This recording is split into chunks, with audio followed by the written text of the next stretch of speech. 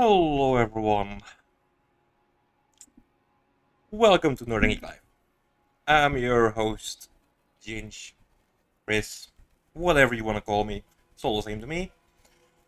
Um, and seeing how active chat already is, I'm not looking forward to this. Uh, we're back to use what you find. Um, and it's region locked. For those who missed the last stream we did of this, it was painful, for me at least. Everyone in chat had a lovely time. But for me, yeah, it was painful. Nico sees all but not here. Wait, Nico, do you mean my sound is not well, or...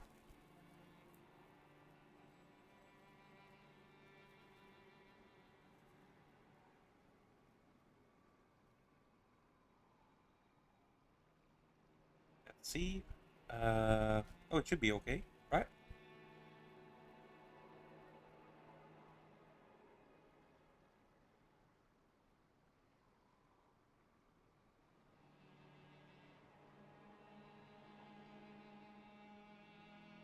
Okay.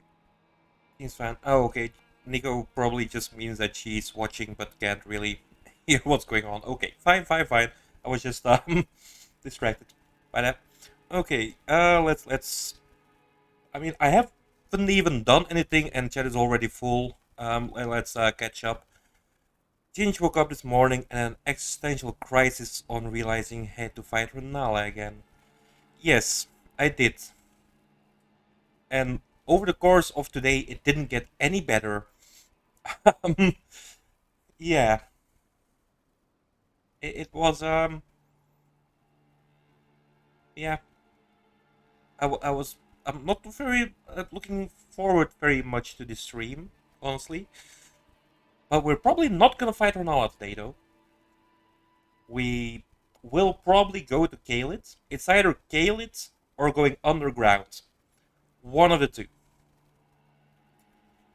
Um, and Sheep says that I told him that he has a sim for Rani because about her hands. Yes, I mean, come on. She has 4 hands. That's pretty nice. James felt true fear when he spawned in Akaria Manor, but some of it faded when he realized Rani was close by. Oh, yes, yes, yes, yes, yes. We love Rani. Rani is life. Rani is love. Rani is everything. Both good ideas, easy levels. Well, I'm hoping easy levels. We can get a number of weapons in both those locations, I think. Um, Actually, where do we get the first weapon underground? Hmm, good question. I really should start doing some research before I do these runs. Sacred Relic Swords makes forming runes so simple and easy. You have 6 million right now. Oh, yeah, yeah, yeah. Sacred Relic Sword does make it very easy. It's something I won't be able to do, like, all the farming methods that I can currently think of are closed off to me. We can't do the bird farm. We already killed Grail. We won't get Sacred Relic Sword, and even if we can, we can't really use it. Um, yeah, as in farming methods, we are pretty much fucked. Oh shit. Oh, we're 3 minutes in. I can't say fuck now. Gideon is gonna be a nightmare for me. Yeah, we're gonna have to think about how we're gonna deal with Gideon. Well, what rules? It might be consumables only. We're probably gonna have to do the same in Faramazul. So yeah, we will see if it is possible to do it in Faramazul. it is gonna be possible to do it against Gideon. And then maybe use like Gideon. Wait, do we get a weapon off of Gideon? Don't think we do we? Fuck. Alright, we'll figure something out. If last stream is any indication, Gideon is still months away.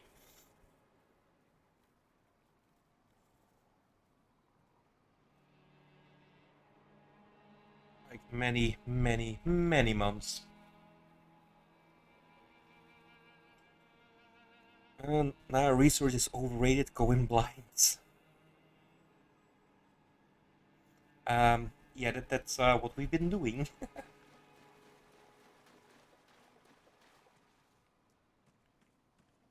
Okay, well, here's another thing. Technically, we're out of Caria Manor right now, but I also know there is still an Everjail here, and I kind of feel that it's part of Caria Manor, not as much not as much Liurnia, because you do have to go through the manor to get to this section here. So I'm gonna treat it as this part of the manor. I think that's kind of fair. Treat this series like an American invasion. Go in blindly with no plan and stay in the area for too long. Yes. And destabilize the entire region and then be surprised that people start fighting back. I like this plan. True, and getting to consecrated snowfield means you have to fight Commander Nile. Yeah. Is there any way we can get a bow in Mountain of Giants? Because Mountain of Giants, isn't it? So yeah, if we can get a bow anywhere in mountaintops, that would be amazing. Because then we can cheese him. We'll be very happy if that was the case. We'll see. You get a weapon of Gideon. Let's see what it drops in your inventory. I get a scepter of the All-Knowing, which is a hammer. 12 strength, 18 dex, and 21 intelligence, and deals magic damage too. I mean, we should be able to get there, I think. And we got 18 intelligence right now, 25 dex, strength requirement is great. Yeah, should not be a problem. That's fair. Okay, yeah, that's about doing this region of its current setup. Lots of sword and mountaintop, but no bow. Okay. Okay. Well, that sucks. I guess technically we could get Rivers of Blood. And have enough mind to just spam the Ash of War. Hopefully. Oh, I believe it pleases but tarnished. I have no... Also, Castle Soul will have to be treated as its own area. Oh? No reason intriguing. It doesn't, right? Well, I am the wit that I might won well. Castle Soul isn't the legacy dungeon. I see. Right? A choice well made. Thou art a... But I require... Oh wait, please don't let Castle Soul be a legacy dungeon. And I'm gonna look this up myself because I don't trust Doc to answer that question.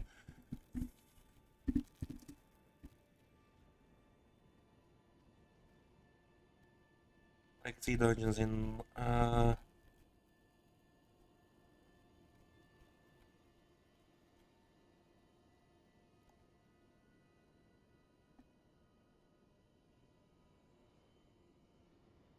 okay. There are 6 main legacy dungeons in Elden Ring. Stormville Castle, Royal Lucaria, Volcano Manor, Lindell, Royal Capital. So that's one full region. Interesting. Crumbling Fair Missoula and the Halig Tree. Following areas are still structured like a legacy dungeon, though they are much smaller in size. That's not actually a legacy dungeon. That's Castle Soul. Okay. Okay, so it's not a legacy dungeon. I can't remember. I have been treating the mini dungeons and legacy dungeons. I have. Therein, I Um, would have thee. I have called for. Heed not. I'm sure the. fuck. Speak. Thou needs. It hath been a path. I mean, no. Don't make me do Castle Sol with what I find there. I don't even think there's anything there to get. I don't think I'm gonna be able to do Commander Nile with just throwables. I mean, that seems slightly impossible. Uh, and sheep wouldn't know. You're searching for mine top to get ancient dragon spinning stone. Yeah, pretty much. The foot of the forge and then spend 80 hours doing something else because you don't want to fight him. Flipping fire giant is just awful every single time. Yeah, he ended a lot of my no death runs. I think of all the no death runs, he's the one I died most often to.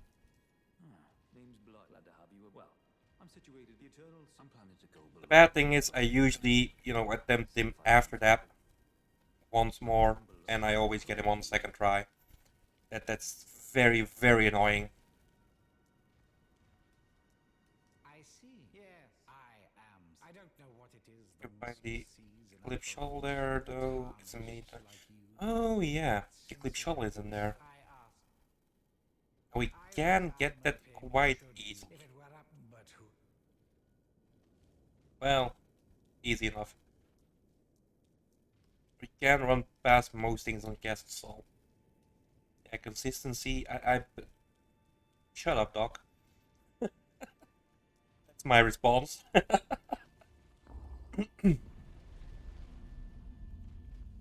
Yeah.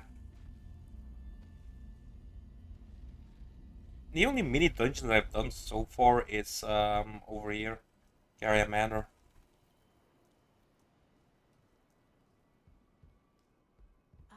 I shall. And it will be. This doll's body is not without its hindrances. I love when it swings with the bowl or literally out of the camera range and you get clipped by it. Yep. It's great. I have high look forward to the good. Yeah, shut your face, Doc. Yeah, listen to Sheepdog. And Castle Morn. Oh right, I did treat. Did I treat Castle Morn as a separate one? How did I defeat Leonine Misbegotten? No. Castle Morn I did together with Weeping Peninsula. I did not treat that one as a separate instance, or a separate dungeon.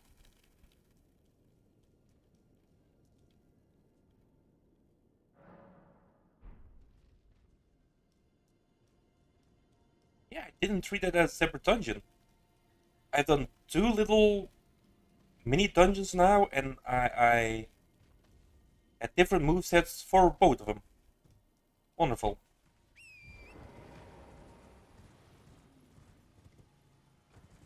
Hmm.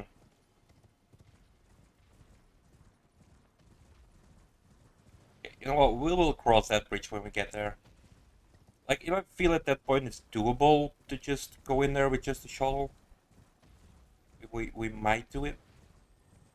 But, I mean, I didn't really think about Castle Morn as a separate location, honestly. Or Castle Sol, for that matter.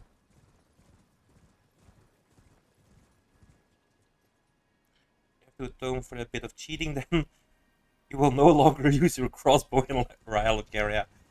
I much rather won't use the shields. Honestly, both of them are useless.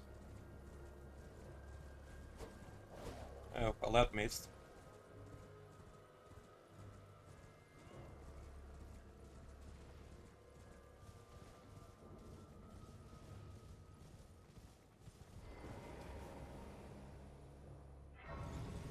You're working towards getting back to 80 intelligence, so you can just switch your spells around instead of having to respec a limited number of times. Yeah, 80 intelligence, just go for 70. Because then I think you can equip everything. And stuff you don't equip, you can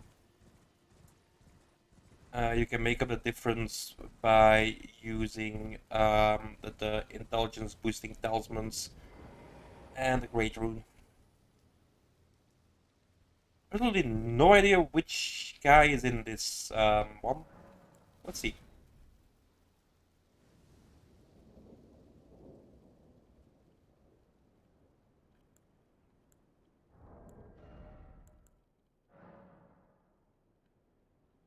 Wow, I can just make one? What?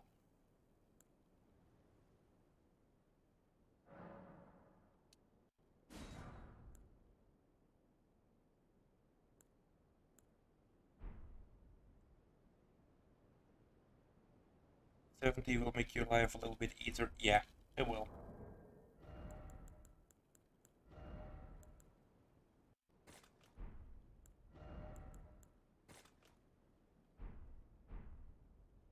By the way, the average heals are brutal. Yeah, I have no idea who I'm gonna fight. Oh god. Oh.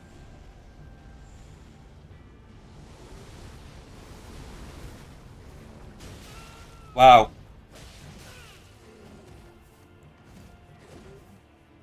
Okay.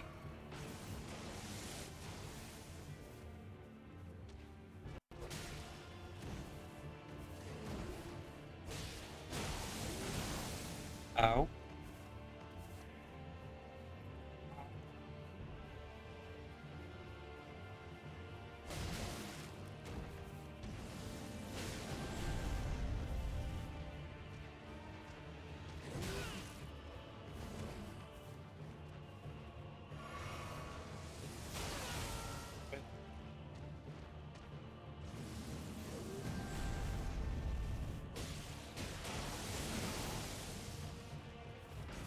Play with me, change an Elden Ring. Hello, Nick. Welcome to the stream. I'm afraid this challenge doesn't really allow me to multiplayer, I'm afraid.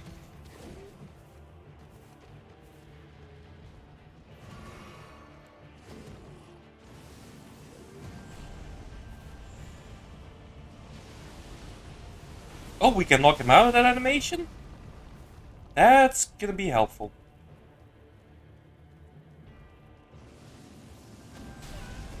God damn it.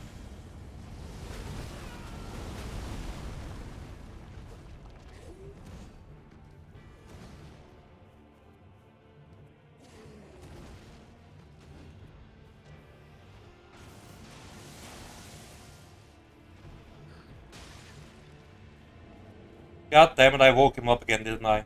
Nope. Didn't. Wow.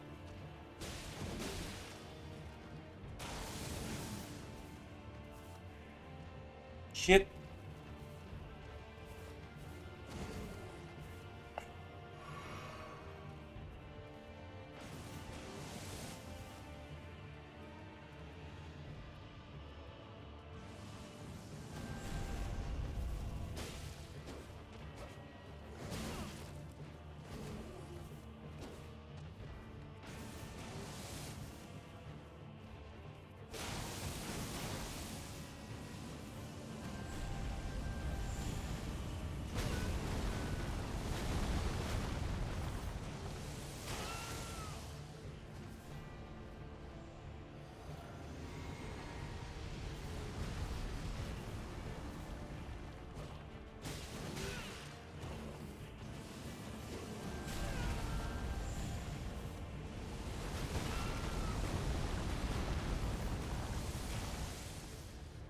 Come on.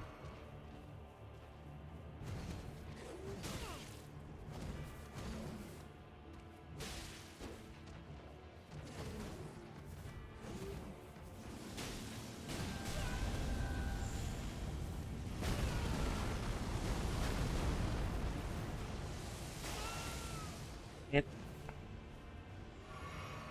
No, no, no, no, no, no, no, no, no, no, no, no, no.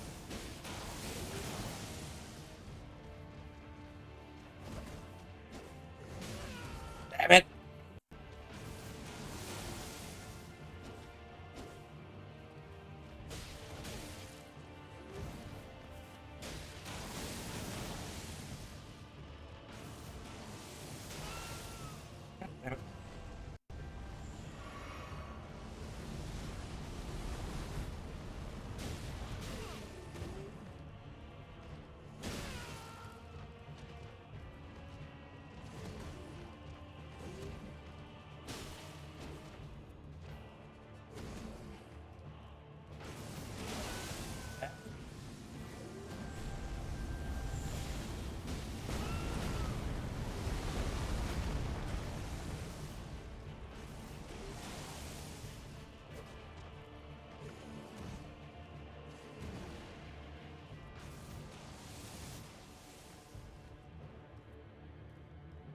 Well, I'm gonna catch up to chat in a moment.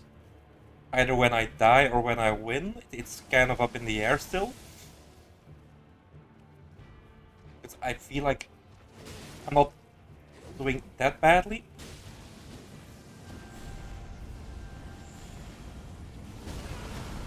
Okay, never mind.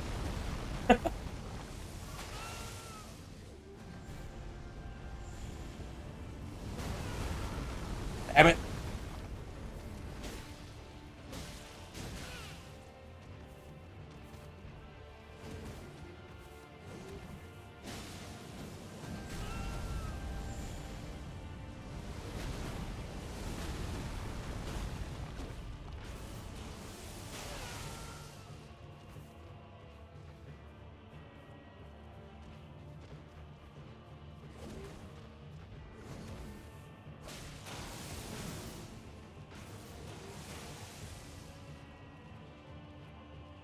Still have the passive health boost, not anymore. We heal. Final heal, boys and girls.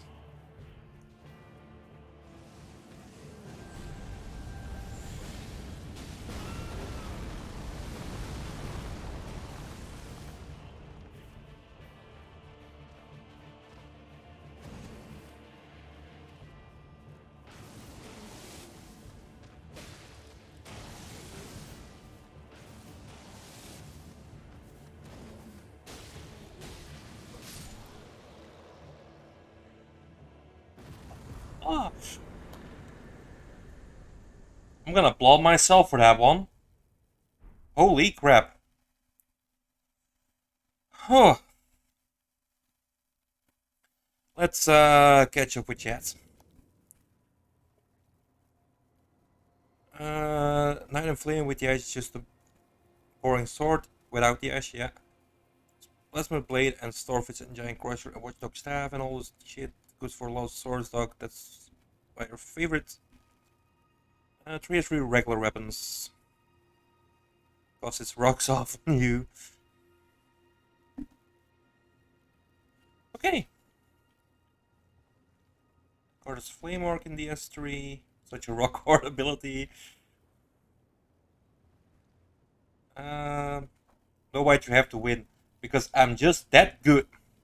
That's why I won. I'm really not, but you know. Um,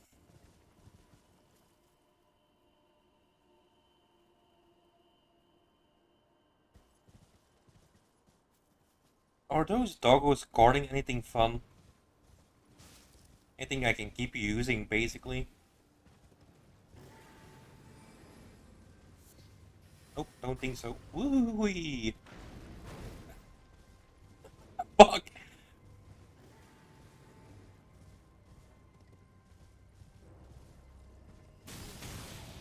Albinorics! No, not Albinorics. Whatever they're called.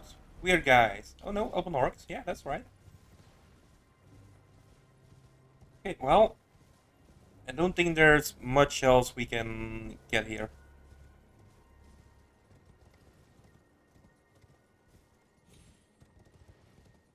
That means we're gonna head back over to...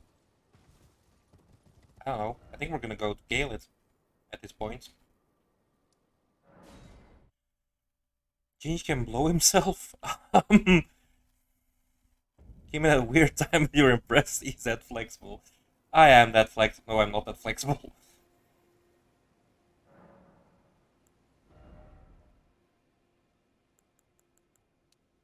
Yeah, I'm not that flexible. I can't really blow myself.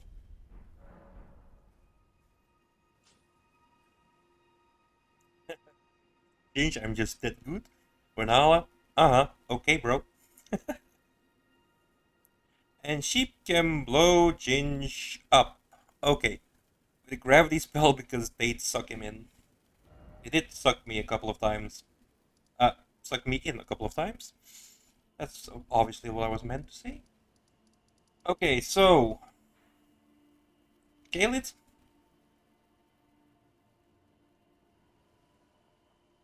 Yeah, fuck it. Gaelid.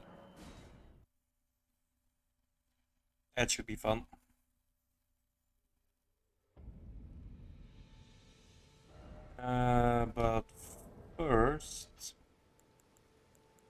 Unequip. I have to start clipping Gingy's sus clips. Yeah, you're gonna get a lot of sus clips from me. It's kind of what we do here.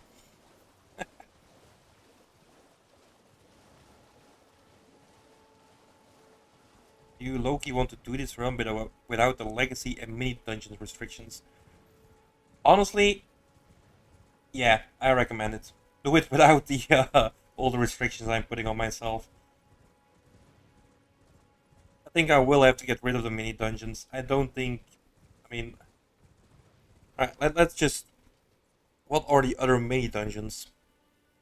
Red Main Castle, Lindell Ashen Capital. So I mean, Lindell Ashen Capital just has to be done, kind of, with a weapon. So we can't get anything in there until after we defeat Gideon. Castle Morn. Well, we didn't do it for that one. Caria Manor. We did do it for that one. The Shaded Castle. Interesting. Castle Soul. Runestrewn Precipice. That's a separate one. Okay. Subterran Shunning Grounds is separate ones. Ansel River and Lake of Rods. Huh.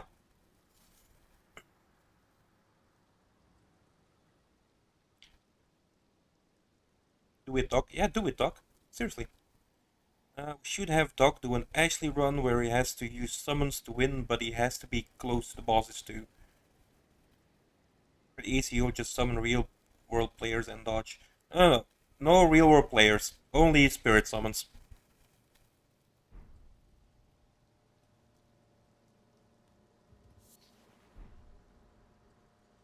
Okay.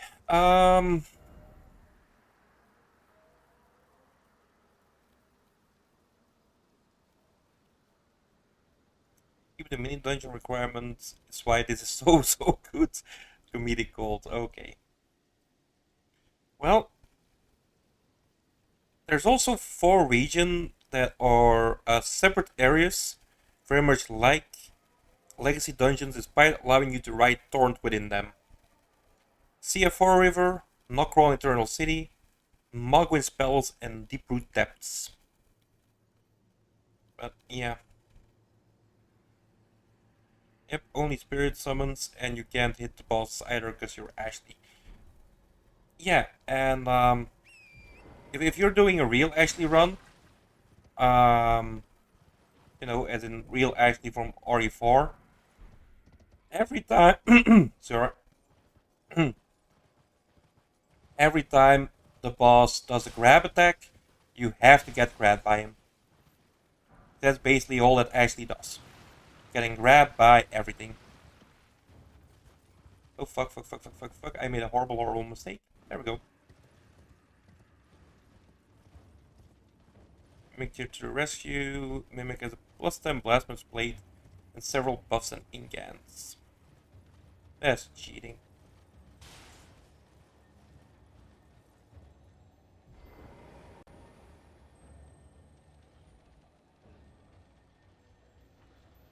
Not even sure if this is gonna work or not.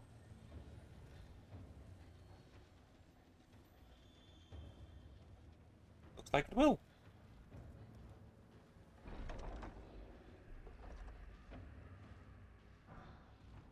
And we got our first weapon. Oh.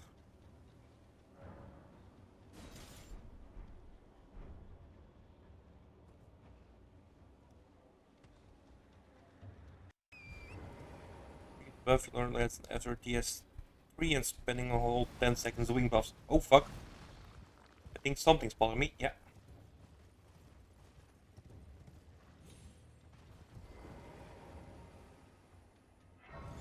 You only use Golden Vow and Flame Grammys range. Yeah, it's the same I used for the bow run. It definitely, it's a good idea to have those. How will you win against Rykard if you're Ashley and won't survive his grab attacks?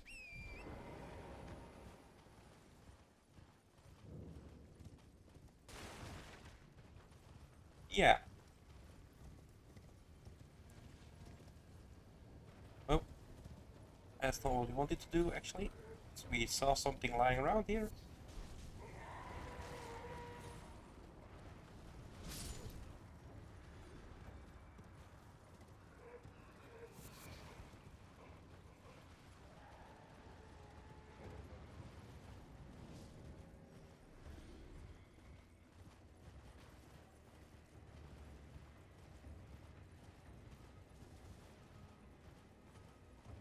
It's gonna go and grab some shit.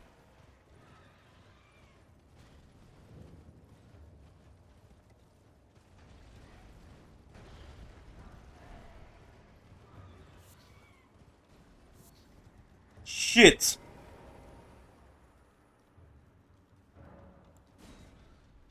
Okay, we have stone sword keys. Awesome.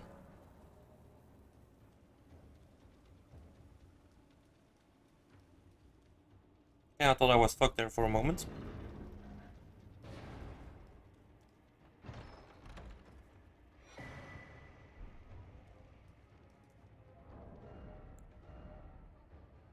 Wow, this is a weapon we can actually wield.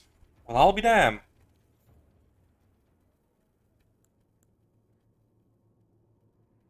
Mm.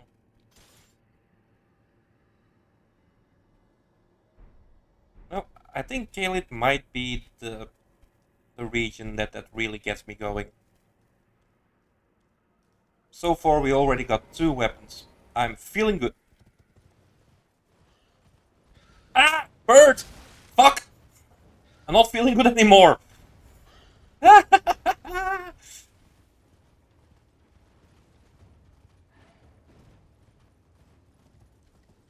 I don't know where I'm heading. Oh! Please tell me Birdie can't follow. Oh, what the hell is all this? Okay. Did we lose Birdie? We lost Birdie. Okay, awesome. Ah. Uh, Speaking of Holy, that's the same problem. Imagine for DS3. Get shafted in the late game where it matters most with wholly resistant enemies, but even worse because instead of just Twin Princes, Godfrey, Radagon, and Alan cowards. Yeah, all very strong against Holy.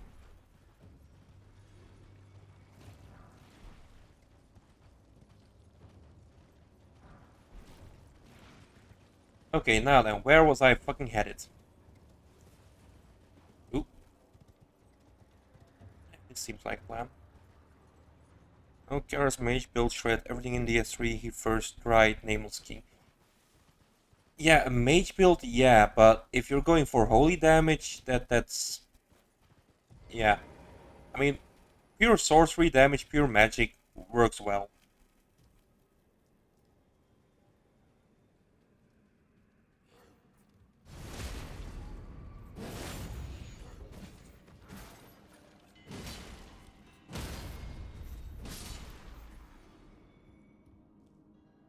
Um, Zip through the base game and DLCs. Yeah, you would. You really would. With a magic build in any of the Souls games, honestly.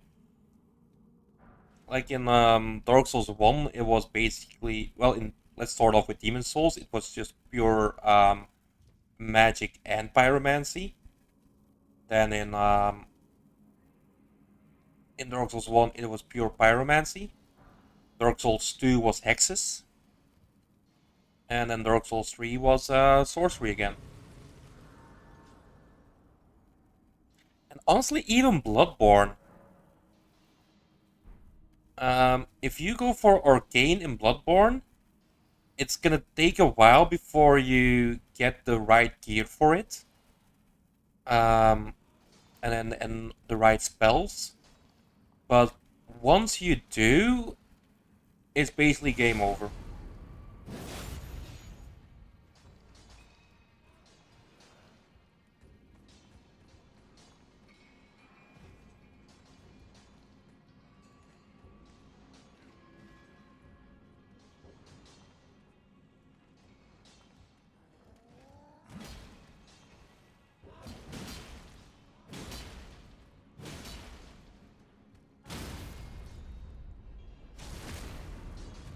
Arcane even in Bloodborne is amazing.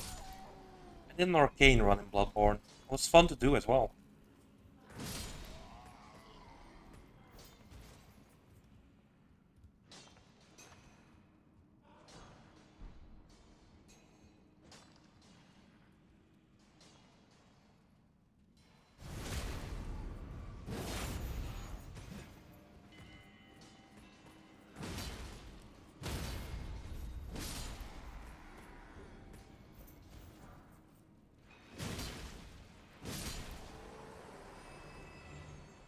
Like I might have to upgrade the sword. Just to start one-shotting stuff. Feel that might help.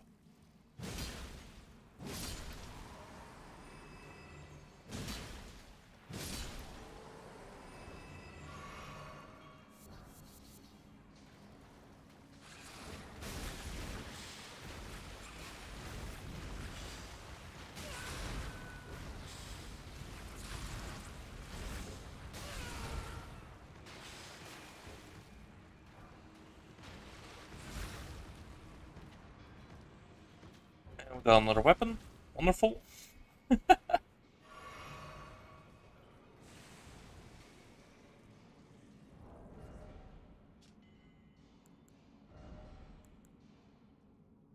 165. That's not a lot.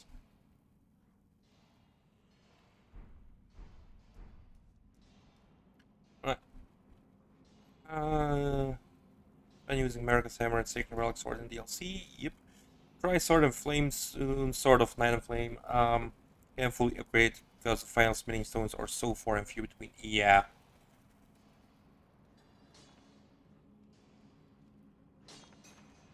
They should give us more smithing stones. And definitely Somber Smithing Stones 7. Like, what the fuck is up with those?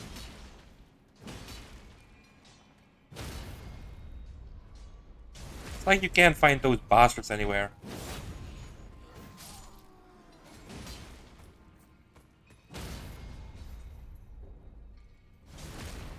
Great Sword is cheating.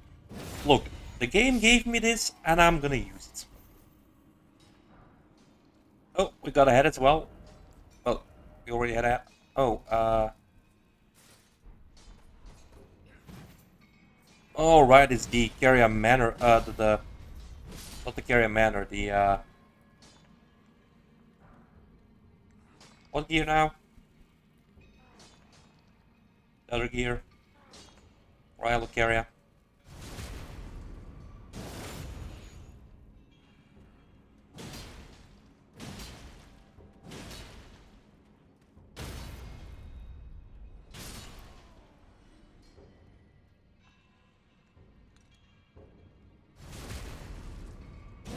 Ones are so painful to look for.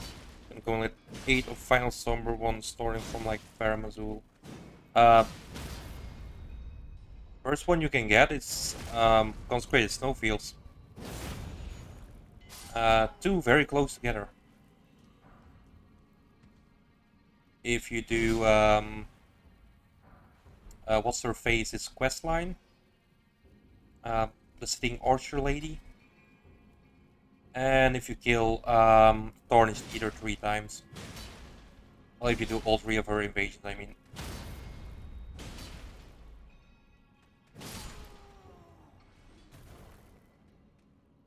Oops. Consecrated Snowfields. I kind of like Consecrated Snowfields.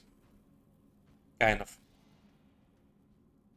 I mean, yeah, it's a region that has issues, but all in all,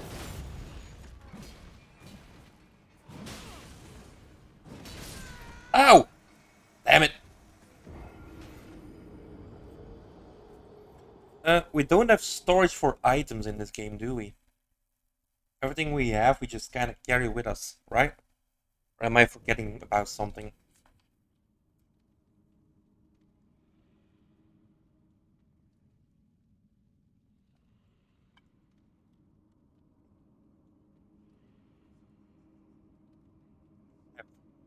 Okay. For respect, right? They do have storage? Definitely better than Mountain of Giants. Also, yes, you died. That is not a yay, you died thing. I don't want to die. I enjoy living too much.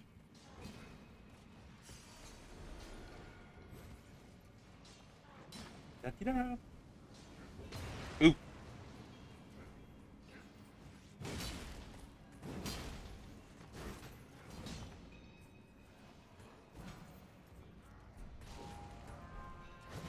Oh god!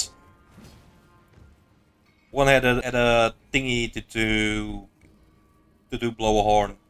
That's definitely not what we want to see. Let's run. Check at the grades, you can store items. Hey Alexander. Oh! Those guys still following?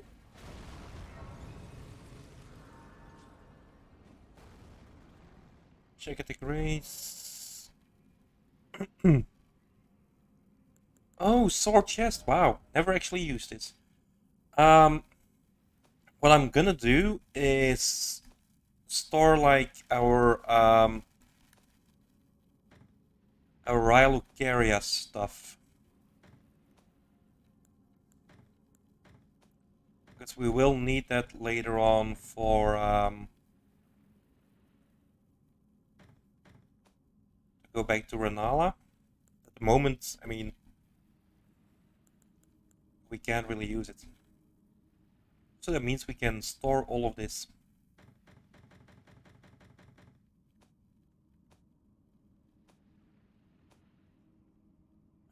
We can store all of this.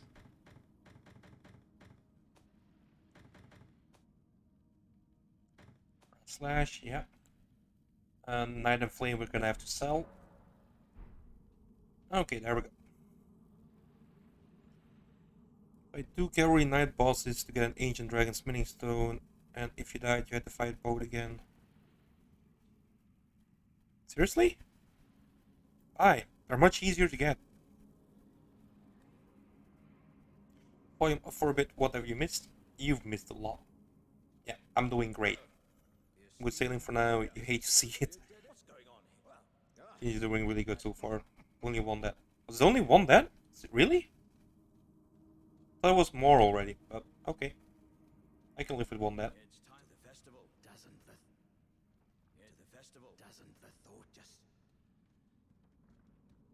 Also, spinning stone. We're gonna run out here for a second.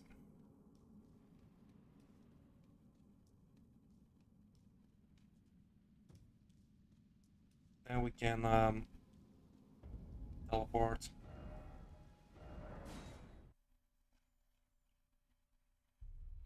They were in consecrated snowfield behind those two giants that pull a carriage. Well, if you're gonna go to consecrated snowfields, why not just kill the Tarnished Eater for a third time and get wolf riding paraplegic to the church? That always nets you, you know, one for Tarnished Eater and one for what's her face in the church.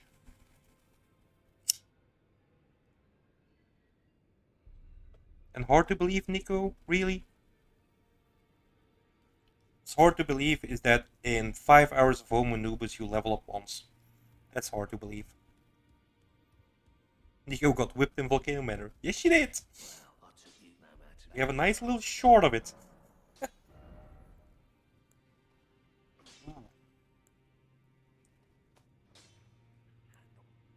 Oh wait, right, I gotta sell this one first. Where is it? So we need smithing stones. We have a lot of smithing stones too, but no ones. Alright, let's go buy some ones.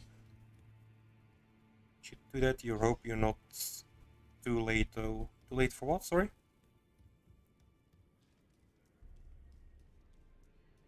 Oh, the quest line, yeah.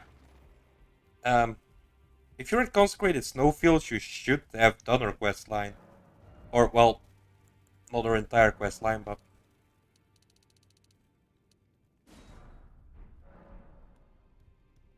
Like, Like, you should then have the Healing Tree Medallion, right? Yeah.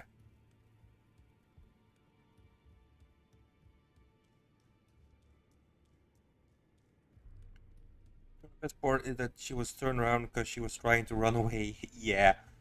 She got whipped from behind. Back already, no matter. Wow. Oh, Back wait. already, no matter. Costs a lot to upgrade the fucking great sword.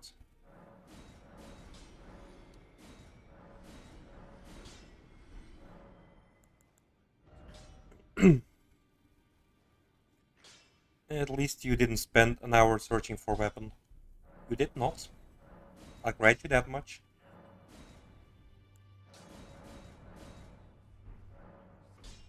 Okay, so we upgraded some shit. Should be fine now.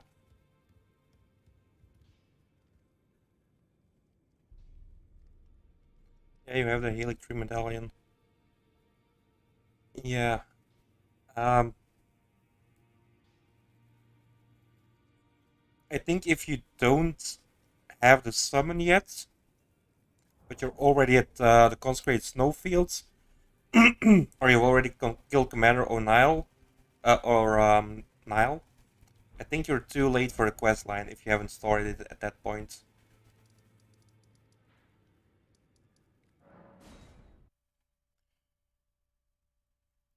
Ladies and gentlemen, this man in the mail tongue is your Elden Lord. Damn straight. Respect me, for I am the Elden Lord.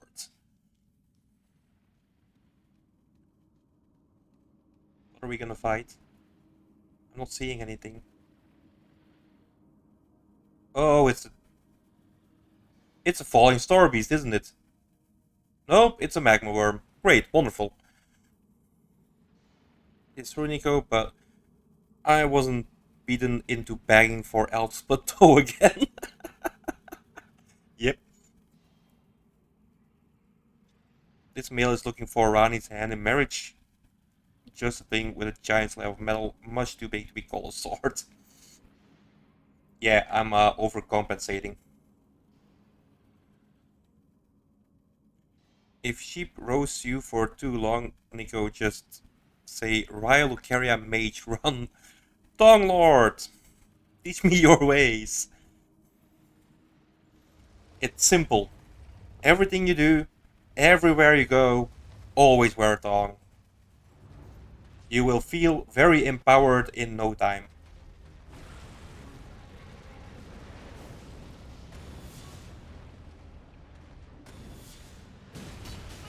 Wow.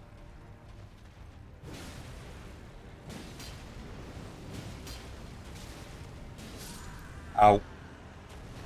Damage is kind of interesting. Better than I thought it would be. Interesting safe phrase, Doc. That's long enough to get a couple more hits in. Always wear a tongue, you're already doing that. Lame, you need better advice. Okay, better advice. Don't eat yellow snow. And if you have to eat yellow snow, be sure to properly savor the taste.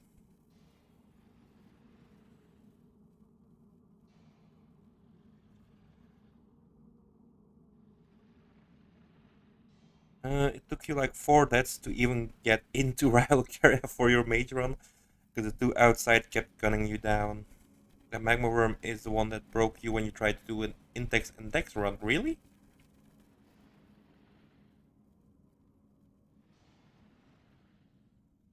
I don't think he shouldn't be that hard.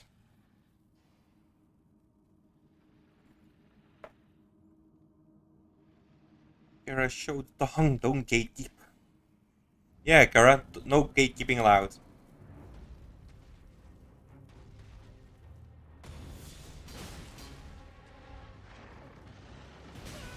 Ow.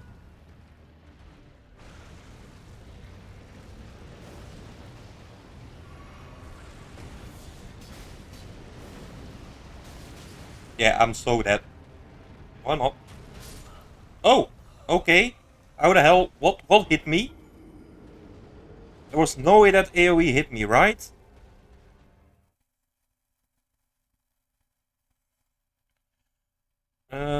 It was for you because you wanted Moonville immediately and didn't want to go level. Ah. Yes, that explains it. $5 cheap, just $5 freaking. It's not so complicated to understand.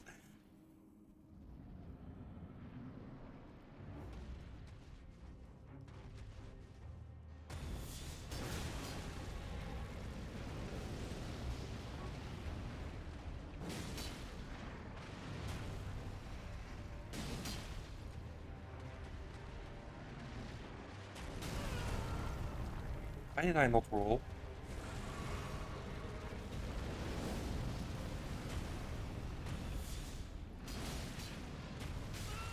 Ow!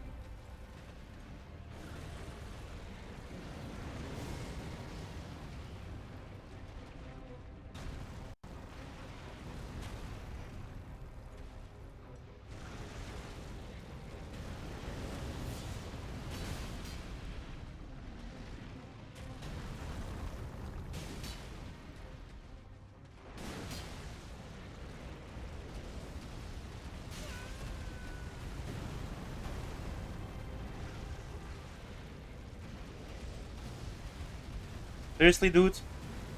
Now you're gonna start running around all over the place?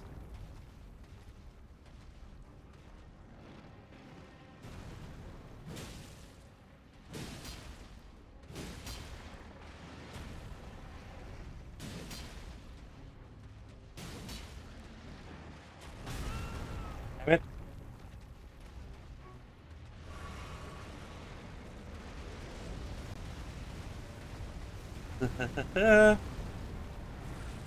You will not kill me again. You will not kill me again.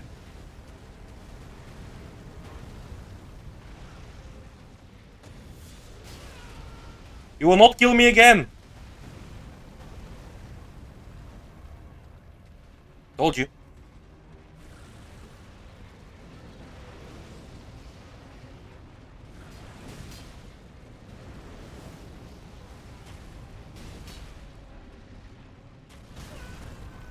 Damn it.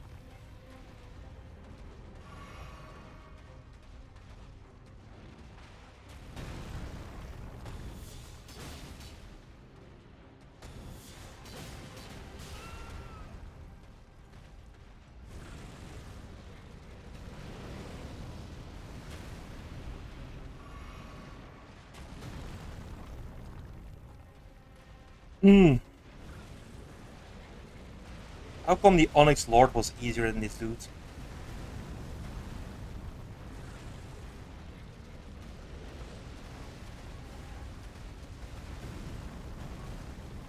Are you gonna do that again? Yes, you are, apparently. Oh, nope. Just lava bloom ball thingy. Damn it.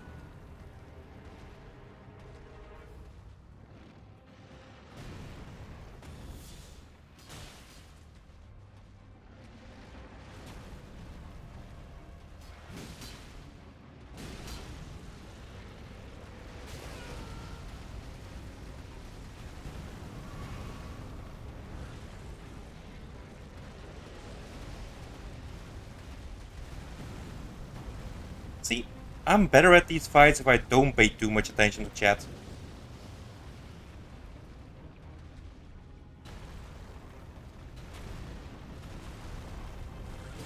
You just fucking tried to dive bomb me?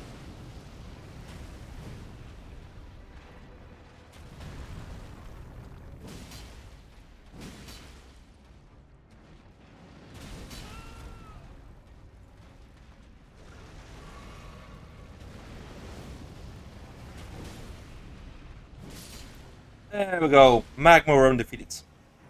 Wonderful. Moonveil. Alright, nice. That Shinch you always manage to die so interestingly. It's $5 a month. Hang on, you need to get a collect up on some people. Until Kara begins to text and change the comment settings to sub plus members only. Only members or fans, yeah? Don't you dab on me.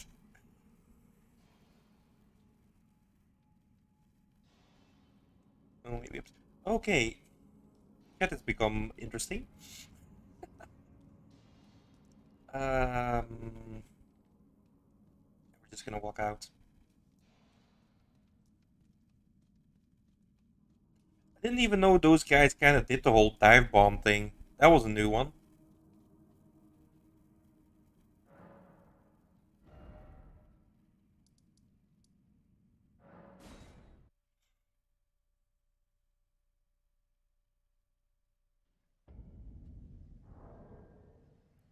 When a hitbox Kara, his arms like tiny T-Rex stop and he hits underneath himself.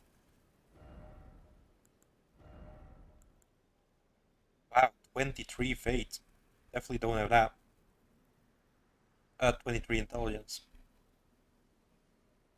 But it costs blood loss. We like blood loss.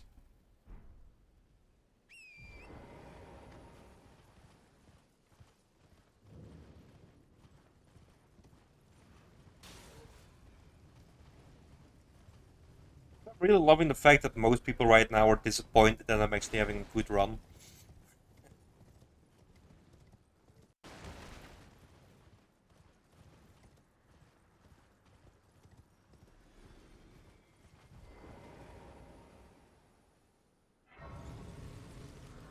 I have 50 fate. Do I want some? I wouldn't mind some extra fate. Be thankful you get hit on. Don't question the bots. Okay.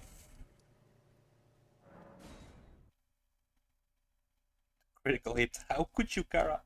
Yeah, it's very rude. I never knew Kara to be rude. Oh, wait, hang on. Sorry. I'm thinking about myself. I'm never rude. Kara is always rude.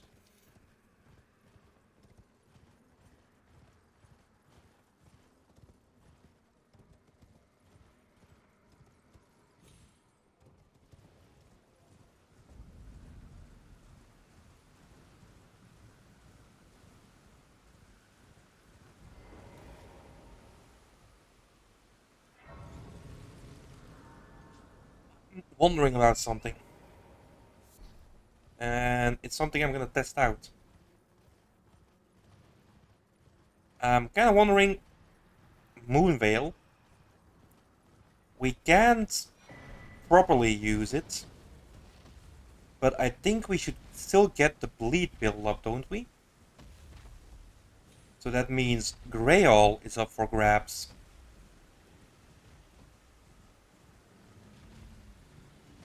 And that would be very nice. Very nice indeed.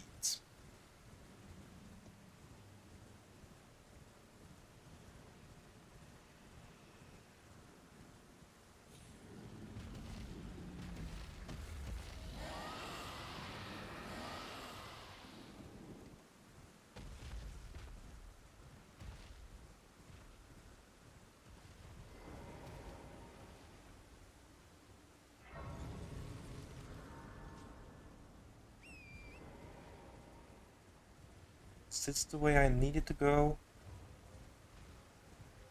Pretty sure it isn't, because isn't there a room bear here?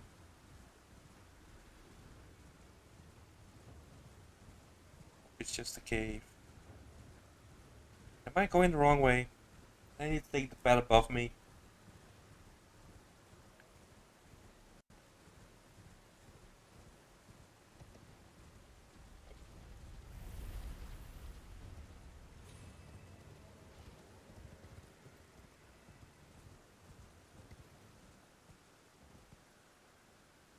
A very rude change on its way to marry a four-handed doll. Very true. I love Ronnie. I will never deny this. Our love is pure and true. Oh, fuck! Didn't think that would one-shot me. Crap. Rude even when nude. Too rude.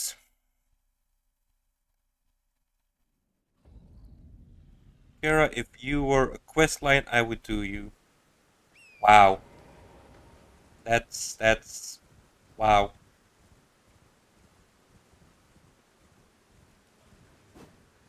Wow.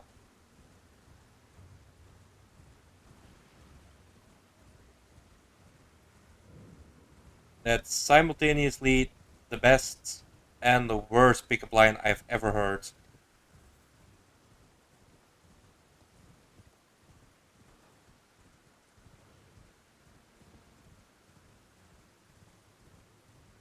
I like it.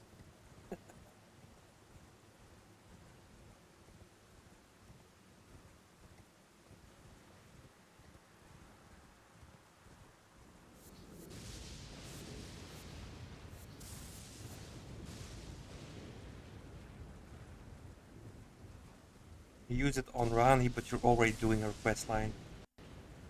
You could have just stopped after her. The word quest line was unnecessary there.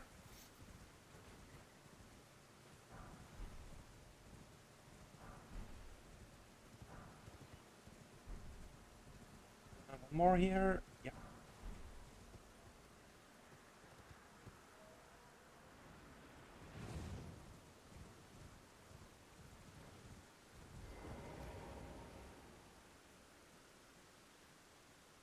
Quest line, kill me if it's the first step of the quest.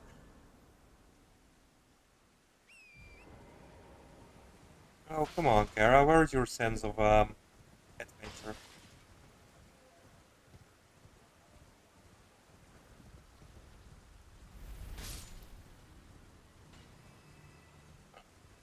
Okay, it's back.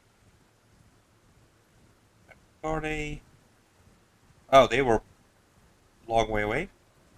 I thought they were closer by, but okay. Those balls don't come back yet, do they? Nope. Okay, that's good.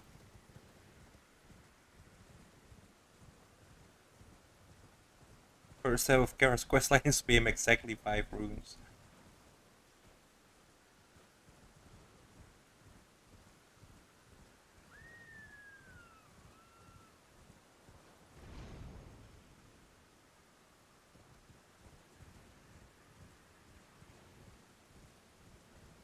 Yeah, I don't know what it is with Kara and always asking for exactly $5.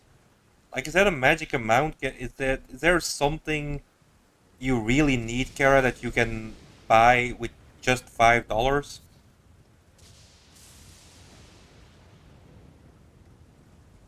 Now, I know life in America is pretty expensive, so I'm guessing it's a Mars bar that you can buy with $5. And that's about it.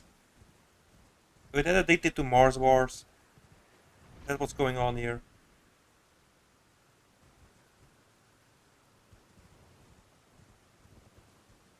It's a Twitch meme where a female streamer complains that people are watching her for free.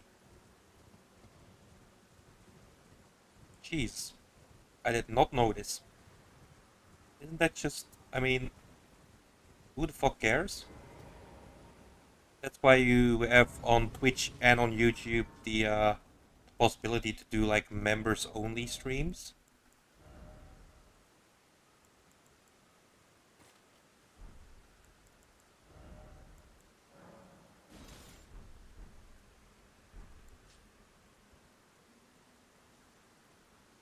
I don't want other people watching. Just do a members only thing.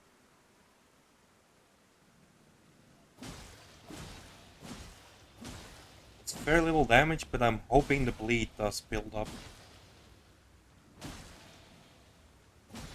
Wait, I can't kill Grail over and over again. I can fucking farm if the bleed damage is there. Come on, do bleed build up.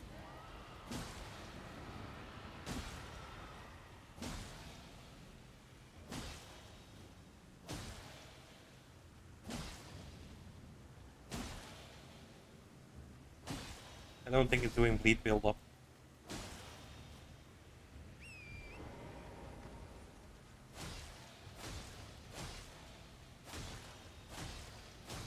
Yeah, pretty sure it's no bleeds.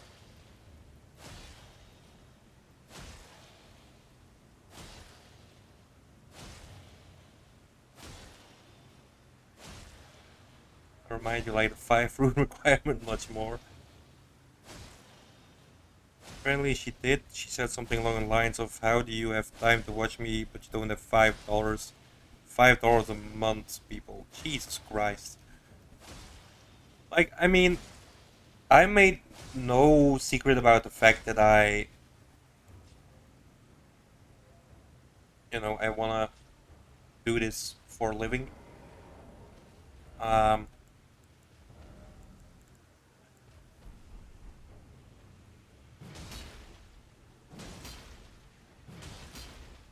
yeah, this isn't gonna work. I need a way to do bleed damage. What do we have here that can do bleed damage? So yeah, as I was saying, I made it no secret that I want to do this as a profession, like that I want to get monetized. But I mean, if people are subscribed or following, um, I mean that's good enough. Anyone who wants to follow me is more than welcome. I don't need, you know.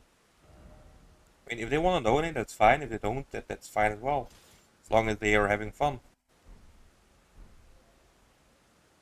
It'll give me $100 to do this run on ascended mod to completion. Same requirements, of course.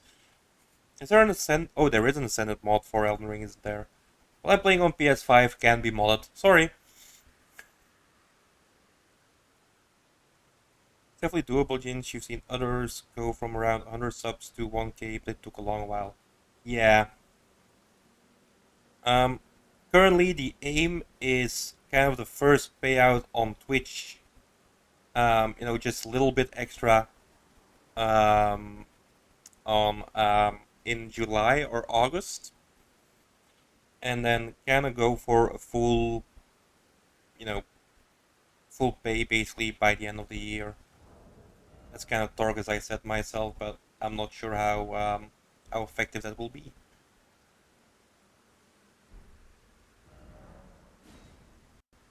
Okay, guys, where can I get a bleed weapon?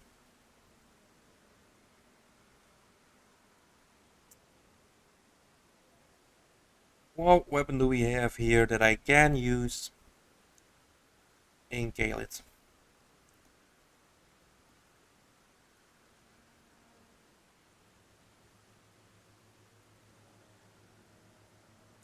And this when Ginge starts OnlyFans. Soon, definitely. Ginge starts next week with OnlyFans. Yeah. I kind of like OnlyFans. I mean, as a concept, because I mean, originally it was meant to be, you know, oh, it is. Wow. Thank you very much, Doc. Originally, it was meant to be like a platform where artists could, could advertise what they do and get people and get paid for doing what they do. It just turned sexual very quickly, like most things on the internet.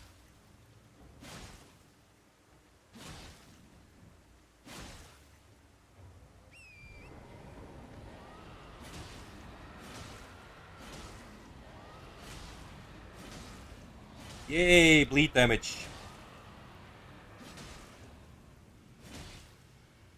Be careful, Twitch definitely works against smaller streamers by having those pre-roll ads. So you may end up losing new viewers not because of you, but because of Twitch. Really?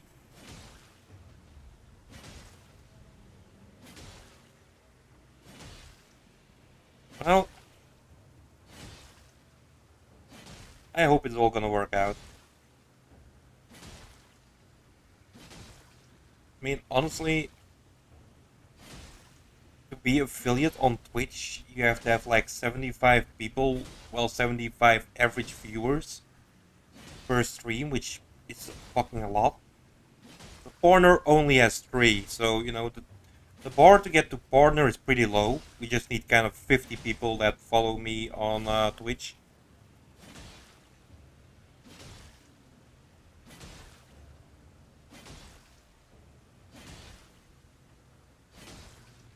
Sexual where? Everything is sexual. I mean, I'm currently poking a mama dragon. So, you know, apparently finger butthole messages on OnlyFans more than a joke. It's reality. Yeah. Twitch barely runs any ads on streamers who aren't affiliates. Almost never got an ad on non-affiliate accounts. Affiliate is easier than porn. Porn is higher threshold. Yeah. And affiliate is definitely the one we're currently aiming for. I mean, 50 followers should be doable. Everything else of those conditions we're gonna have this week or next week. So it's 3 people on average that watch the streams. We're currently at 4.5. Stream 7 times during a month. We're gonna get that next Monday. The hours, you need to stream 8 hours. We're well over 13 by now. It's just the number of followers. We're at 20.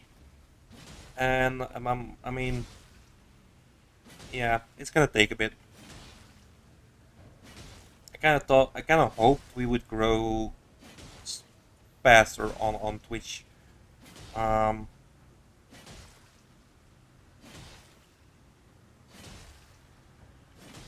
Reroll ads are basically like ads that you have to watch before you can even see the content of the streamer, like clicking on a video and having to watch an ad first. Yeah. Still, even if that's the case, I mean, it's not gonna be a 5-minute ad. Probably gonna be like one of those YouTube ads for like 30 seconds or something, right? Those almost never happen on non-affiliate accounts. Yeah, but we're aiming for affiliate though. But this way, why would Twitch place pre-roll ad for vids for streamers who hardly anyone watch? True. Very true. Would kind of be counterproductive.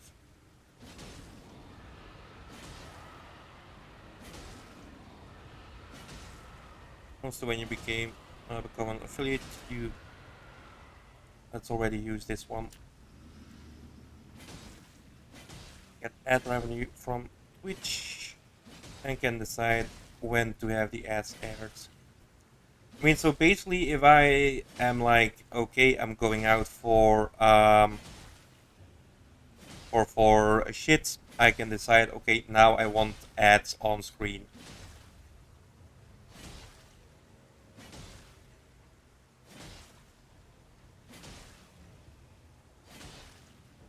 Leave it like that, dog. Just that you've only ever had a nice experience on Twitch. I don't know, I kind of like Twitch.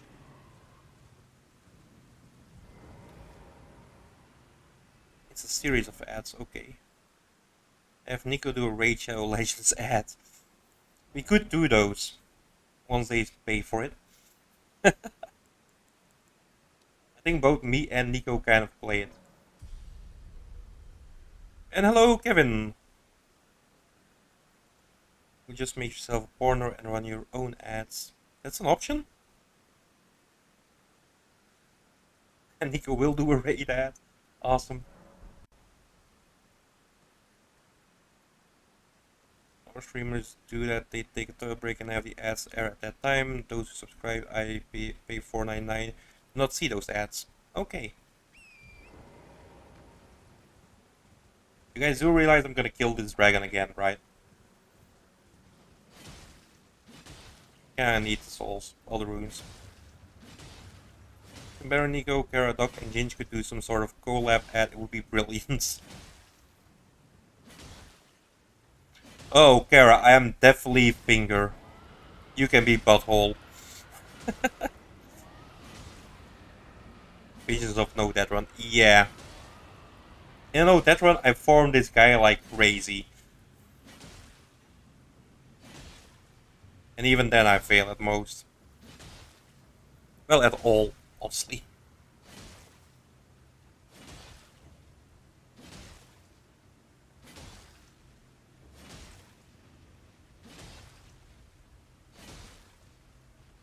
I've been thinking about doing my own little ads.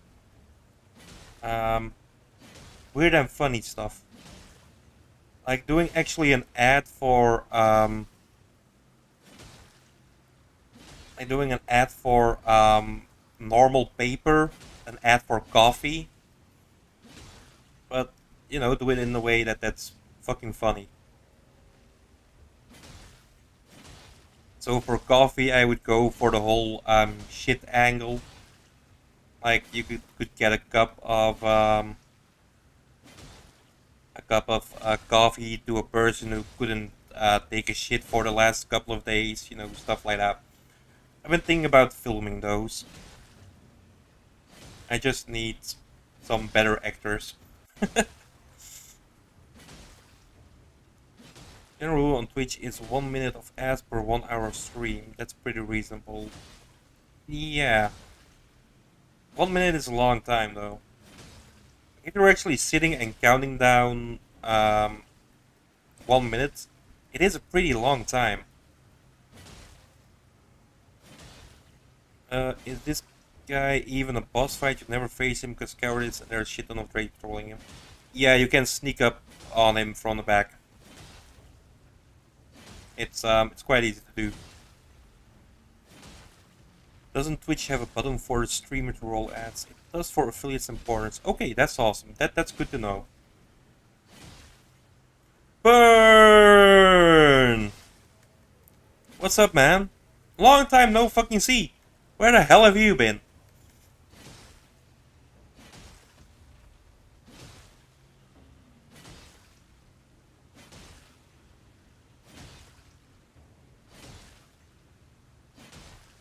Almost never see an ad on Twitch as your sub to old streamers you like watching, yeah.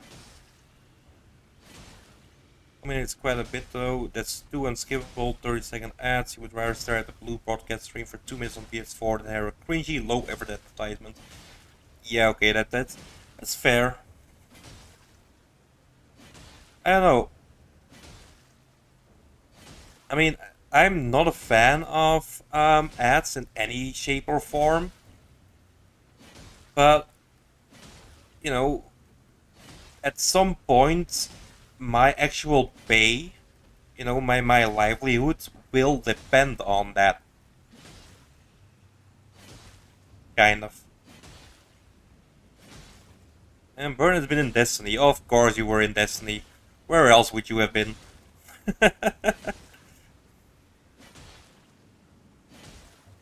I remember watching movies as a kid on cable television that would run for 5 hours because of ads. Yeah. I'm glad we got rid of those.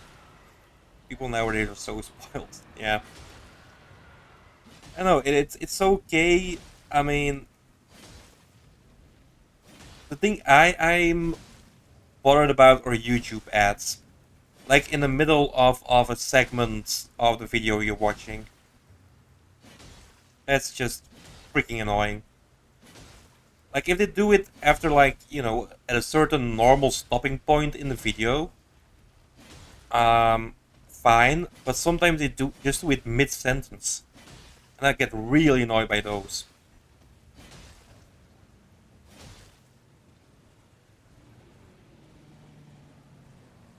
Armored Core 6 and Sheep will watch the ads for me. Thank you very much, Sheep. I appreciate that.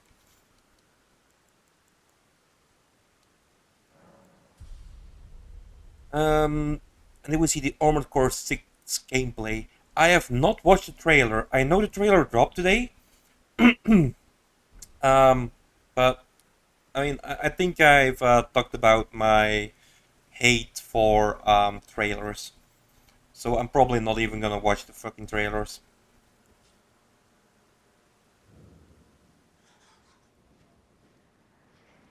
Although I am curious as all hell about Armored Core.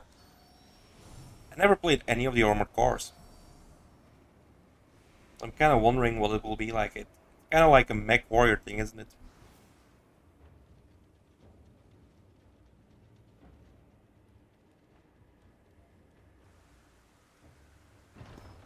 Let's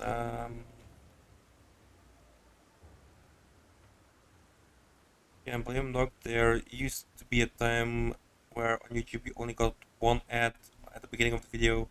That was it. You were free to watch even a full hour video. Yeah, they should go back to that, honestly.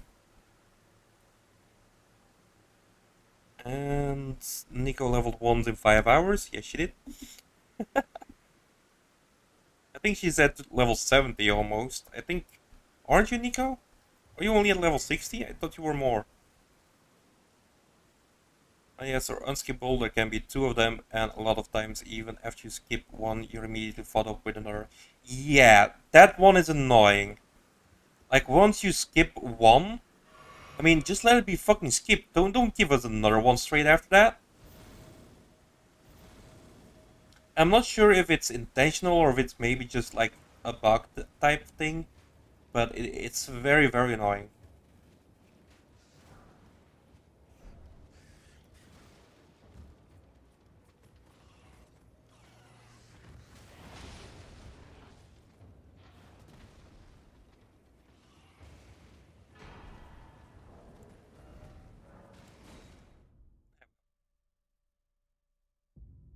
Nico, did you even level up last stream? I think she did once. I think she leveled up once during the last stream. Honestly, by the time Ginge starts running ads, he'll be an affiliate. Just sub to win and not see any ads. Yeah.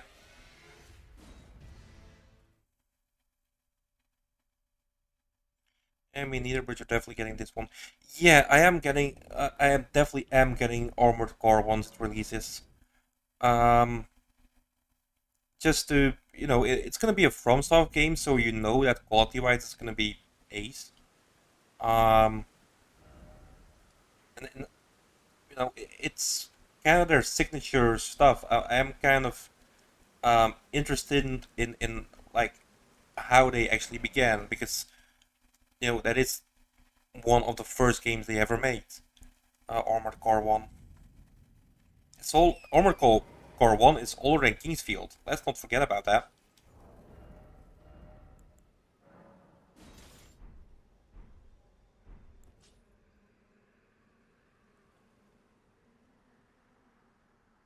Down to a point where you download a browsing app, so if you get fed up with it, you can just go over to it and watch YouTube without so many ads. Yeah. Fucking hate ads. Yeah. It's like, now we're all. I mean, back in the day, you didn't have a choice. It was either watch ads or don't watch anything on telly. I think with Netflix and Amazon Prime and stuff like that, we kind of got spoiled. We didn't really have an option back in the day. I think Doc mentioned this before as well. Armored Core does not look like my kind of game, but it'd be interesting to watch others play it. Well, I'm not sure if it's gonna be my type of game, but I do want to see like what they do. Um, it's. I mean, with Sekiro, I also know that it wouldn't be my kind of game, just with the combat. But I still bought it and see what they did with it. And I did enjoy Sekiro somewhat. So it wasn't a complete waste. Great, we rolled it. Wonderful. That's what we love to see. I'm not even sure if I can equip all of the shit I'm picking up right now. I'm just kind of hoping.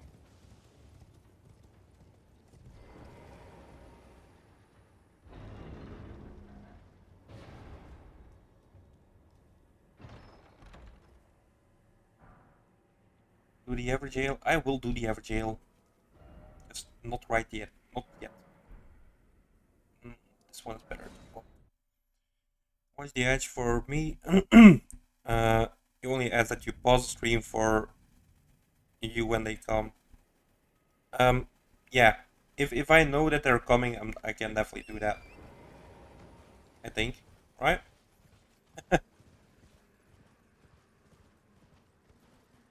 Time your toilet breaks with the ads. Well, if it's my choice when I air the ads, that they will be aired during toilet breaks.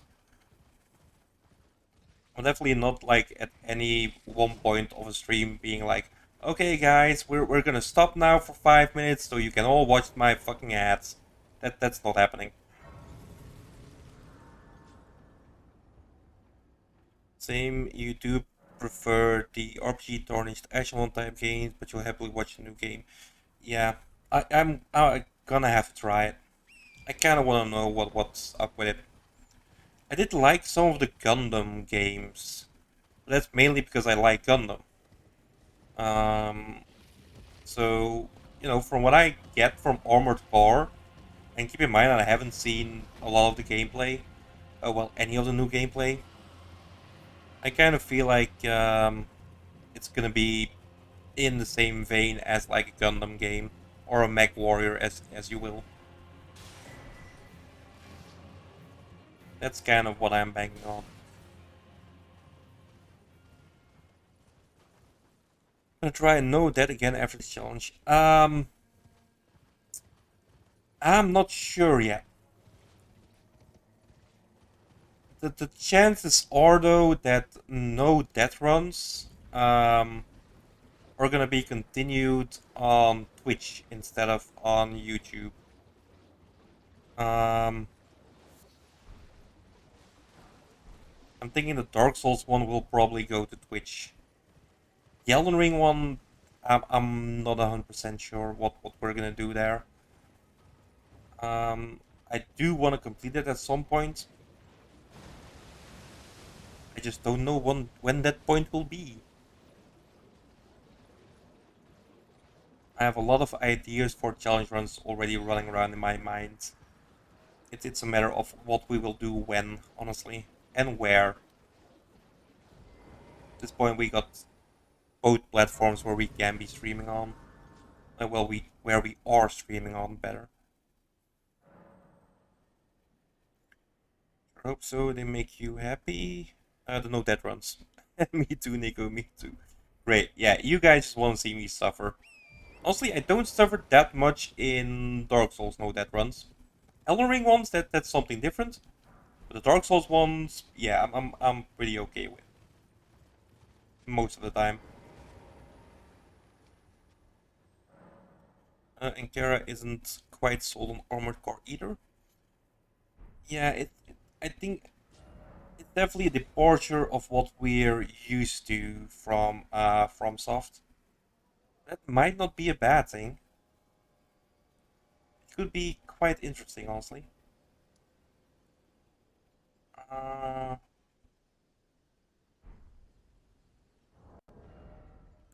we pick up anything in the meantime? Because I'm not even paying attention to what the fuck I'm doing. Yes, one always gets viewers on Twitch. Yeah, I imagine it does.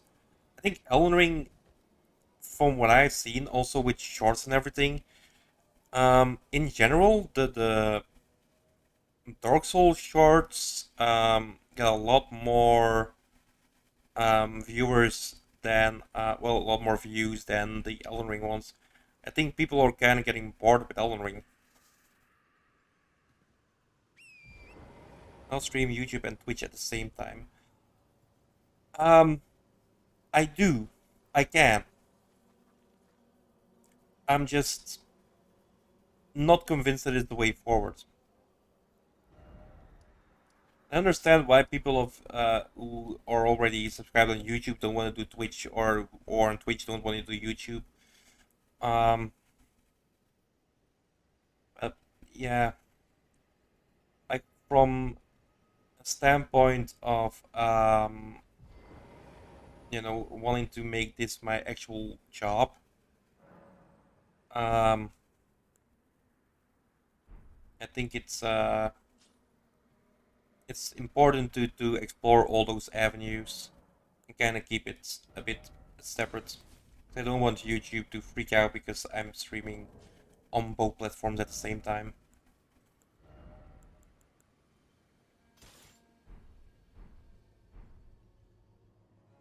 Min-max efficiency. Yeah, I don't know. I don't know if it's a good idea or not. I know I can do it, I just don't know if I should at this point. Um, okay, where are we going? I don't want to do Celia Crystal Tunnel, that's just gonna be a very bad time. Godskin Apostle sounds like a bad time. Dragon Burrow 4. Oh, there's a cave over here as well, isn't there? We can do that one.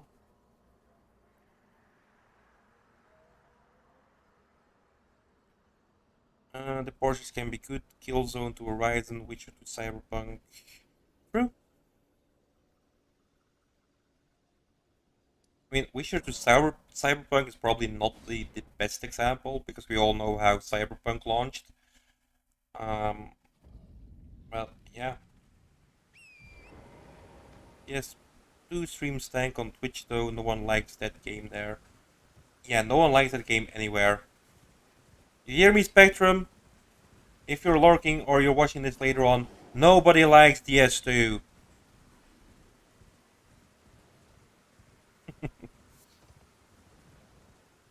And also, Owen, if you're watching this now or later, nobody likes DS2.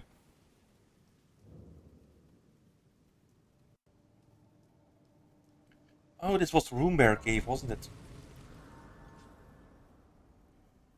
I know one downside is split chat unless there's a way to merge those. I don't think I can merge those chats. At least not that I'm aware of.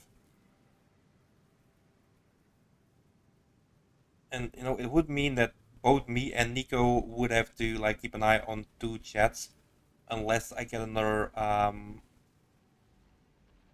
moderator. I don't feel we really need another moderator at this point, at least not yet. I know Smolly would love to be a moderator, definitely on Twitch.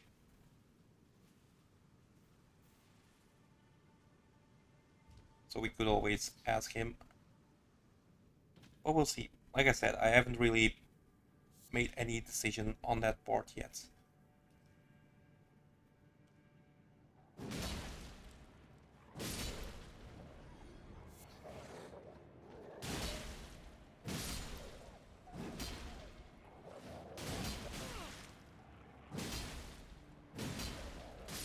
Wow, okay.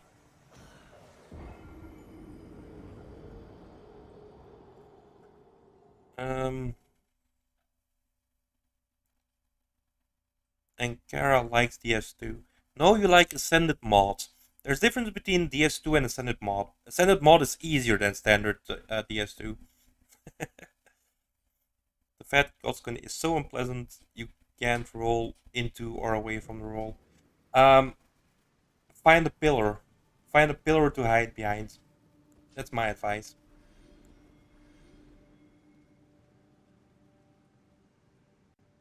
And then just kind of run around the pillar while he rolls around. That usually helps. At least if you're talking about his version in Volcano Manor.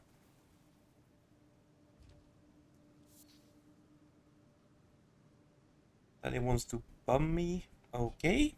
And I don't want him to bum me. Definitely don't.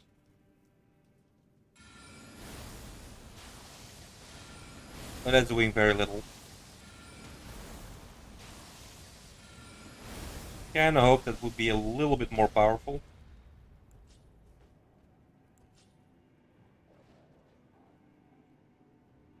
I heard so many streamers say that they have 100 plus people watching usually and that drops to 10 to 15 when they stream DS2. Holy crap. Yeah, nobody likes DS2. What does bum you mean? It means doing my ass.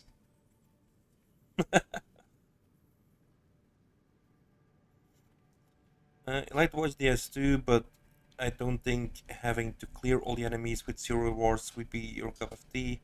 Plus, you can't deal with how slow healing is. Yeah, it's a slow healing. And that's the reason I'm not gonna do a no death run in DS2. Is that fucking healing. And if you're in Elden Ring and you get like locked in somewhere, you're trapped, you can always fucking heal and get yourself clear. If you get trapped in DS2 and you're not at maximum health, you're done for.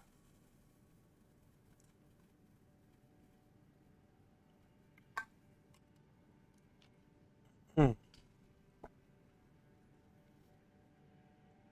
Have you heard about its torture development cycle? Now, I know the story about the development, but I feel like there are some actions they could have taken, or some changes they could have done, even with the short development cycle or the torture development cycle. I mean, they made certain decisions that were just plain stupid.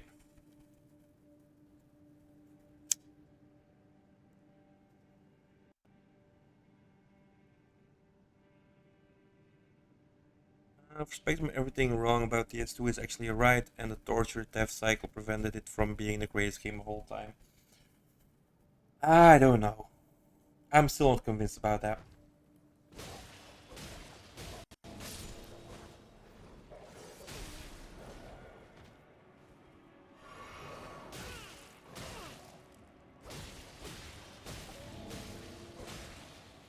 So that again?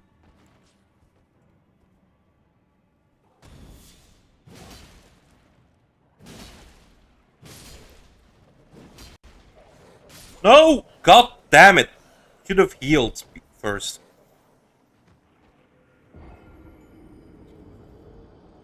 No people take the time to see all the resources they have in Dark Souls 2. I like that you can play it different than the other Souls games. You have to play it different. If you play Dark Souls 2 as you would play Dark Souls 1 and Dark Souls 3, you're fucked. There's no way you're gonna finish the game. You don't really consider the death cycle and it's huge, especially with Scholar of the First Sin. Yeah, they could have done a lot more. Like, they could have cleaned up the game during Scholar of the First Sin. They had a lot of time to do so. They knew it was fucking coming. Okay, are we gonna go in here again? Yes, but we're gonna change something. For me, the duck and change that they cover up the bad mechanics by giving you something OP to deal with it. Tired of getting ganked, you can just kill all the enemies 7 times and bam. It is also true. And I mean, the sheer farming you can do there. Like, if you have the time, actually go into the bow run of Dark Souls 2 and see how much farming I do on the last giant. No, not on the last giant. The Giant King. You know, the one in the memories. Like, you can farm him up to +8. It's fucking insane. I mean, I did so with a bow. I mean, if you do like with hexes or anything, you can just keep going until like +50 if you want to.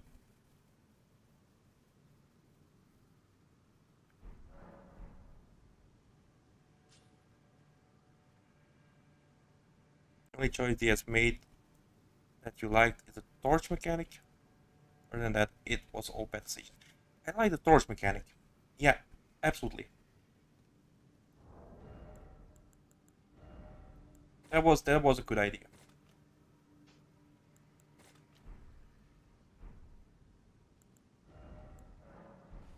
I mean, some of the bosses also weren't bad, but most of them were. Is your healing too slow? You can just farm an infinite healing source in life gems and you can just fuck your asses over completely. Well, just put it in your inventory, because what's its purpose?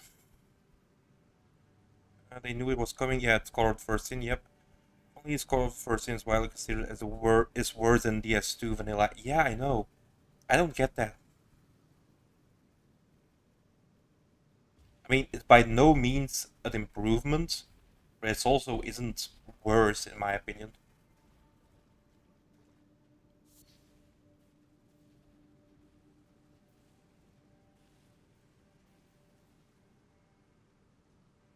Still want to get OG Dark Souls 2 and see how it compares.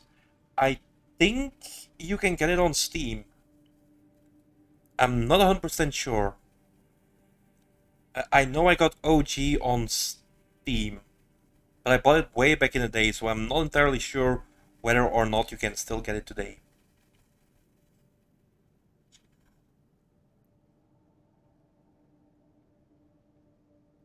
DS2 for Kevin was a game that had potential, but the execution was terrible. It really was. And I don't think everything can be blamed on development cycle. During the development, they definitely made other mistakes that were not okay. Definitely if you're counting Scholar.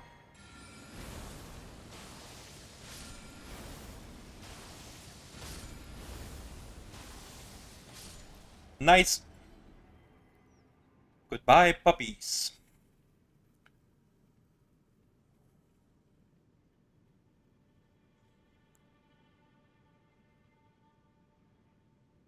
See, Khaled is gonna be a fucking breeze.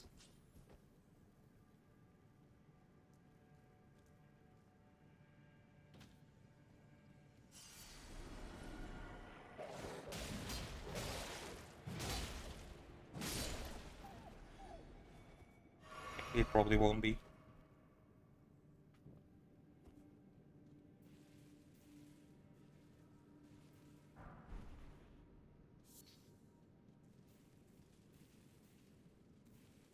There was another doggy here somewhere.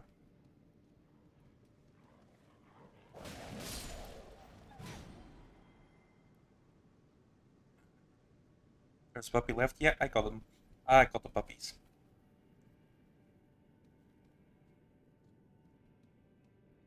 Wait, am I back at the room bear?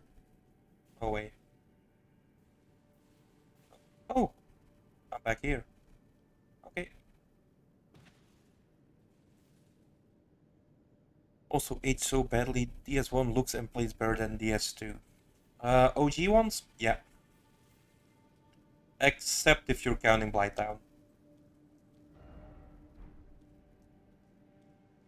In Blighttown, I don't know, the jankiness of Blighttown is kind of mandatory, I feel. Like, yeah, it's not ideal, far from it, but I think it's kind of had its own little charm that way.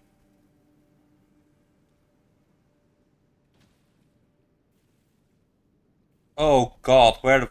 Oh, this is a bad idea. Actually, this might not be a bad idea. Really wouldn't want to play DS2 if it didn't come off as completely cheap and unfair. Yeah.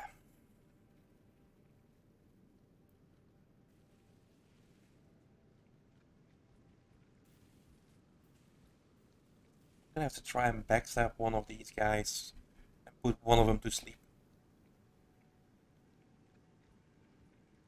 Miss how OP Great Shield and Tanky build was in DS1, now all builds get staggered all it's the same. Yeah.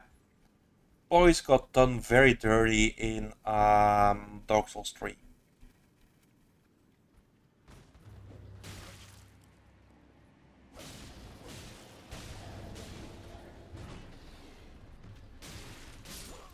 Wow, okay, that ended quickly.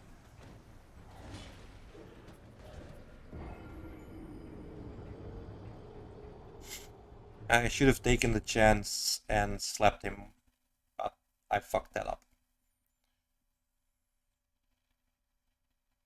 He was falling asleep and I kinda hit him out of his sleep. That wasn't ideal. was like you could just ignore damage, you still had to heal, and you were probably burning through so much essence because you had poise. Yeah. Poise used to be nice. Concentrate change. I'm trying, but it's a very animate discussion on well, in chat, and I'm distracted. I'm blaming chat for my loss at this point. That sounds fair.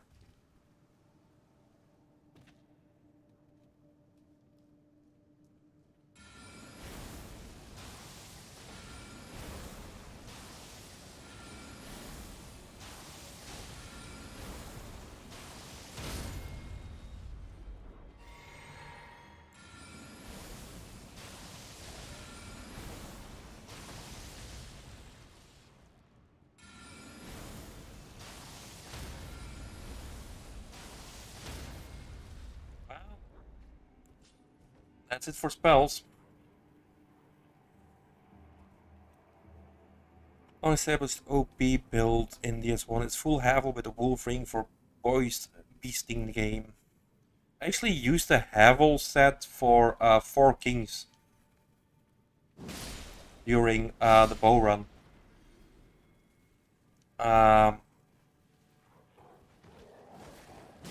just tank through all of their hits, not get poise broken while you're drawing your bow. It's pretty OP at that point.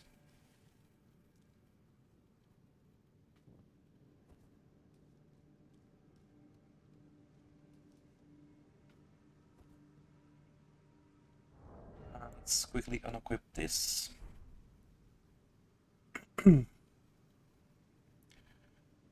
uh, what happened to being able to upgrade armor too? Why did it get scrapped when boosting armor sets were fun? Yeah, they should have really brought that back. They should have bonuses attached to armors like God of War, for example. I think they were worried that it would make the game too easy. Eh, I don't know, it kind of helped. Seems silly though, as Neo has upgrades for everything and is much harder grading than any of the DSs. Is Neo harder than the Dark Souls games?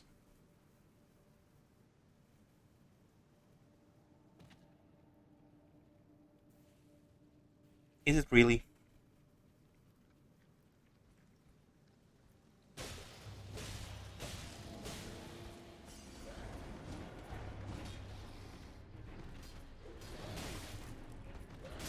Wow, okay.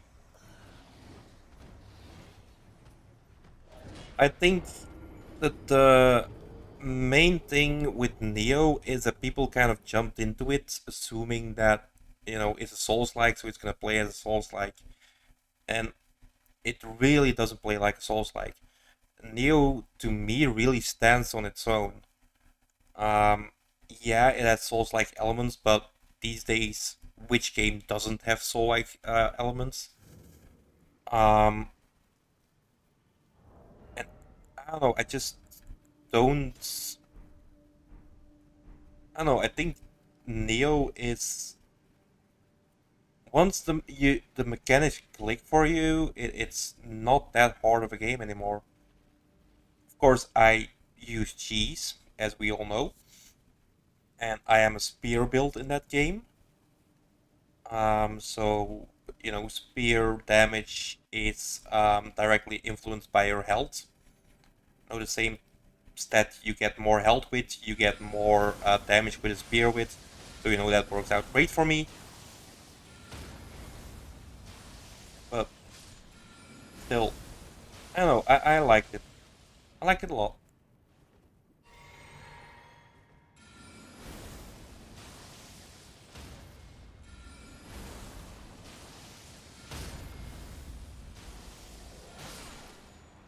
Whoa!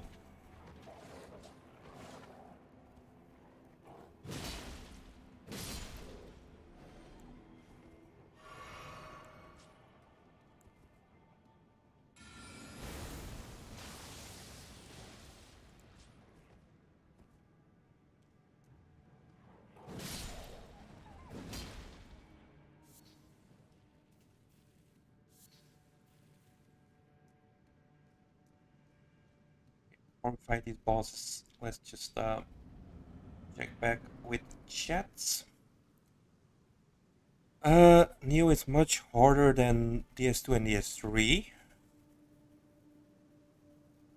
which most would say are the hardest DSs. Neo 2 is even harder. I really don't agree. I find DS1 and, well, I think even DS2 is, to me, DS2 is easier than DS1 because of the whole parry with the special abilities and everything. Even in Elden Ring, the stat boosted armor looks terrible or gimps your stats. Yeah, you don't really get boosted armor. Just you just kind of got altered, right? It's not even properly boosted. New is very build based. Some builds you hear make the game very easy. Yeah, spear. Go for spear and the game is very easy.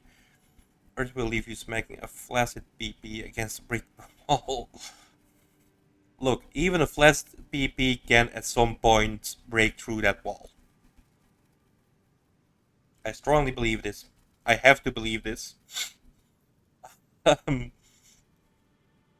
Yes, Ryu, when you're giving that ugly crown to boost your damage, but you take more magic damage, which makes zero sense when you're a mage character. Yeah, they kind of made weird decisions in DS3 as well. Concept that never made sense to you. A mage hardest battle should be ones where the enemy is physical and in your face. They should be tanking magic damage. Yeah, and they definitely changed that up uh, with um, with Elden Ring, because at least for the enemies, like all the magic enemies are basically tanks against magic damage. I'm not sure how it is with your own gear. Haven't really given that much attention to it.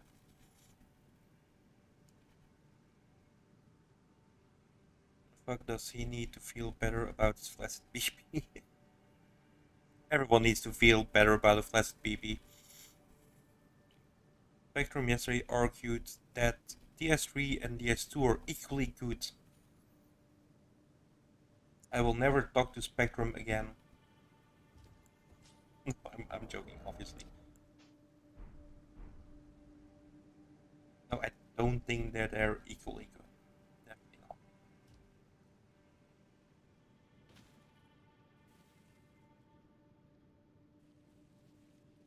Okay, this time I need to be very careful that I sleep the one with a giant machete.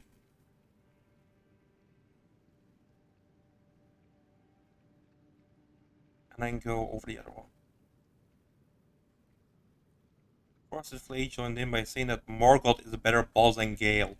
Holy crap. I assume you kicked him off of the server for that.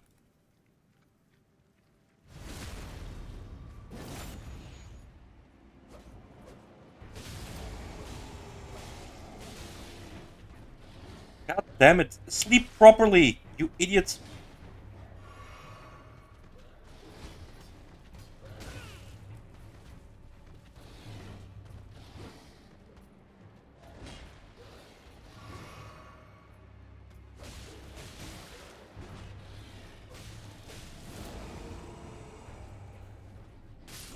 Oh, come on. I was fucking drinking.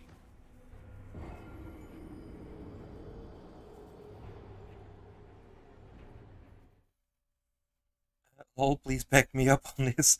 You couldn't believe what you were reading. You had to leave Discord for a while. Yeah, I imagine so.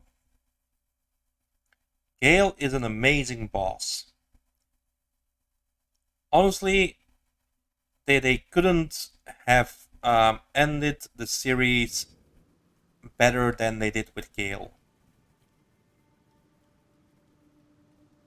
And I truly believe this. Like, Gale was the everything that a Dark Souls boss needed to be.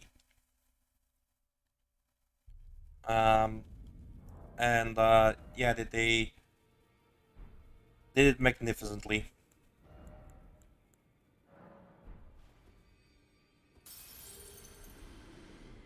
Okay, guys, I'm just gonna grab one thing that I need to buy.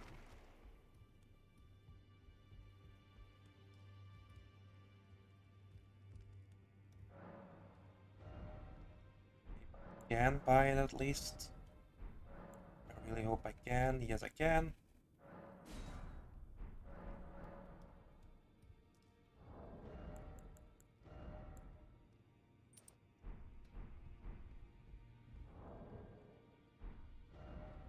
Gale, in your mind, is the perfect boss in every single way. Combat, music, lore, everything. I agree. Gale is simply amazing. Do we not? Oh, there we go. Hang on just a second. I'm gonna have to put the heating down. It's getting fucking hot here.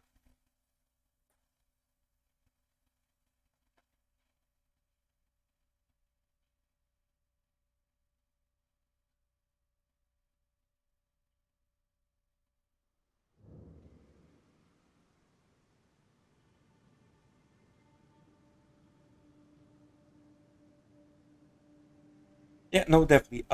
Gale is amazing. Um, the whole tie-in with the first game with the furtive pygmy and stuff like that. Um, the tie-in with the other DLC. Is his placement as well in the world. The music, the fact that this is like the end. This is it. This is the final Dark Souls boss you're ever gonna fight. It's yeah.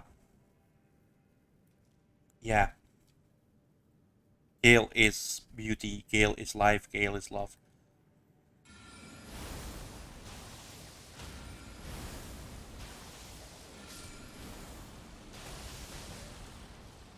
God damn it.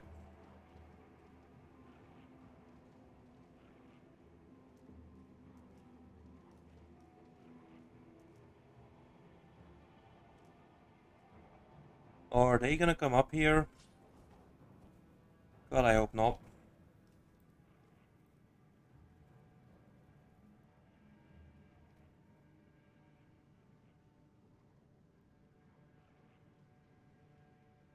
Hang on just a second, folks. Gale is why you can believe how low quality a lot of Elden Ring boss are. You can seldom avoid trading because when you finally discover an opening, another chain starts up. Yes.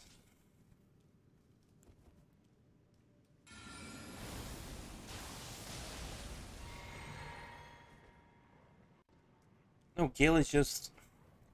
I mean, even all of his chains, all of his combos are perfectly doable if you know what you're doing. That's another thing that um like some of the Dark Souls 2 bosses and some of the Elden Ring bosses are missing. Like certain combos just are unavoidable in these games, or at least very very difficult to avoid. Gale was challenging but doable. Wait, why am I not?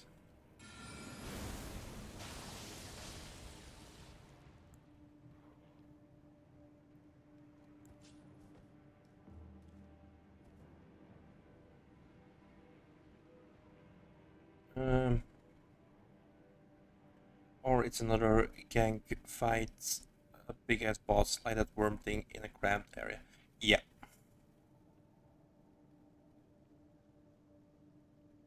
Right, I'm gonna have to make a run for it.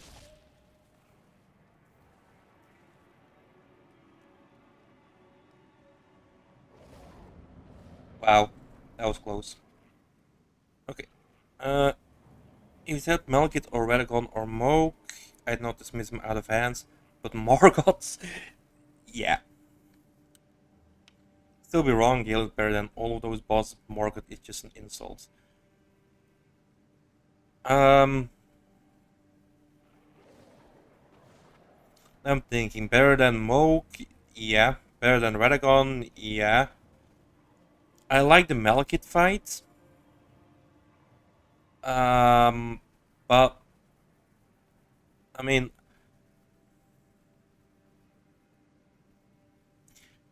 Leave Away Clear Pistol Clergyman or whatever his name was, and just make the entire fight Malekith, less squishy, and that would be a better fight. Would it be better than Gale? It would be close. Honestly, to me, it would be close at that point. Because Malekith Stage 2, well, just a Malekith fight, leave away the Clergyman, is an interesting fight. And it does remind me at certain points of Gale.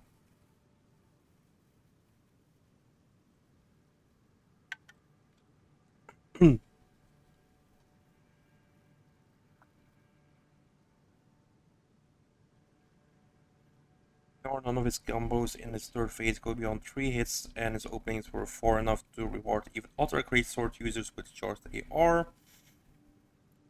And then the damage is so overtuned, man. What's the point of trying a build other than bleed or mage if you can be melted just the same, but with the disadvantage of a slow weapon? Absolutely. Perfectly balanced fight, no BS, just a good, clean challenge.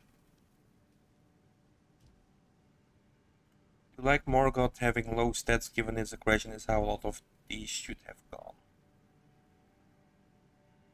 And play the game, Ginge, from Owen. Owen can go fuck himself.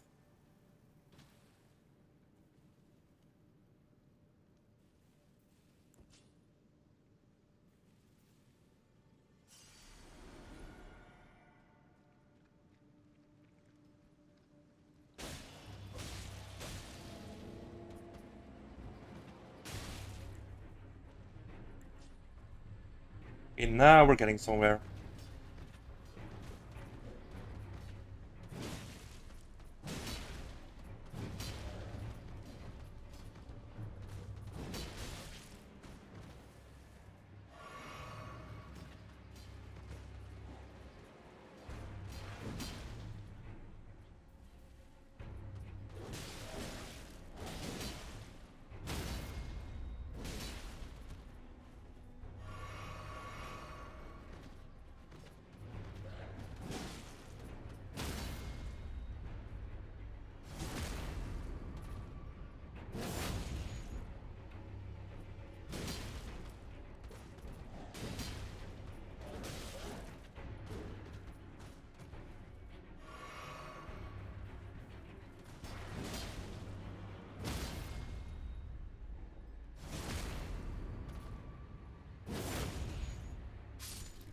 And he's just woken up, wonderful.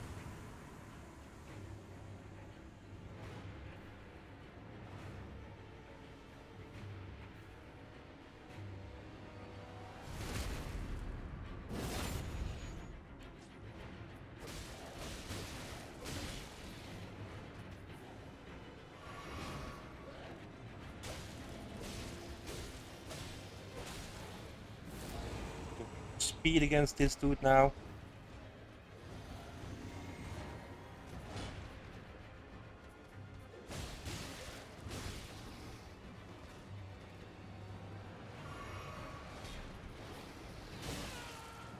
Oh, we are so dead again.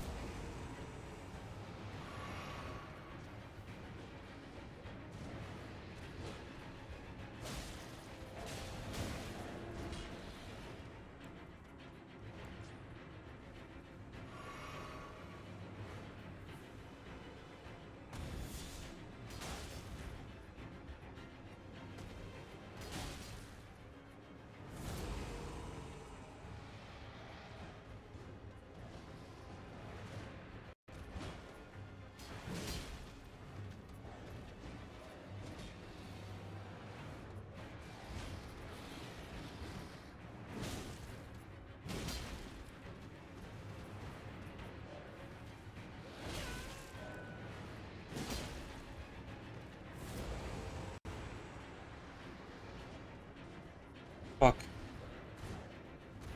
Oh, fuck! Rolled right into that one. Um... Gale is not even bullshit at all, and his damage is fair even on New Game +7. You can fuck up to the point you get hit 3 times but still be alive, whereas in Elden Ring for base game you get 1 shot. This is with 80 figure, by the way. Yeah. Gale is very doable. Well, I'm not doing these guys again. At least not right now. I think there are easier things for us to be doing.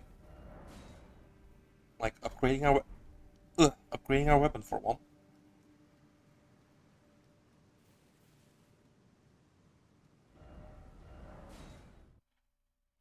Nico should play the Ringed City DLC. Yes, Nico should play the Ringed City DLC. He's gonna love it. And she has to do it all in one sitting. Princess, Midir, and Gale, all in one sitting.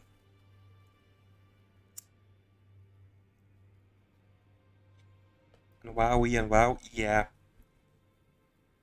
That actually went pretty well, that fight. Don't run, you're already OP. I'm really not OP. What's Ringed City? Ringed City is the best DLC that FromSoft has ever developed.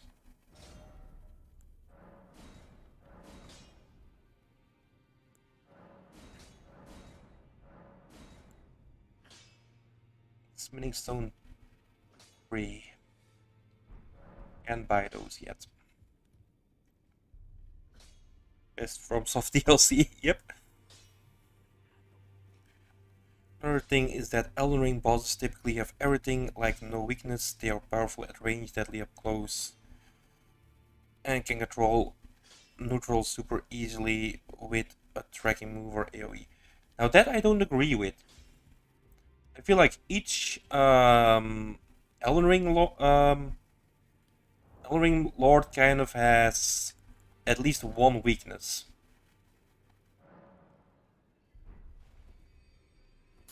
At least I think I feel like they do.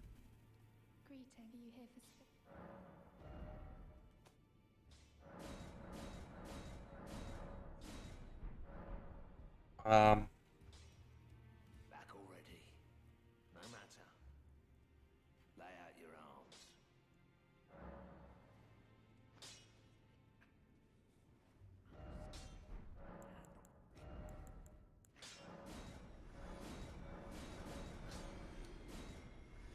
hang on. Nico says that will mean you'll pass. No, you won't. At some point you will have to do that, Nico. Don't think we're gonna stop at Elden Ring. You're gonna do all the Dark Souls games, all the FromSoft games. I'm even gonna force you to play Sekiro. And you're gonna love that one, trust me. You think you know combat, and then here's Sekiro. Yeah, Sheep. And Kevin, and Sheep is terrified of Kevin. Okay. Why?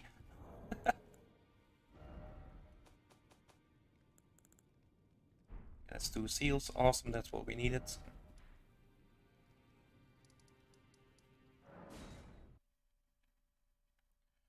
Where was I when you needed me? People were trying to argue that DS2 DLC and Bloodborne DLC are better than Ring City. Bloodborne is a close second, but I still have to give it to Ring City. Although, it has to be said that I don't particularly like the way that like the actual Ring City is kind of walled off behind the Demon Princess. That's the one kind of gripe I have with that one. And that's mainly because of stuff like challenge runs. Because Demon Princes are an actual killer in challenge runs. And that's kind of annoying to me. Like in any challenge run, demon princes are an issue. Like I want to try Gale and Medir and stuff like that with a bow, um, but I can't get past demon princes.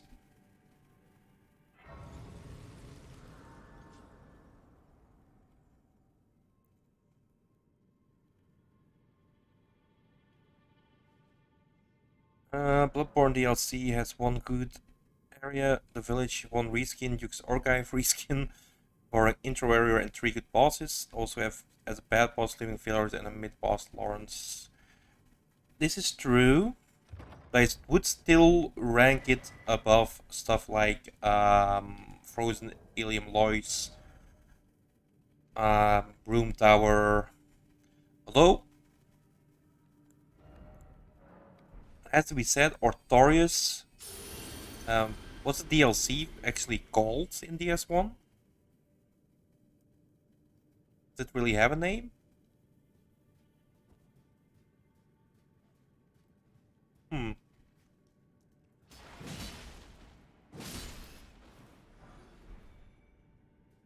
Anyway. Get out of here with DS2 DLC is the best. Yeah. DLC, Dark Souls 2 DLC is probably the worst. Get to a high enough level to use everything, you think that's when you really love the bosses, because you'll be able to bring the right weakness to them. Yeah. And that's what they did with... I feel that's what they did with the Elden Ring. Like, if you're at a certain level that you can actually use most of the weapons, you will be able to have a weakness to all of the bosses.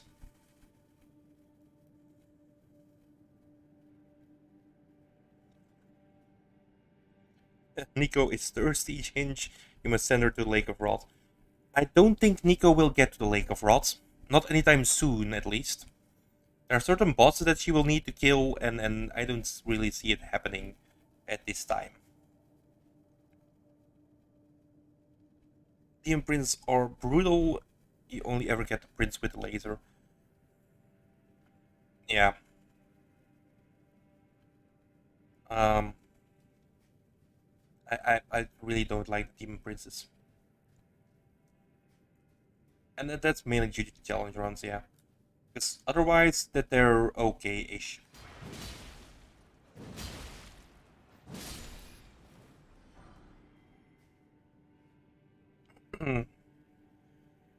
Have BB as second best DLC.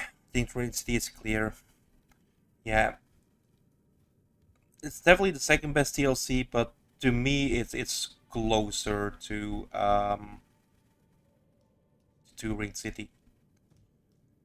Although, and this is a major confession, I have not played the Ring City. No, I have played Ring City. I have not played Bloodborne DLC. Um, no particular reason. I just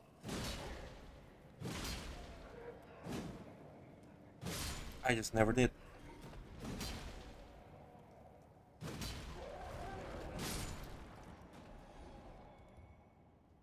But I've seen full playthroughs of it, and it looks amazing.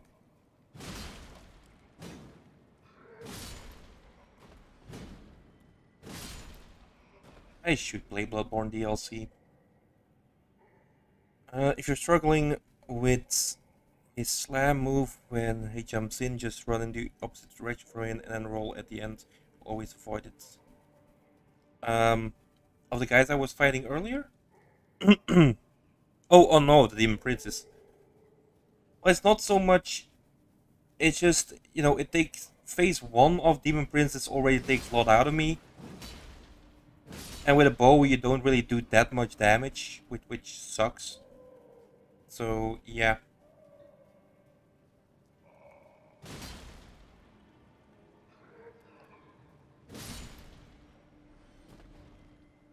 Artorias of the Abyss DLC. Yeah, I thought it was named after Artorias, I just wasn't sure anymore.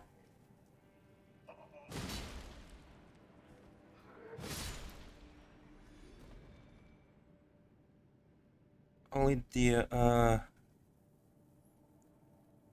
think that's why it's so easy to form in Elden Ring. Yeah. Like, Grail, if you're fast enough, you can just keep farming him indefinitely if you have bleed damage.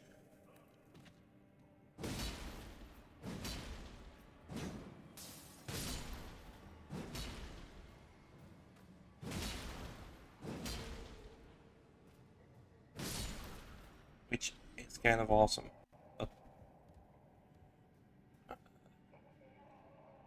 Joy Bloodborne DLC. Oh, hang on, I missed a comment. Only DLC boss you don't like is DS3 is Champion Grave Tender. Yeah, that one they could have scrapped. They definitely should have left Grave Tender out of the game. That was not a fun fight. That was very, very annoying, in fact. But during the bow run, we did notice that he's actually cheesable from outside of the arena. At least Grave Tender and his starting pack of wolves. You still have to go in and kill the Great Wolf. But yeah, Grave Tender himself and his little pack of wolves is actually cheesable with a bow. Um, if you have that bow with the exploding thingies.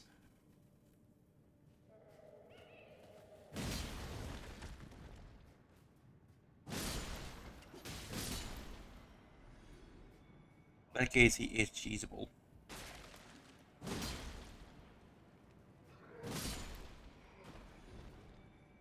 I'll enjoy Bloodborne DLC, but it has some very annoying bits.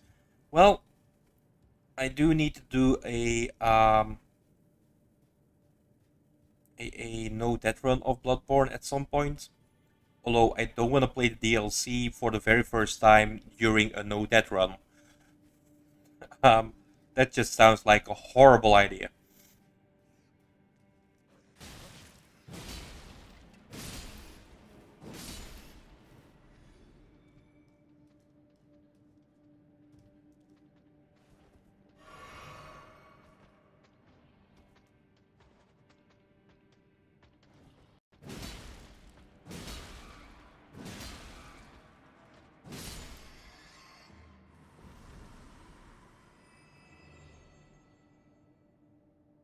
Uh, Getting him through the door, cheater. I never cheat.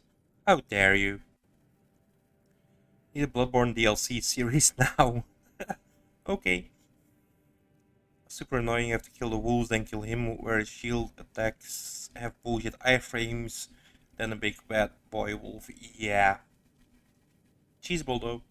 Like I said, I mean, had I known he was cheesable the first time I played through it, it wouldn't have been that much of an issue. Then they threw in Gem Grave there, Tender to justify the DLC price. If it wasn't there, it'd be 2 areas and the boss. Ashes was a lazy DLC, yeah. Largely saved by Freed and DS1 Easter eggs. Agreed. Fully agree. Freed was a very fun boss fight, but it really was the only thing that DLC had going for it. Don't even have the energy to cheese him, you only beat him like 3 times and left him after that. Yeah. I can definitely see that. Kevin is gonna hop off. Thank you very much for joining, Kevin. Always appreciate you stopping by. And we'll probably see you in the next one. Kara never finished base Bloodborne or Sekiro. I haven't finished Sekiro. I mean, I am on the final boss, Ishin, but I could never get past Ishin. I gave it a lot of attempts, and Ishin was just not doable for me. Which kinda sucked. So I did kinda want to finish it, but yeah, Ishin just... I don't know. I don't know what went wrong with Ishin, but yeah. Ishin just didn't click for me for some reason.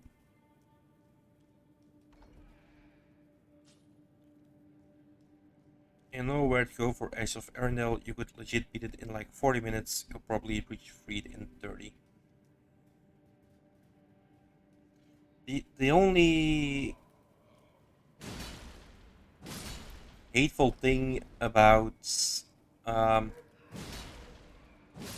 well, besides Gravetender obviously, and that's the Vike looking character. I don't even know what his name is, but you know the guy who gatekeeps your Freed fight. What is his name? I'm completely forgetting what the fuck his name was.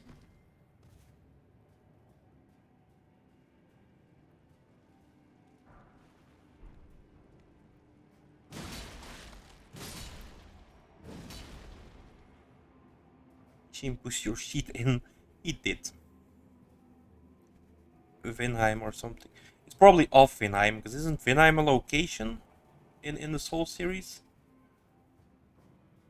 Isn't Vinheim like the home of magic?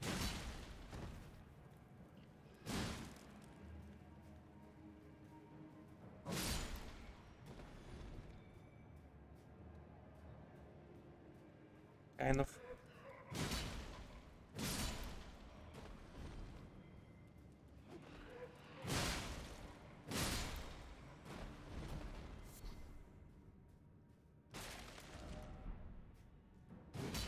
There's no hidden path here. 34 or 5 minutes of Sekiro and just did not like it. You can't see yourself ever bothering with that game. No, I totally get that. I think a lot of people also went in there thinking it's gonna be a Souls-like and expecting a FromSoft. I mean, it is FromSoft game, obviously, but expecting like DS3 2.0, and that's just not what it was.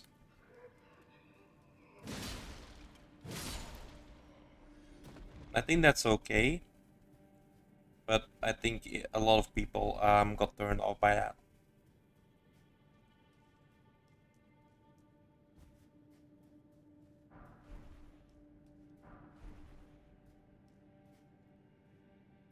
No idea, but he is still annoying because he is an NPC fight. Yeah, NPC fights in general are just fucking annoying.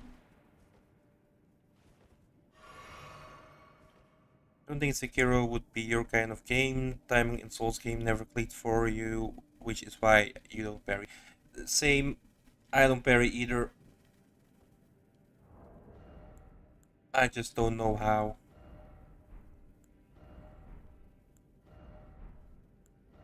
So yeah, totally get that.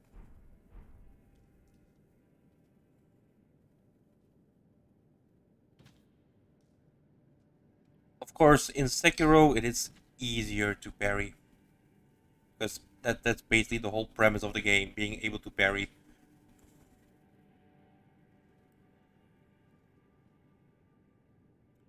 You only parry Gundyr, and he's notorious for being easy to parry, so it's not really an achievement. I don't even parry Gundyr.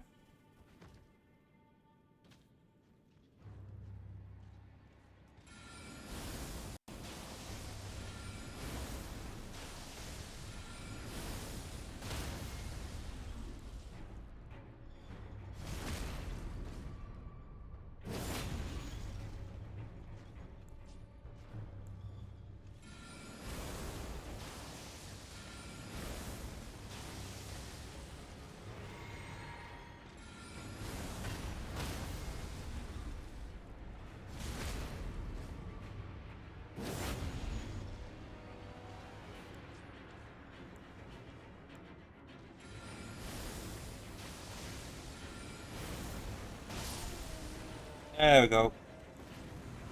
That was easy. Awesome. Oh, I don't even need to two-hand this. That's great. Get me a shield. Even if it is just a crappy shield. It's not a parry you do at the last second like in God of War. It's something weird like when the weapon is approaching you or something. Yeah.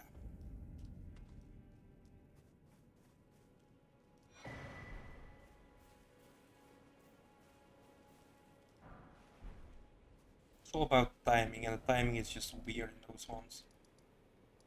That's my opinion on Chat Mage and Rock Sling. It's so good. It really is. That's why I always start off with that with my no death runs. Always go for Meteorite Staff and Rock Sling. We're gonna have to go kill this lady, the Tarnished Eater.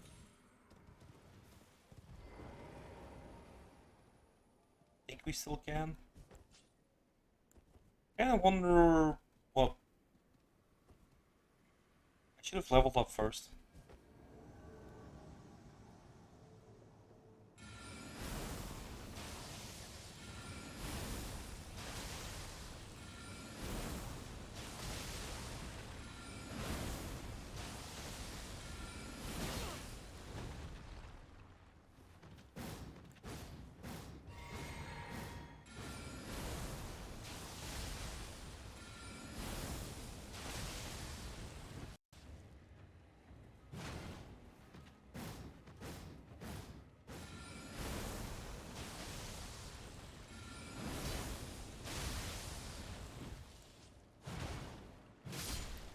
There we go. Tarnished Eater is down.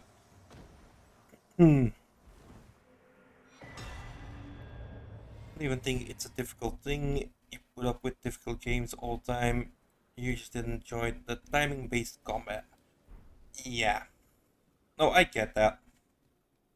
Sekiro definitely wasn't for everyone, and it did also take me a long time for everything to just kind of click.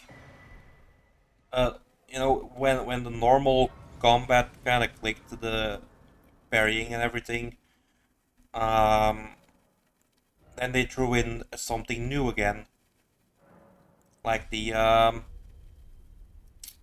whole thing with redirecting lightning bolts and then stuff like that. That's when I was just like, okay, I just mastered one thing. Don't give me this shit now.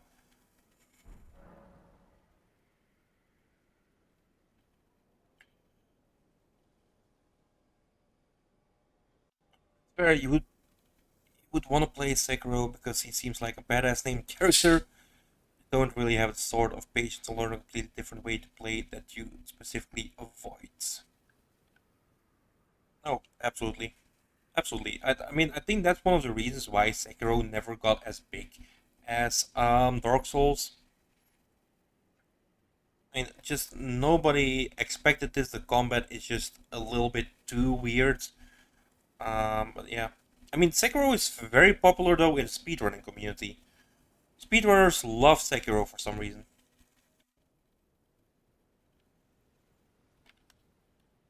Hmm.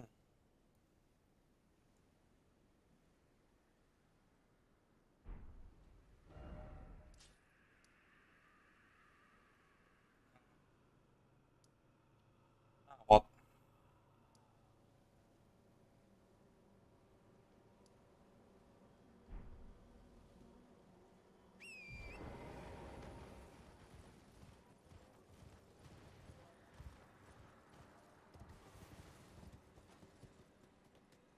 One thing you love about Elden Ring, you would never have expected them to give sorceries a pure physical spell for the magic resistant enemies.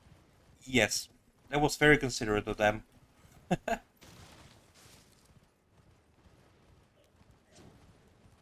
Also did not see that coming.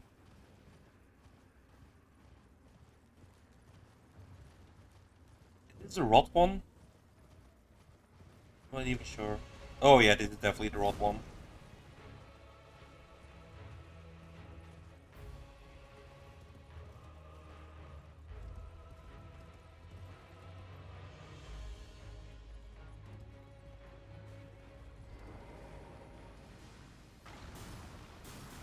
Oh, look at the input read. Yeah. fights are just a pain in the ass.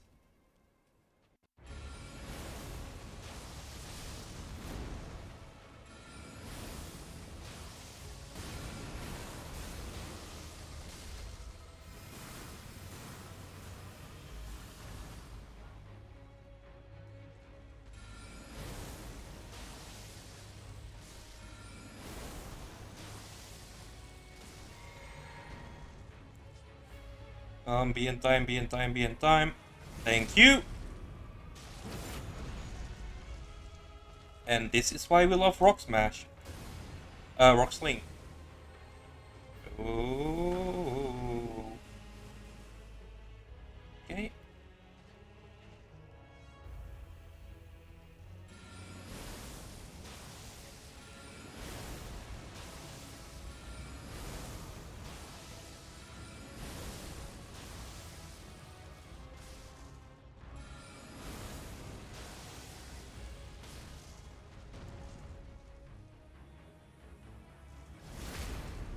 Not gonna be enough.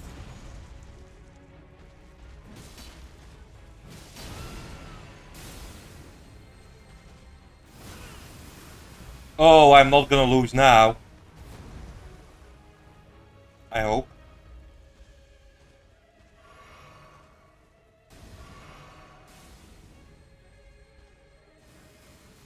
Run from the darts. Okay. Almost at 20 million runes. That's not bad.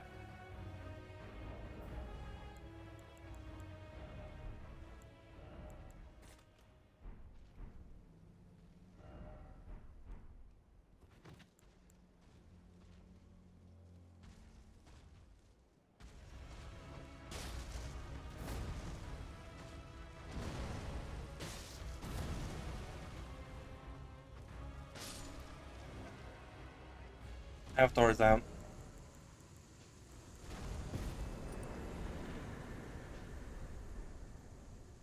Awesome. Whatever all that NPC did when you cast a spell, you could only think of the input reading and imagine what would happen if it wasn't Rocksling. Yeah. See, this is why I like the night sorceries. Because they don't roll for those. They just don't see them coming, technically.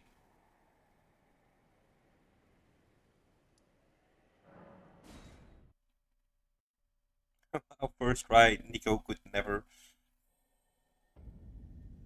I got lucky, honestly.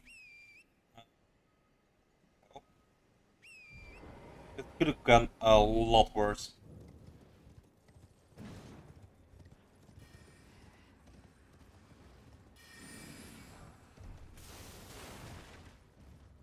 Um,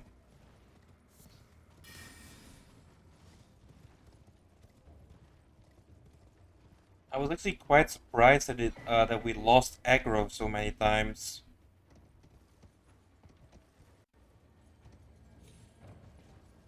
Because that's kind of what saved us. If the Earth Avatar would have followed us, um, behind the tree, we wouldn't have done it in one try. Definitely not.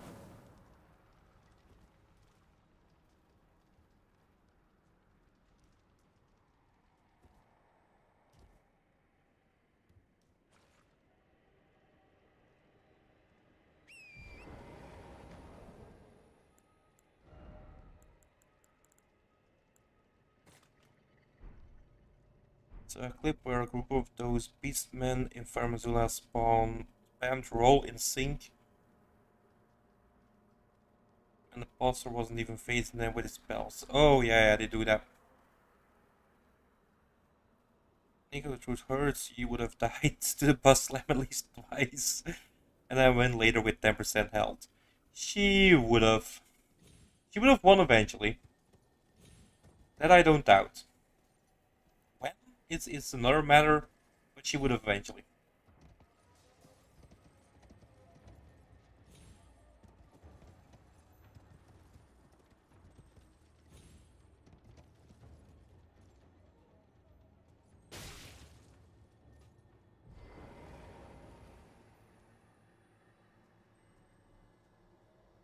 Platforming on a horse sucks in this game. But you hate climbing the Divine Tower in Caelid. Um, See, about the Divine Tower, because I don't know, I think it was Byrne who mentioned this to me, like the way to get in it. But I knew I had been in it before, and that was not the way I did it. I'm gonna show it in a bit how I usually do that one. Because it's actually really easy. Oh no, Divine Tower. Oh no, oh no, sorry. I was thinking about the one where you get the memory thingamajig. Um, the memory slots. No, Divine Tower. Oh yeah, that played as hell. That played as hell on Earth to get through. Yeah, nope, definitely.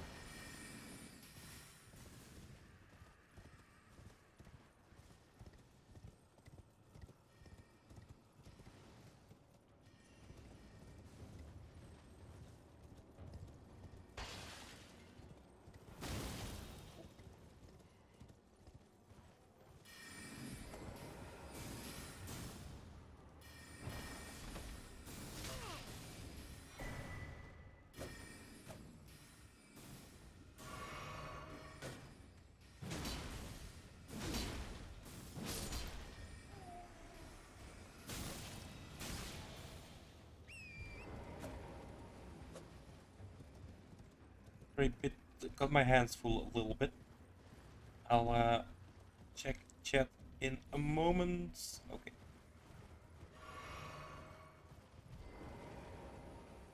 Um,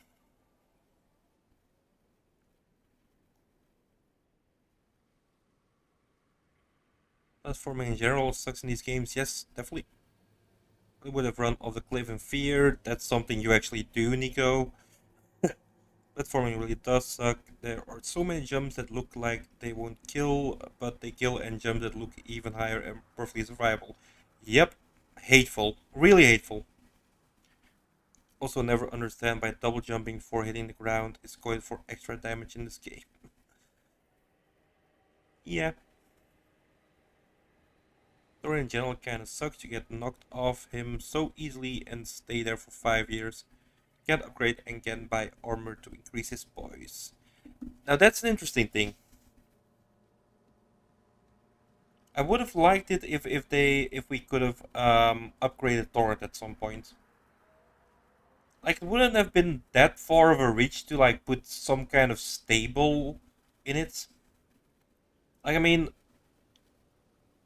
Torrent is basically linked to Rani. Now in Rani's little area, the Three Sisters, they definitely could have put a like a little stable where you could upgrade Torrent.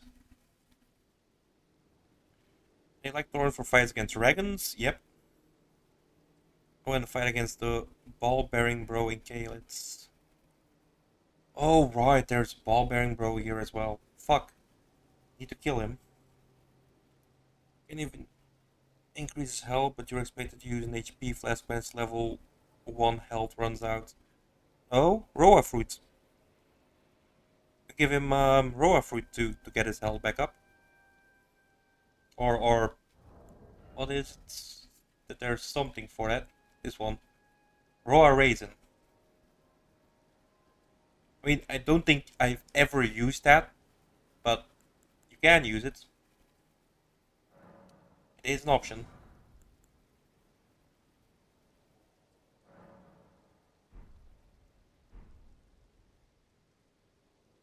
I don't use Torrent in fights anymore. There have been times where after getting knocked down once, you just opt to move around on foot. Yeah, it helps.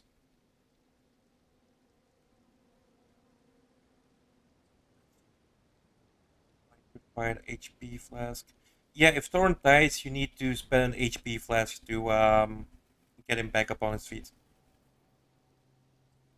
You know what I mean? Yeah. Should have carried the rough foot rounds. Yeah, but nobody ever used it. As Doc says in the next comment. Keep forgetting that's even a thing. You just waste flask. Yeah, same. I think you can give him raw fruit, but it's actually the raw raisin that really help out. I'm not even sure how much it helps, but it's there. It's an option. Upgrade your mimic tiers. You don't see why you can't upgrade Torrents. Yep. Irani should even be able to upgrade him. When you first find her at the church, she shows an upgrade menu. But even at the church, like, actually make us work for it, because in Dark Souls we have to work for everything we get. Um, so give us the option to upgrade Torrent after we defeat Loretta, so that we're actually in Three Sisters, and then Ronnie is like, "Oh, you've taken really good care of Torrent. I'm gonna, you can help him level up or something like that, or something in that regard."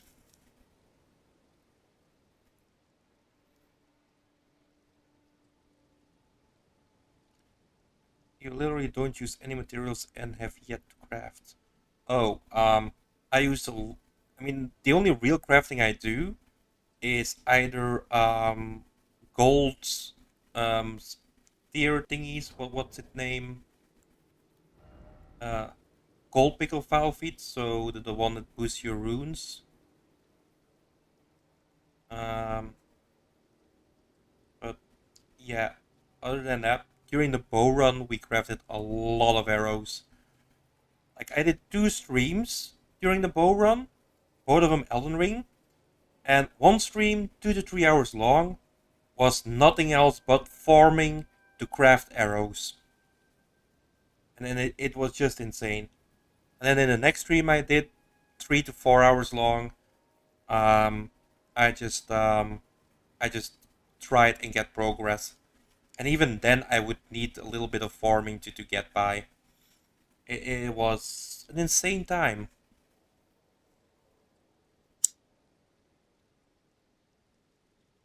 So I see where crafting can help, but you can also play the game without crafting a single item. Grab bonuses and fingers for co-op, but nothing else. Fingers for co-op? Oh, you mean for finger remedies? Yeah, yeah, yeah. I thought you meant the invasion thingies. Did you know that dog is evil and invades people by Godfrey's boss arena? I knew that dog was evil. Didn't know about the invasions.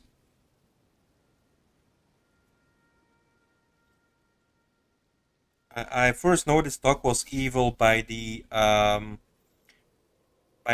frankly staggering amount of enjoyment he deprived of my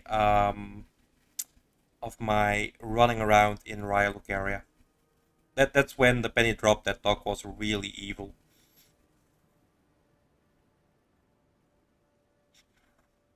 Best invasion spot in the game outside of Godfrey's boss arena. Really? Is it? Why? I would like to work for it. Maybe have it behind Ortina. Fuck your terrible, terrible tarnished one. You reached 20 million runes, so now you can take your intelligence from 16 to 41. That's not even that much.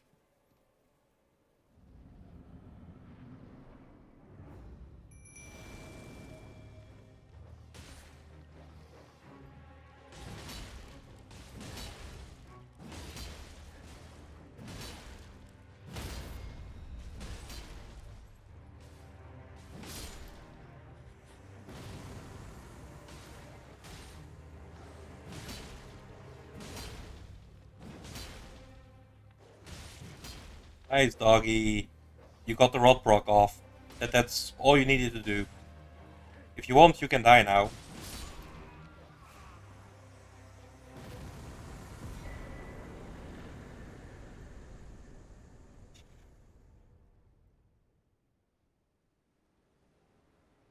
You invade right outside of Godfrey or Melania's arena and hit the host and it summons with an L2 from the Blasphemous Blade. Almost always kills the summons or leaves everyone with 1 HP. Wow. That's just evil. That really is evil. Level is high now, you're level 305. Level 305 and you didn't even have 41 intelligence? Wow.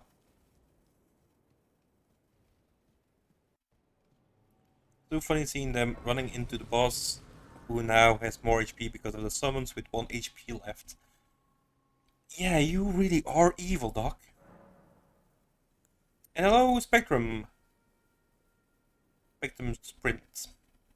People fighting Melania are probably already crying, Doc, and you're rubbing their face in the dirt. Yeah, it's not okay. It's not an okay thing to do.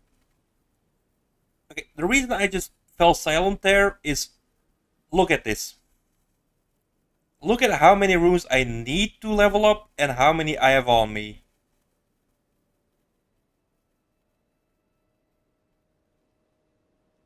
I'm one fucking rune short to level up. Fuck off.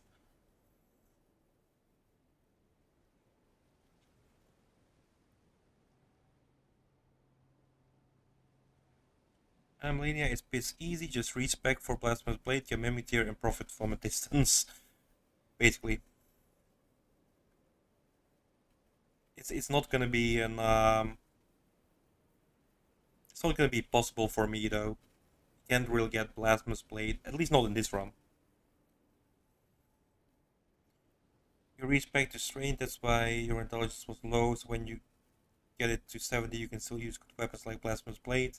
Switch your flasks and talismans for sorceries. Yeah, that works. Don't know if it patched it, but it used to be a glitch that allowed you to hit L2s on a Blasphemous Blade from outside Godfrey's arena.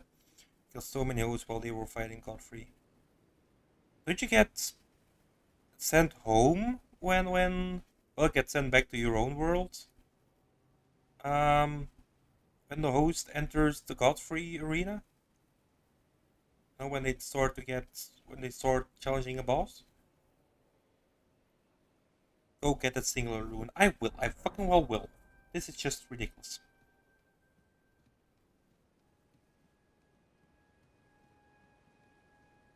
Imagine fighting Godfrey perfectly, only to die to an attack from outside the arena.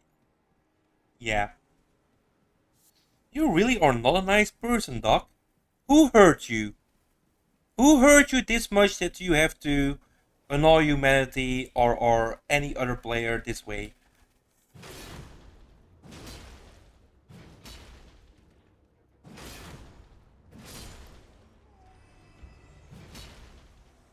Well, now we got enough runes.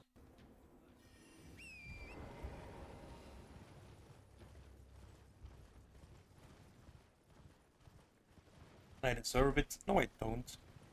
Oh, by the way, Spectrum. Doc and I were just discussing what a terrible, terrible game Dark Souls 2 is.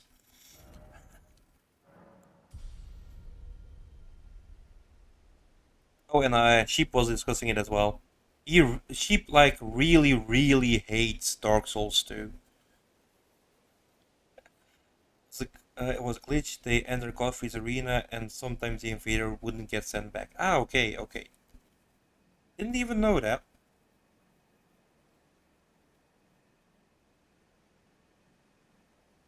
Did by Banished Knight, a horrible enemy. Yep. Like inside the Godskin Duo arena. Oh yeah, yeah, yeah.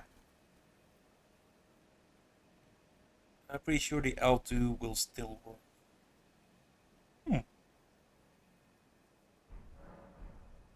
I did not know this. I didn't know that that L2 thing was a thing. Um, I know we got Sea Crystal Tunnel, but oh, we're missing a Gold Scarab, obviously. Speaking of Godskin Duo, when Nico gets there, it's going to be godly. Oh yeah, yeah. I'm really looking forward to Nico fighting them. That's gonna be a laugh. Spectrum Solid Discussion. She plus DS2. Have you ever played DS2? DS2 is one of the best Dark Souls games. Don't listen to Change.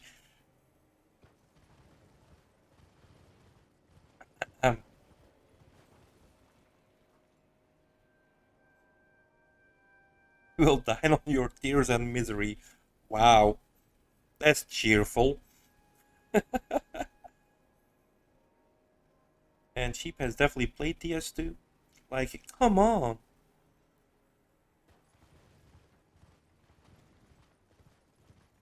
Daily reminder that you will have to fight Godskin Duo fists only. And consumables. Let's not forget about consumables. There's a lot of throwables in there that we can use. Where the hell am I even going? It's not where I needed to go.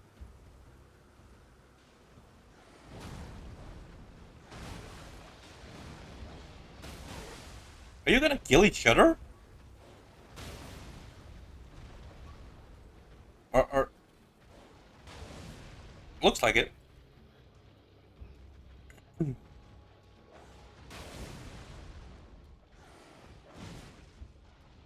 I'm getting a lot of messages in here.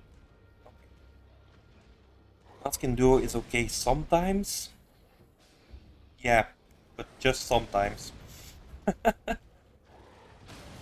long as you have the buckler. I can't use the buckler, it's region locked. Yeah. So yeah, I'm basically stuck with the weapons or the equipment I can find in Faramazul, which isn't gonna be a lot.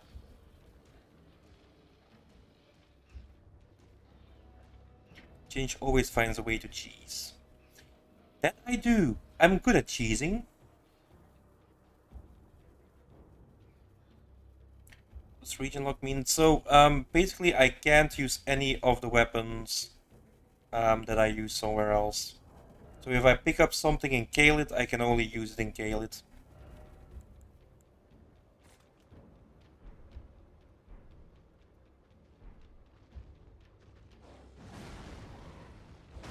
Gods can do is always the words like Ornstein and Smile, but Mollet. Yeah, Ornstein and Smile is more enjoyable than Gods can Duo.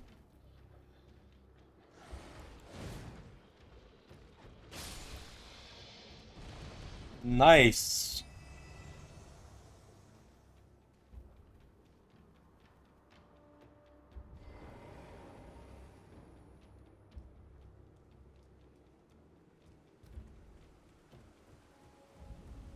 See, so like every time you go to a new area, you have to remove your stuff until you find new items.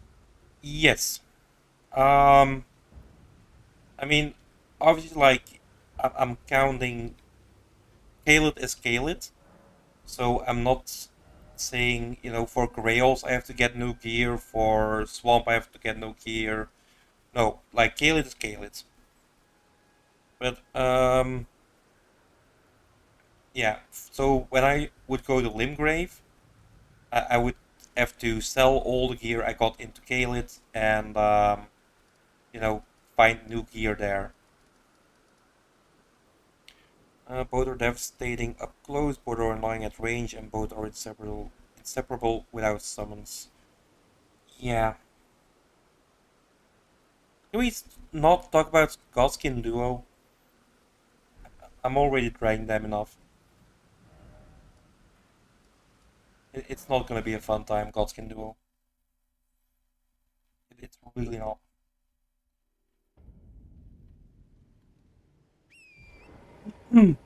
But it gets better. You can only use weapons in Legacy and mini dungeons that he found in those dungeons. You can't use Limgrave stuff in Stormvale. I cannot. Why in God's name I thought about that little extra rule, I don't know, because it really fucked me over in Raya Lucaria. But yeah, I I I am doing it that way.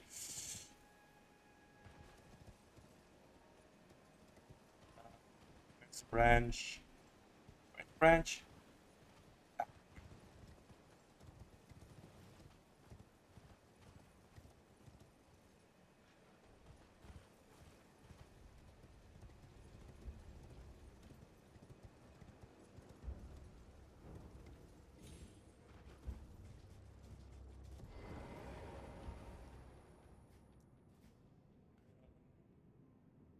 Knew that Nico would have tried to fight them and died. Oh, yeah, probably. Absolutely. I tried from the curved greatsword from the beastman. That's your only hope, and even then. Um, well, well, then we'll have to be able to kill the beastman, which is a challenge in of itself. Gods can do optional. No, no, they are not. I really wish they were, but they are not.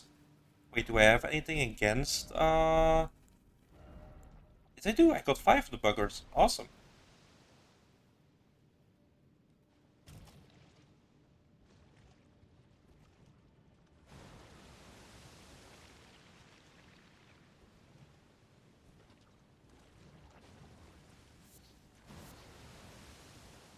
Hmm. Worth going for the item over there.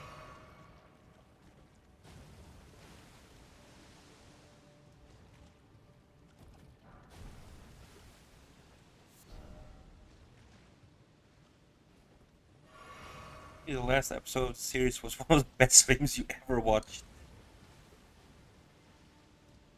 You know, the fact that it was just me suffering for 3 hours, I'm not sure if it's a compliment or not.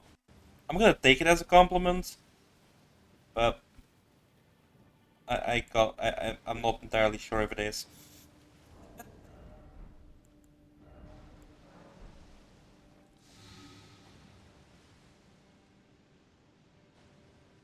I know, Nico, they are mandatory. There used to be a skip that you could do, but they patched it out. Damn it. Kind of thought that people didn't really know about the skip. So that, once I got to Godskin and you guys were all worked up about me having to do Godskin Duo, that I could just use the skip. Didn't know it was patched out. That sucks. Hey, Serpent Bow. We got a bow. Interesting.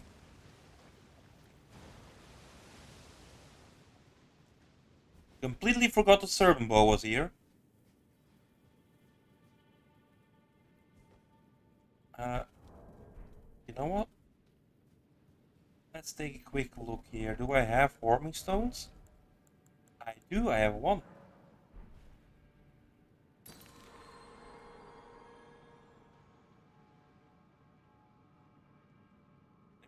Skips for the things that are so annoying people want to skip but don't look a little deeper.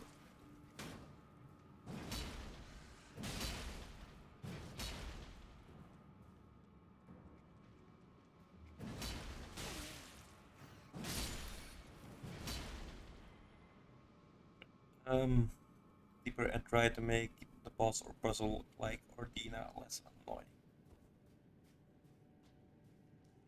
Yeah, there's definitely stuff that they shouldn't have patched. Wait,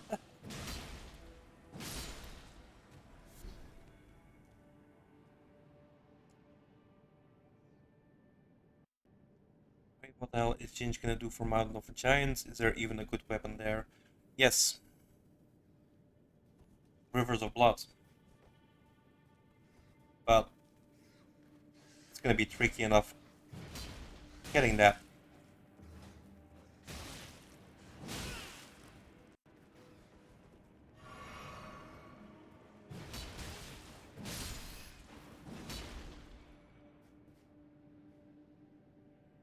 Enough weapons there, including Rivers of Blood, Elfin Steeple, and a Eclipse Shuttle.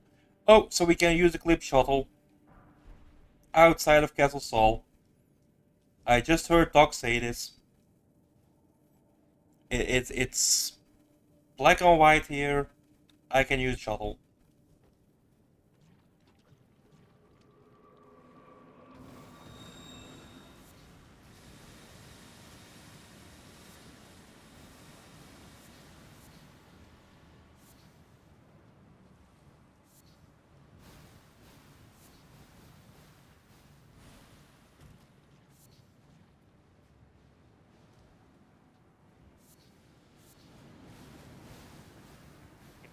And we know.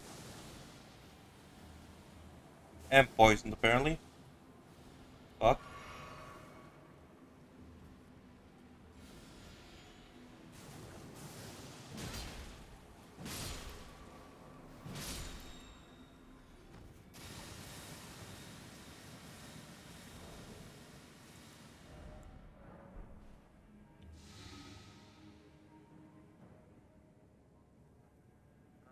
Well, I'm sorry, Doc. Engine might do unga bunga for your decks and arcane weapons. Yeah, I'm gonna have to start investing in arcane, aren't I?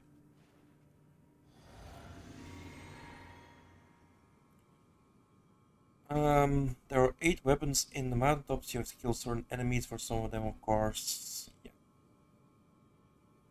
Hope you can only use the Eclipse Shuttle inside Castle Sol. But no. Oh. No cheating now, Ginge. Got to give the viewers what they want, consistency. That went out of the window already. Don't have anything else that the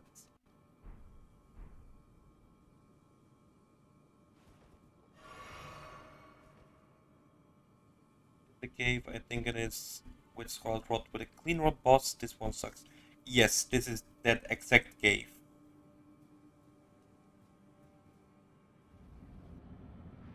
And yes, it does suck.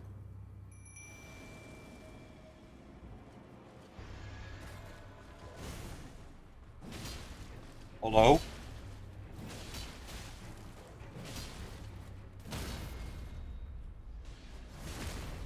This isn't too bad.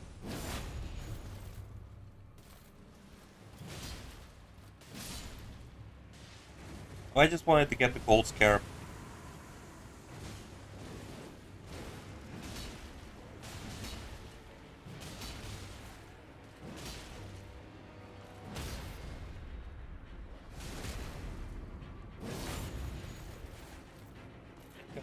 Level up in a bit.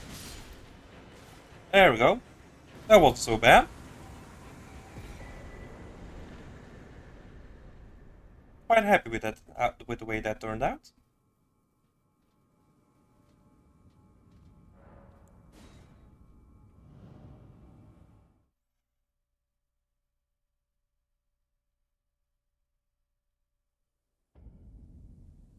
Still poisoned though.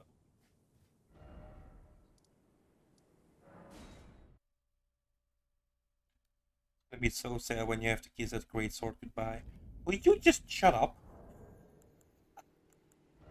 But yes, it will.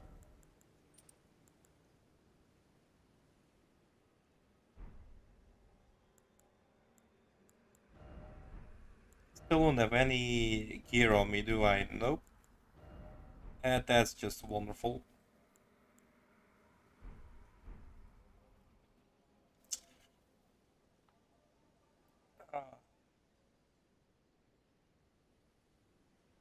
Ah. Don't worry, we'll play some sad Souls music for you.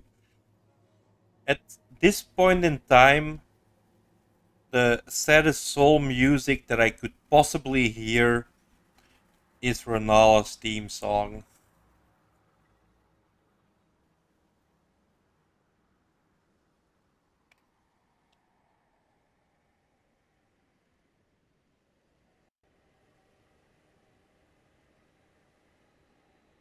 You know, like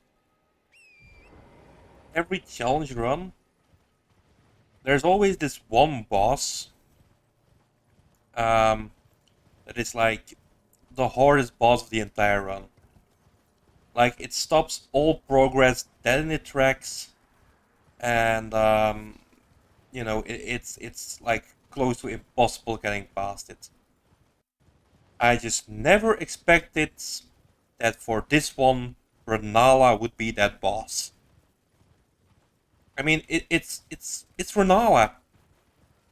How? How is this even possible?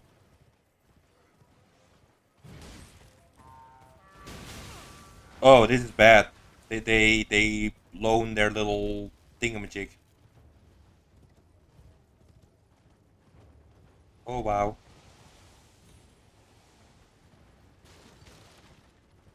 I'm supposed to... Oh, fuck! One of those bricks.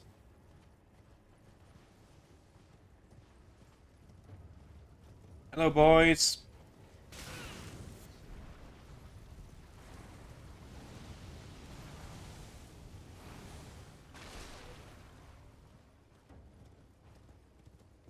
But I'm supposed to be able to enter this castle, right? Whoa!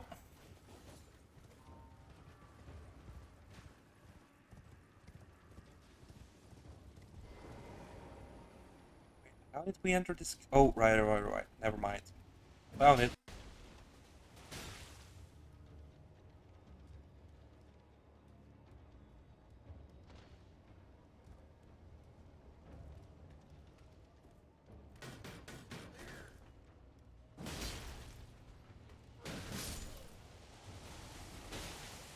Oh, how is that guy still seeing me?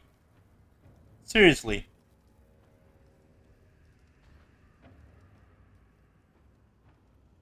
Anyway, me when that great sword eventually gets sold. Hush. Nala is a daddy Jinji didn't know he had and certainly didn't want. That's accurate. That's pretty accurate. That's how you felt when you did the road to max level for 3S DS3. Was always that one boss that you could not get past and kept slaughtering you. Yeah, but for you it was what's the name again? Crystal Sage. Which is just weird. Okay, honestly, I mean for me it's Renala at the moment. I take back the comments about Crystal Sage. I get it. I get it now.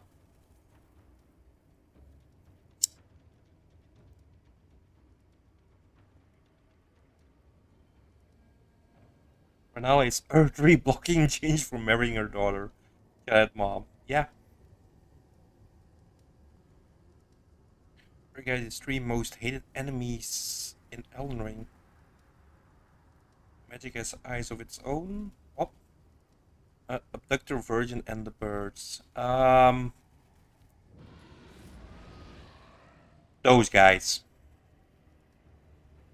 Those lions with great ass sights.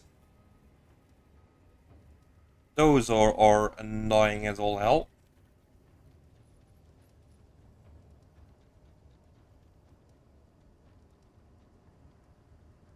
Oh, was it Frosted Flakes? I thought it was sheep. Oh, sorry. My bad. My bad. So yeah, I would say these guys, those lion-ass guys, the birds with sights as legs. I despise those two. And I don't know. I think no, not Abductor Virgins. Clean Rod Knights. Although these last two were okay, but mostly they kind of suck.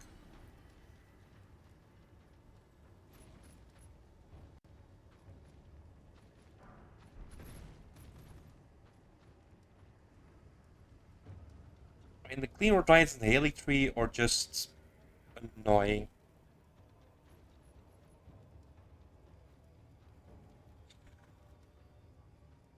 Crystal Sage sucks for mages because if you're in the middle of the field, you just get eviscerated and stunlocked. One homing crystal mass finally catches up. Yes. Yes, definitely. Mm.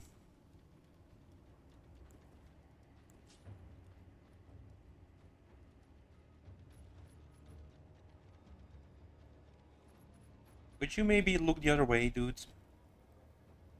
That'd be greatly appreciated, but I guess you're not gonna, are you?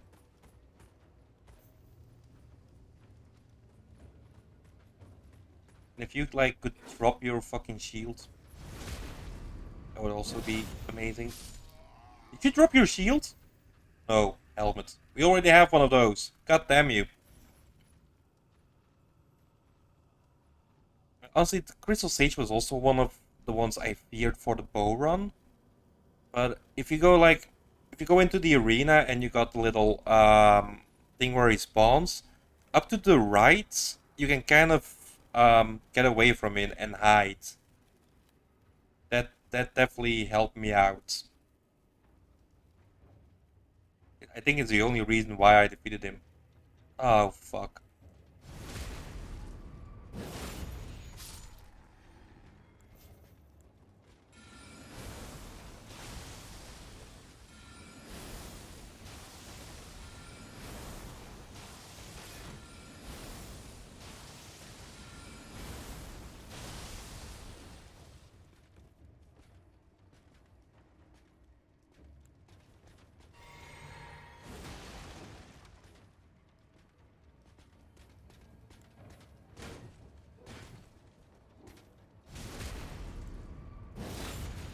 Not 100% block shield, keep that in mind.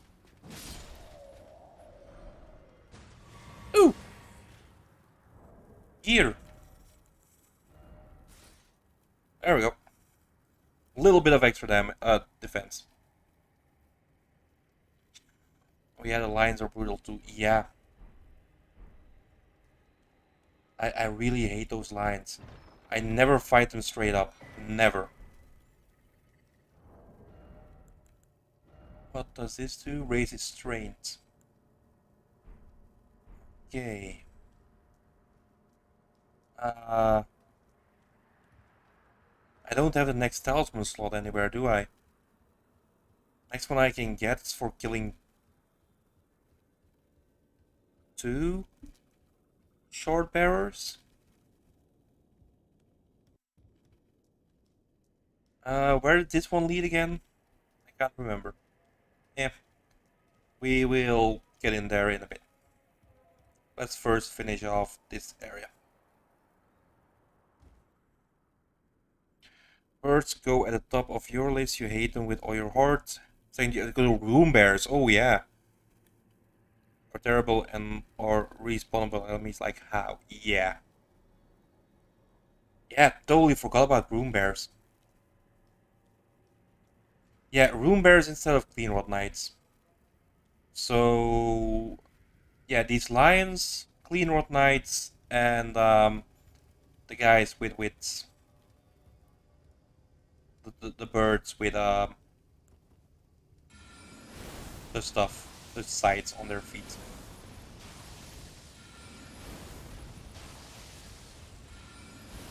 Oh, fuck you, stupid lion.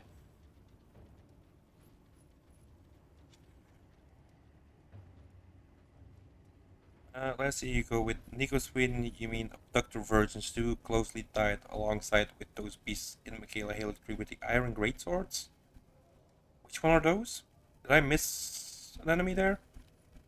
The iron greatswords. Hmm?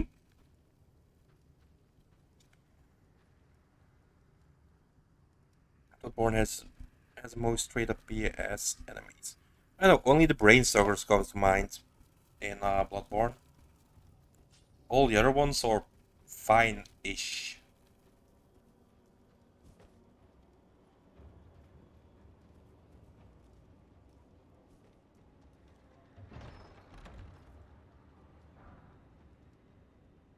Oh, we need that one for our fist weapons run.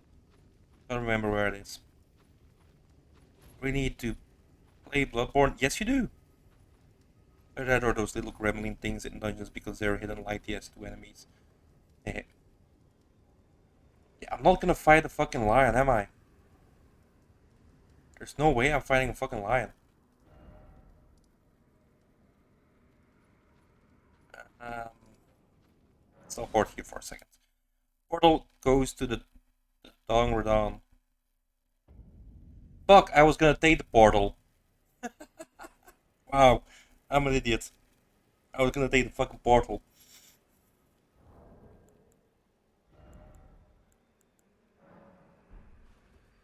Birds are terrible, they're relentless, and they're faster and torrent with a ranged scream that guaranteed to hit you in the ass while you run away. Yep.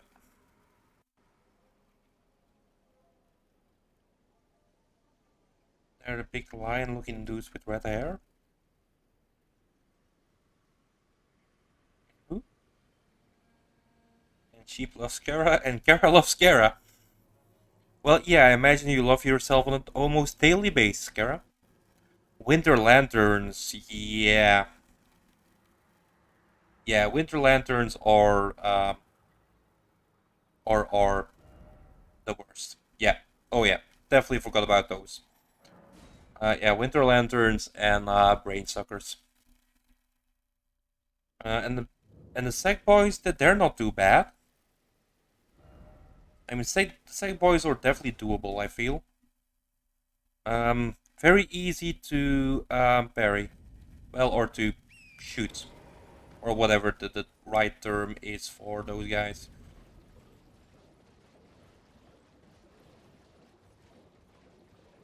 We're talking about Karen, nobody loves you. Wow, that's harsh. Even I think that's harsh, and this is me talking.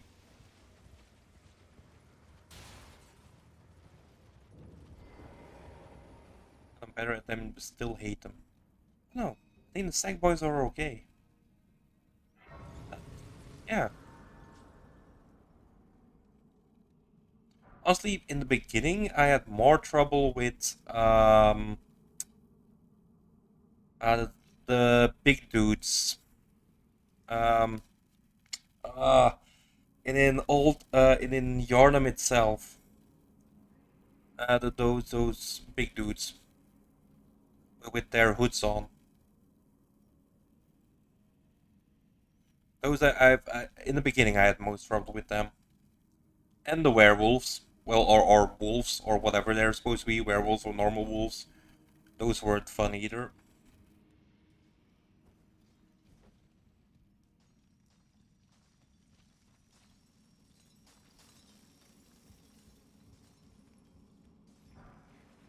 Yeah, those I can now overcome. But the brain suckers and the lanterns will always be a problem.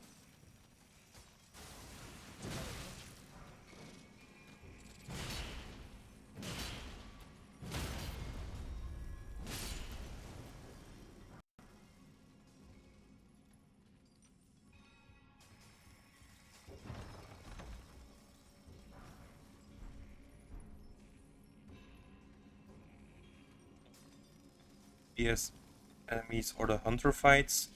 I love Ordina, this straight up slander coming from sheep. Actually love those fights, feels like Bloodborne is best fast paced focusing on pairs. I know, I think it's one of the typical NPC fights. And I don't feel that FromSoft does NPC fights right. Ow! What the hell? Thought you were that. Oh, it was one. I mean, they kind of do them right, but not. I mean, the NPC fights are definitely not easy or fair fights, I feel.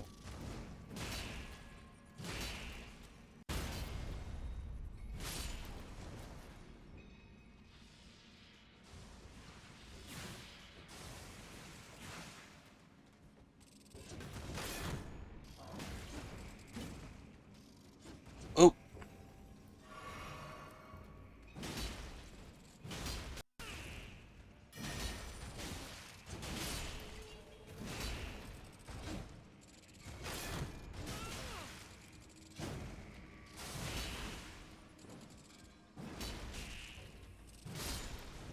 holy crap. Holy crap, another one? Dudes, just leave me the fuck alone. Oh god, we got one of those big guys in a bit. That's not gonna be fun. Okay, okay. Um,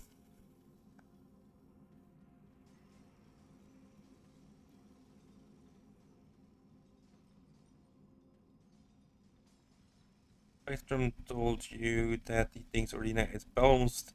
It was well executed, having invincible shaking assassins. Was fast fuck. Was fast as fuck arrows, making you look like Christmas tree. think you know who you're talking about. Those ones are better, but the ones in Old Yarnum are pure misery. They're just doing Old Yarnum. Yeah. Let's fight them after stopping Gatling Gun Bro. Isn't Gatling Gun Bro one of those fights? Where's the other one then? You got Gatling Bro on top and normal one downstairs, like in a little courtyard. Is there a third one I'm missing?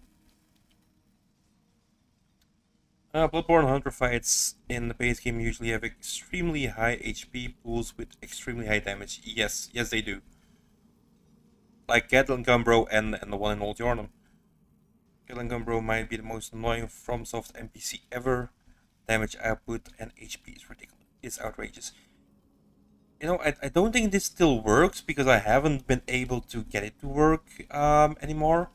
But you used to be able to sneak up on him and just push him off the edge.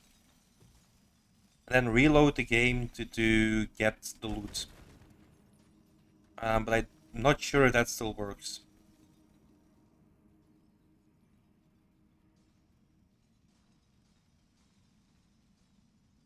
And then they just heal away for no reason. Yes.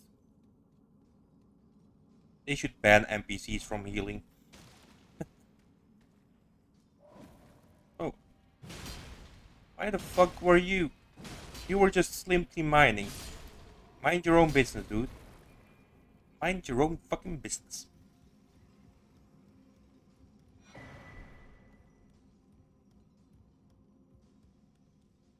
Every NPC would be better if they operated more realistically. You don't have infinite FP, they shouldn't either. Yeah, they also shouldn't be able to input, read, and dodge every spell with infinite stamina. Agreed.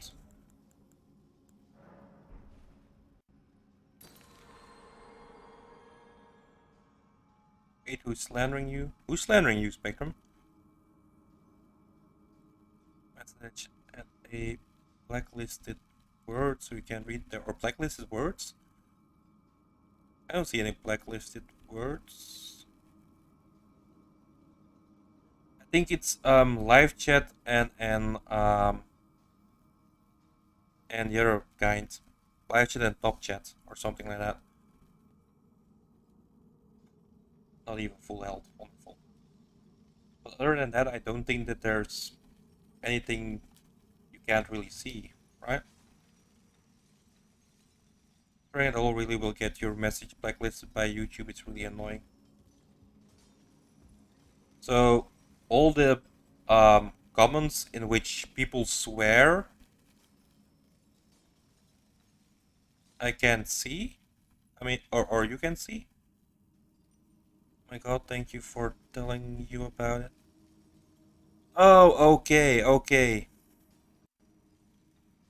Wait, are you serious, Spectrum? Did you not know this? Because yeah, top chat shows everything, but yeah, it's something like well, live chat shows everything. Top chat just shows like everything without swearing and stuff like that.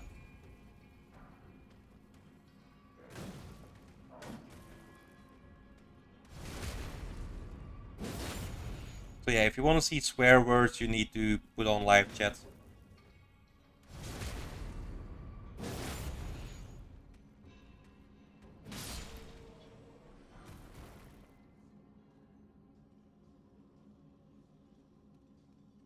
Don't feel bad if you really didn't know, because during Doc's streamathon, I had to remind him as well, and he's a monetized YouTuber, so it kind of shows that you don't really have to understand YouTube to make money off of it.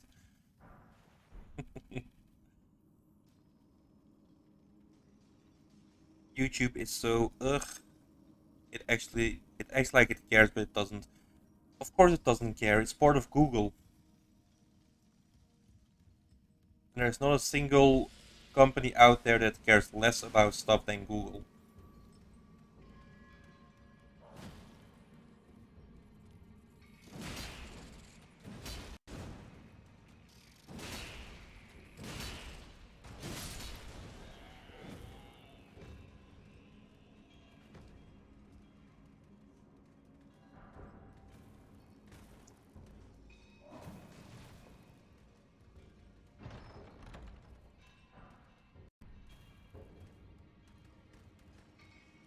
Why Twitch better than YouTube? You can say what you want on Twitch. Yeah, definitely appreciate that. Because honestly, sometimes the stuff we talk about on streams here is a little bit controversial. I think Twitch is a lot more forgiving when we do stuff like that. Although I am gonna put something about that in the description, like that we do like encourage discussions and stuff like that, just as long as it doesn't get into hate speech. Although on the other hand, hate speech is how I got to know all of you guys. It wasn't hate speech from any one of us, but yeah, it was from someone in chat at that point.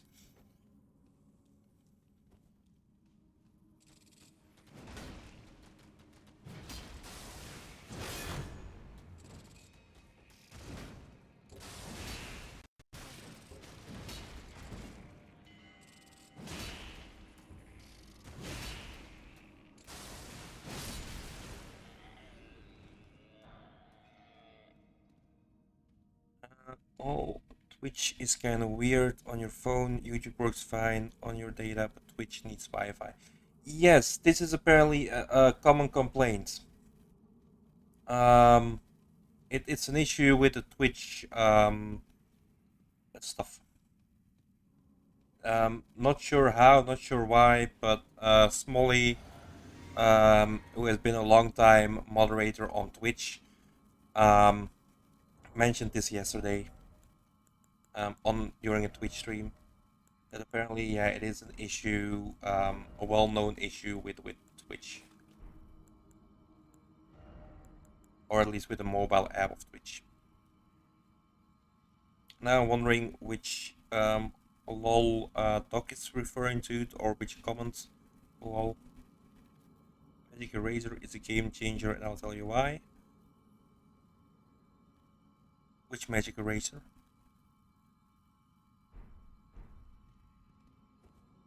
Am I missing something again? Okay, I thought it was just you, so that's early. It's definitely not just you. It is a well-known thing for the Twitch thing. Not even sure if this is gonna help much.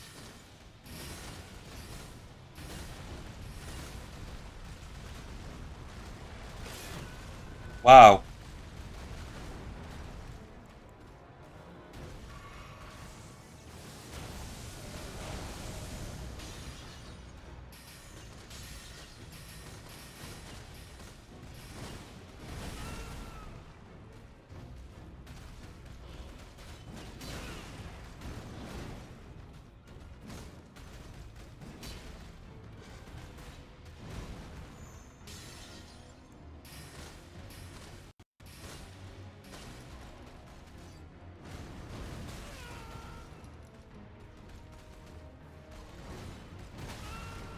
Oh, come on.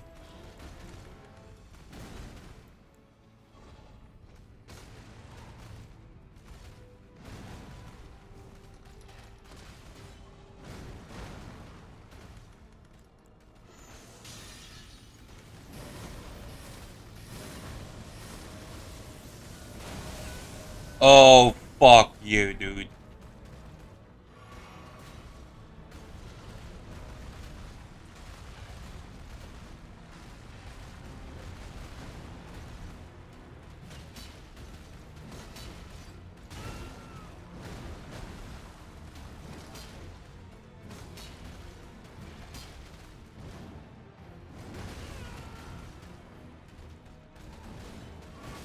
I hate this guy.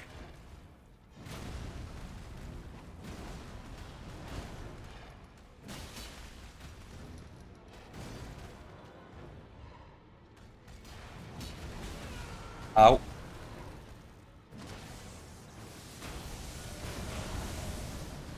But I do need to defeat him.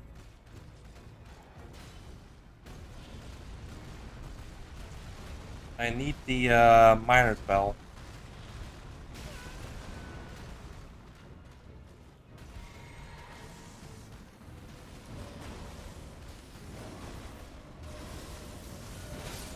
Yeah, that was the end.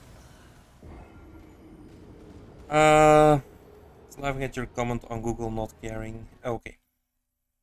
No, this boss really sucks. Yeah. Yeah, he really, really does. Boss in this arena feels like a bad idea. I like him in Mount Kelmir, enjoyed fighting him in on Torrent. Yep.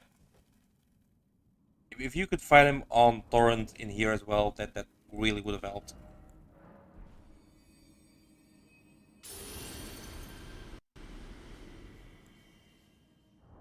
Well, and now we don't have much in the way of our special things anymore.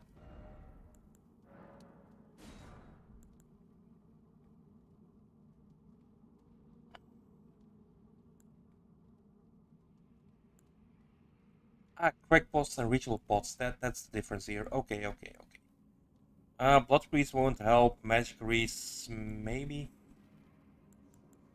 Freezing won't help. Yeah, okay. That's only rules for you if it was 3 PS3. I think you would have been able to dodge all of this way easier. Yes, I completely agree. I think iframes definitely took a hit in Elden Ring. Boss like him need to strictly be in space area, not in cramped areas. Yeah, same with like the tree spirits, like the ulcerated tree spirits. They really shouldn't put them in like the end of the first hero's grave.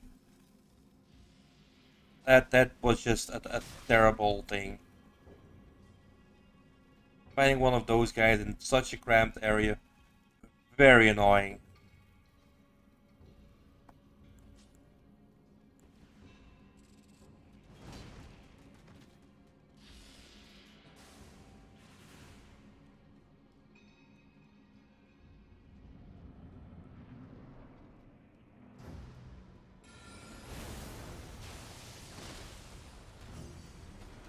This might work.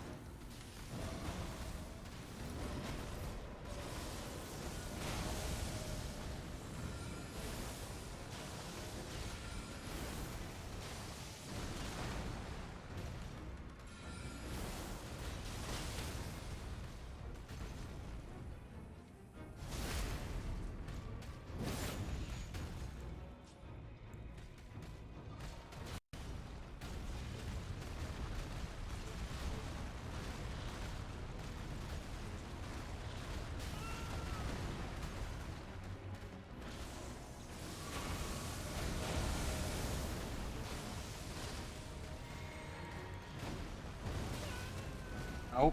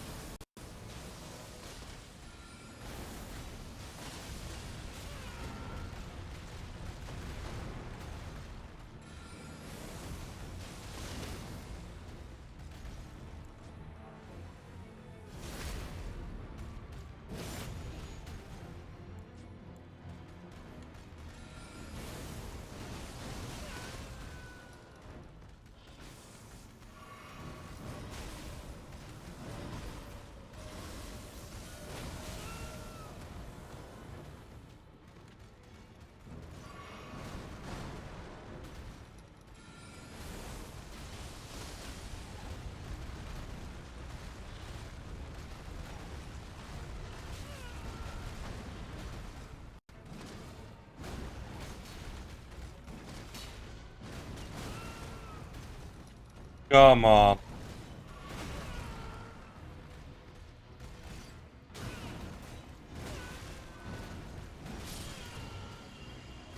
Oh my god, we got him. Wow. Okay, okay, okay, okay. Okay.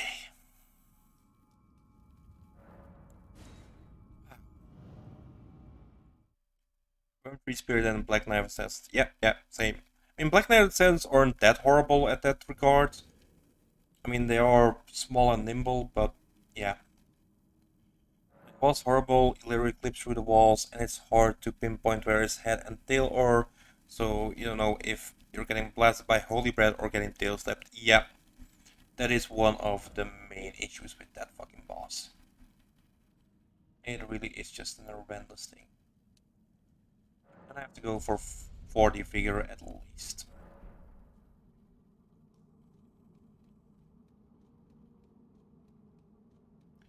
Okay, but guys, I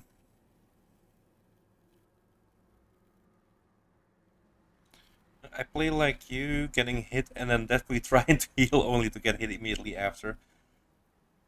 Yeah, I'm terrified of running around with low health. And it's really something I don't like to do. There was an optional Black Knife Assassins you fought in a small room and it was horrible. Oh yeah, the one in one of those catacombs. I remember that one. Um, but you can summon in help, which makes it a lot easier. There is a summon sign outside of that arena. And is it like Bernhold? No, not Bernhold. Is it D?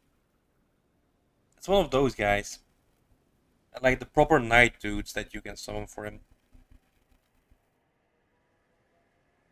I can't remember which guy it was that you could summon.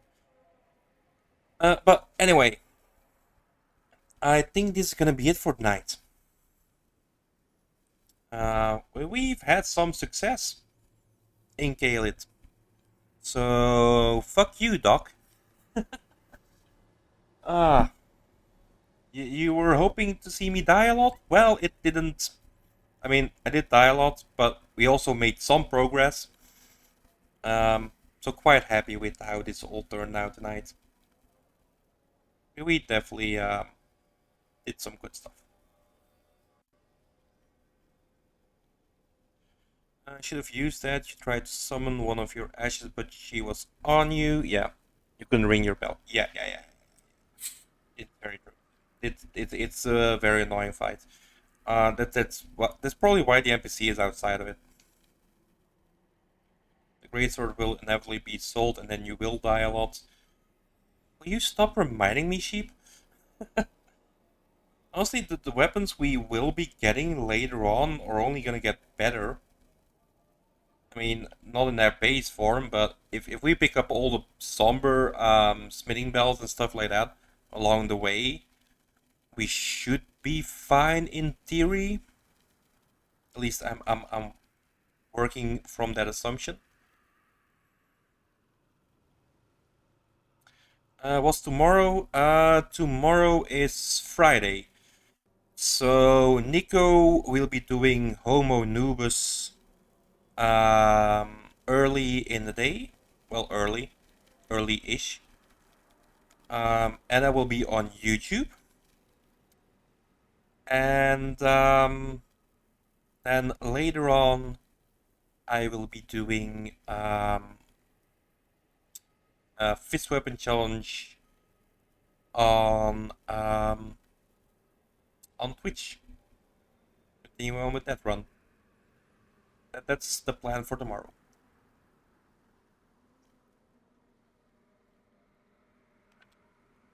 Unless Doc says that he wants to do Man of Medan. Because then we can definitely change some stuff around that we can do Man of Medan.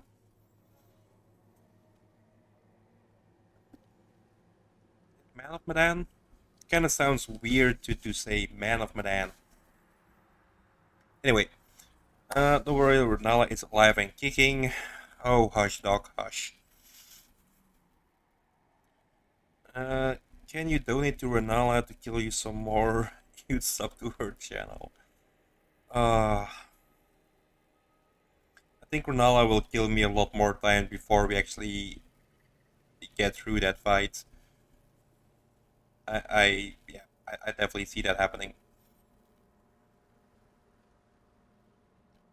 I mean, once we done the entirety of Kalit, I am gonna revisit her. I'm honestly not sure what we're gonna do in Kalit. Radon, we're definitely gonna do Radon, but other than that, I feel like we're almost done with Kalit.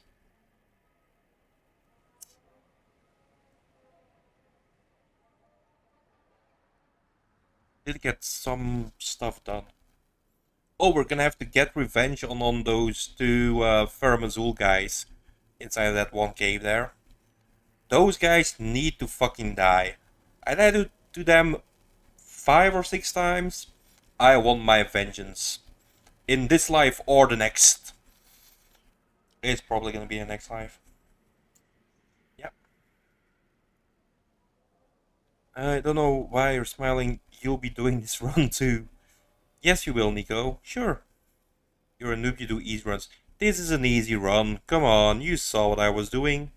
It is an easy run. That's why you got whipped by the snake dudes. She did get properly whipped by him. One down the stairs, even worse. He swings his whip like a lasso, and each whip is longer than the last. Oh yeah, that one. On the way to Rykard. Yeah, that one is terrible. Oh, you can run past him. I think you need to roll once in order to avoid one of his whips. Other than that, it is doable.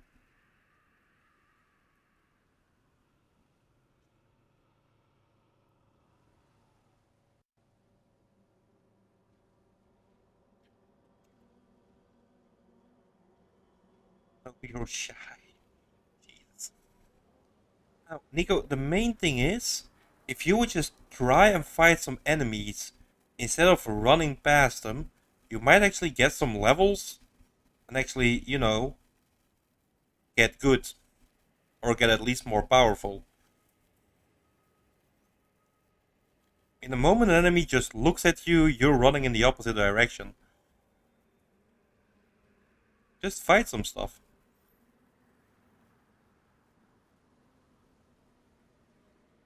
She does need levels. What does she need? The higher the level, the weaker you are. They kill you. Scary. Well, they won't kill you anymore if you actually kill them first. It's fine, Nico will first try Godskin at rune level 75. Yeah, if that's happening, I would be very, very surprised.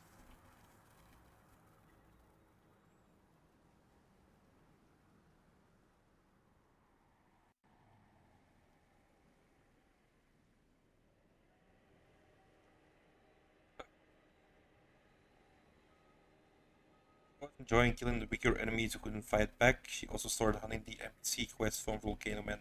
Yeah.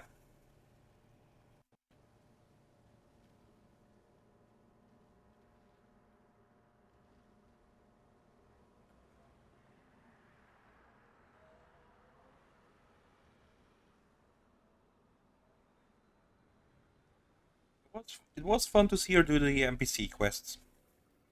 Although I think she's stuck now, isn't she? Next one is Mountain of a Giant, probably, the last one. Help her finding OP weapons and ashes of war. Always help people on first playthroughs. No, it's kind of. I mean, she has to kind of do things blindly, at least up to a certain degree. Because I don't want to see too much backseat gaming. And it's kind of.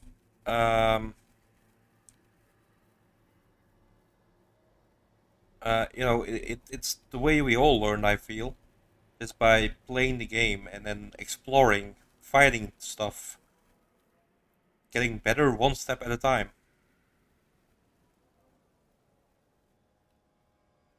That's why I told her to jump to her dead down elevator, Doc.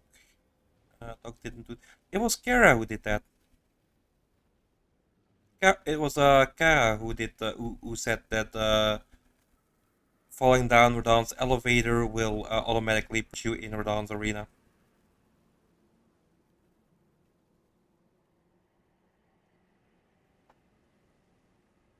Yeah, Doc wasn't even here for that. Yeah.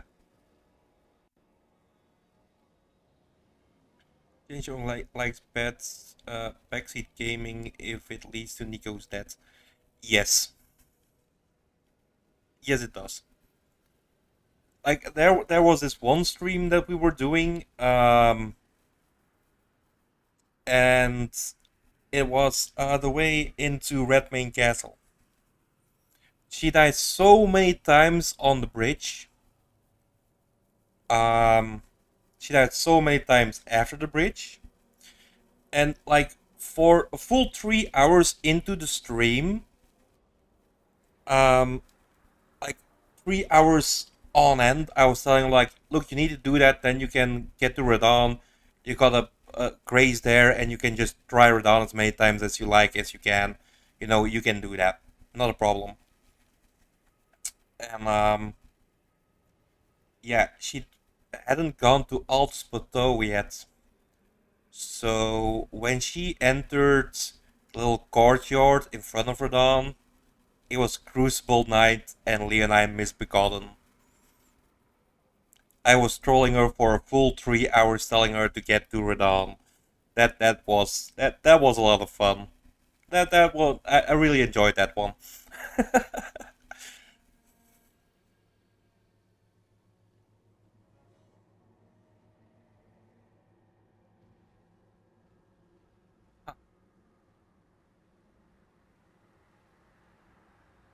But at the end, then I did tell her to pick up the +5 Somers Mini Stone, so not all bad. Uh, you wish you would have seen the "you died instead of a skip." You never troll first timers, it's one of your principles. Well, don't troll her, just don't help her too much. I mean, we do have like a kind of rule that if she dies to a certain boss too many times, and it's a boss that she really needs to do to progress, and then she can summon in help. But I also don't want them people in who just one shot the boss, you know, that way she doesn't learn anything from it. And she would troll Nico. She is so trollable. She really is. She really, really is. And Nico actually cried. Yeah, you didn't cry because of the fight there. You cried because you fell into the little hole when you forgot to jump and you had 3 levels just sitting there for you to pick up. That one I also remember. That's the point where you, yeah. Oh god, that was funny as hell. I think it's one in one of the highlight videos. I'm just not sure which one anymore, but yeah. That was funny.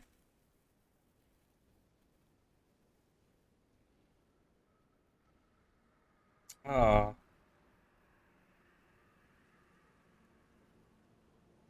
honestly, the whole Kaylee thing with Redmane Castle is probably one of the funnest streams I've ever done. It's definitely the funnest stream I've done with Nico. That was just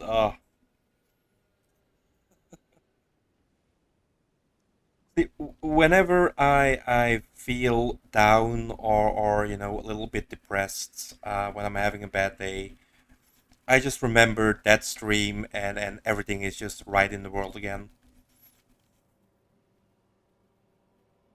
Yeah. Uh, Summon sheep. He can use Common Azure. Nico will summon anyone willing to help. Yes, she does. Even if the person in the middle of a boss fight turns into a flagpole. We had people like that as well.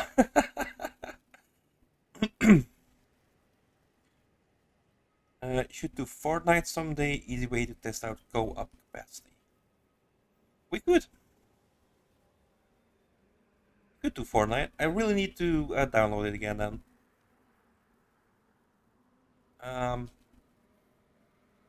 yeah. I'm open for Fortnite, definitely. But I am gonna play it like a normal shooter though. I just with the whole building and then the weird stuff that people do in it. Not interested. Just play it like a normal shooter. That tends to work. Definitely if you're in a team and you can actually revive the other person. At one stream is Jinj fighting Renala with a crossbow. Look, the moment I can make bleed bolts and frost balls and everything, I think the fight is gonna be a lot easier. Definitely if I can get rot stuff. Rot bolts. Then the fight is just over. Then all I need to do is stay alive. And you know, that should be possible. When Nico gets to Melania, you will make a character called Let Me Heal Her, bringing Great Shield to block all of her attacks. Doesn't matter. She doesn't need to damage you to get health back. Just hitting you is enough to get her health up again. So even with a Great Shield, she will keep getting health. That's one thing about the Melania fight I really don't like. Like, if you successfully block an attack, she shouldn't heal. If you don't take damage, I mean, there's nothing she sapped away, basically, or leached away, or however you want to call it. Uh, oh, we'll play no build Fortnite, build is boring. Yeah, completely agree. Completely agree. Shields of Great Shield hits too. That's the point you heal Melania, not Nico. Oh, okay, okay, okay. Wait, what? Yeah, Nico. If you get to Melania, she heals from everything. The moment she touches you, she heals. Doesn't need you don't need to take damage. She just starts healing. That is bullshit. You're blocking her attacks. What are you healing from? Yeah, completely agree. Yeah, that is what the one thing about the Melania fight that I really don't like. She can heal off successful attacks, but healing off of block attacks is wild. Yeah. Also, she shouldn't be allowed to heal per hit on waterfowl. Hmm. Honestly, the healing on waterfowl, I would agree to. Like even healing with a single hit.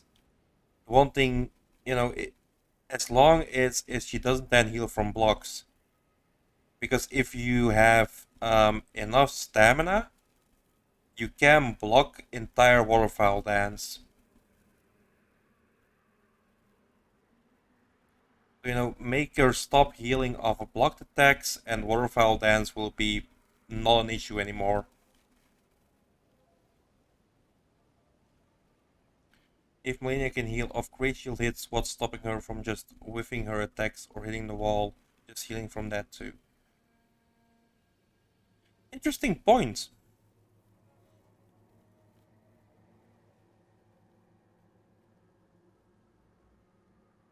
Because that she doesn't do, does she? Like, there are definitely have been times where Melania hits the wall instead of hitting me, and she doesn't heal from those. So it's not really a hit detection. It really is a hitting a person detection. I never actually stopped to consider that. Yeah. Now that you mention it.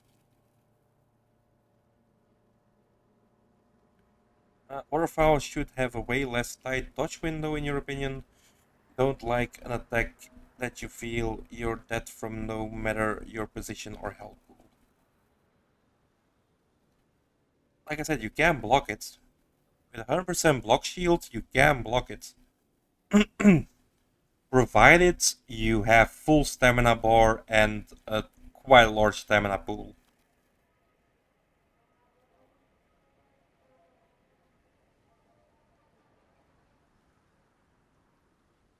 But yeah, it does have a very tight dodge window. You really need to time it just right in order to not get hit.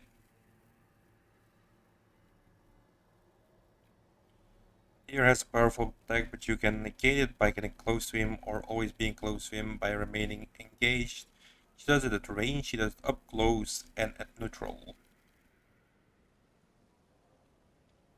Yeah, Deer does have some very interesting attacks.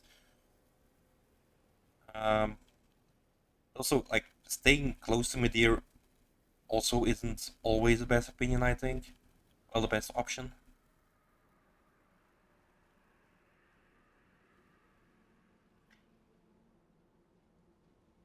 I mean, the guy who defeated Medir barehanded. Seen the footage, it's boring as fuck to watch at normal speed. Um, but wow, respect. And he didn't even go for like, when he finally broke the stance, didn't even go for like the repose or anything. That was amazing footage. Even if you did have to speed it up not to fall asleep at it. Yeah, you could block it, but she heals from it anyway. Yeah, that's why I say just take away the healing from blocked attacks, and Waterfowl Dance would be no problem.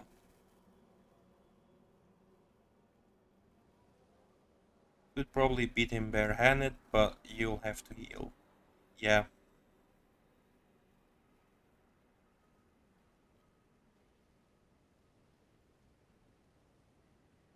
I think this guy did it in like a red Deerstone ring range. Still, I mean that's amazing. The level of concentration for that amount of time, because I think he did it in like 45 to 50 minutes. Um, the moment you make one tiny mistake, you're done. It's why, like, with the no death runs, um, if I could do it all in red deerstone range, it would be a lot easy. Well, easier. You could do a lot more damage. Um, but I myself don't feel comfortable doing anything in red deerstone range.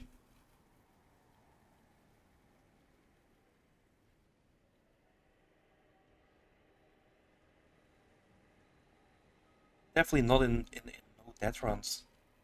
It's that one tiny little mistake and you're just done for. Imagine then being a red deer zone range for like Elden Beast or something like that. That's just amazing and insane. Your mental limit kind of tapers off after 3 minutes and you start making loads of mistakes. Same. I'm the same way. I have done longer fights, definitely with now that I'm doing challenge runs. And I am getting like slightly better in those longer fights. But yeah, it always takes me quite a bit to get into the right mindset for those longer things. I mean, either one range attack or one super aggressive enemy is all it would take if you're doing a tier stone build. Yep. I know it's like the most powerful thing in the game, tier stone builds. Definitely if you're going red tier stone with like high arcane, um, just for that bleeds. And the current um, current meta basically for no hit runs is Iron Balls plus 25, Red Tear Stone, and 99. Well, thanks to runes and Radagon Scar Seal and stuff like that. Uh, 99 strength, and That's one of the reasons I would never be able to do a no hit run. There is no way I can play at that. I I just can't play that way. And it takes a very special kind of player to do a no hit run with a tier stone build. Right, if there was an item that drains your health to 1 HP and leaves it there, but you have to constantly maintain low health, keep from having the rest ticked away. Yeah. Yeah.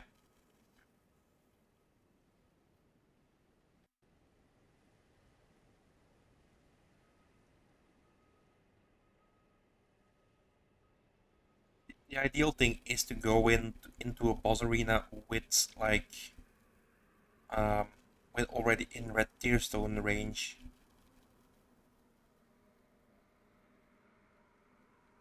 That really is insane to me. You can get it with all the buffs you can do, like with the whole poison thing and everything. That you can then heal. You can use it with the mushroom heads buff or something like that. Um, Still, I wouldn't even fucking try it. And if I could do it and I would feel comfortable about it, I'm pretty sure I could do an Elden Ring no death run. But I don't know, I just wouldn't feel comfortable trying it.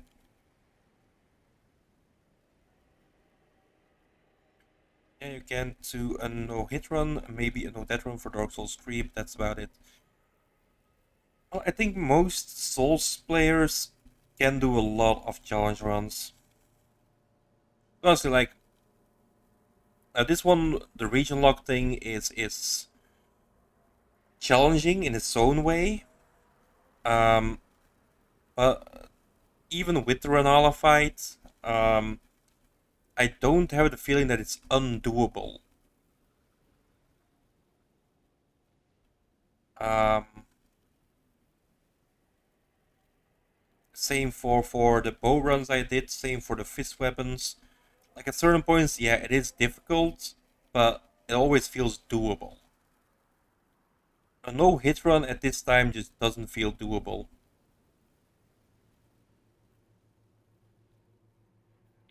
Getting past the boss run, and even then, it will take a boring amount of time getting your health low for every boss.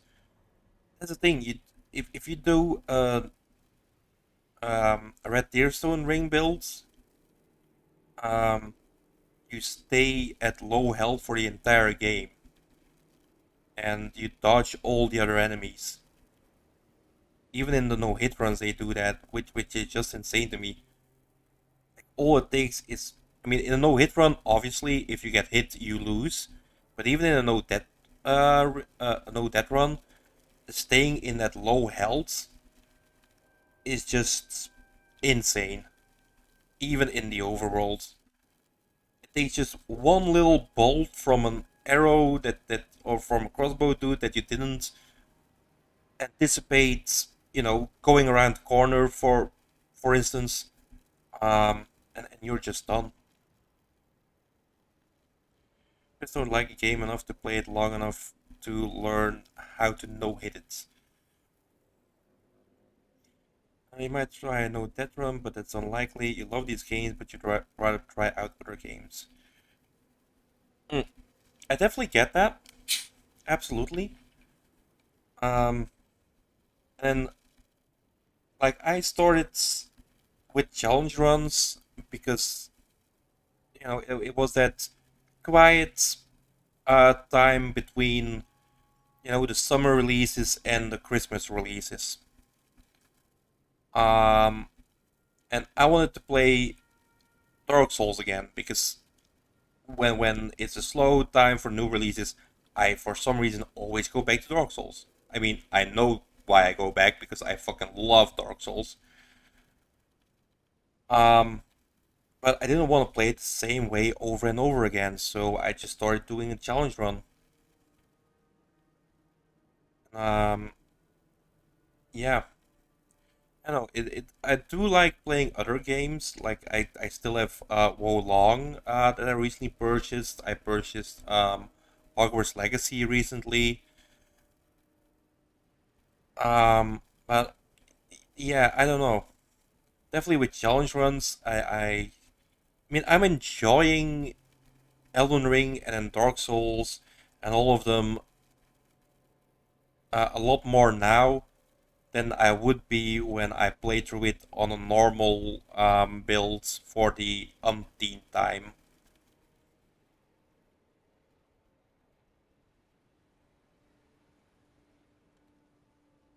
Hmm. When you do challenge runs, like everything at your disposal with no limits. That's why you max out your characters in these games.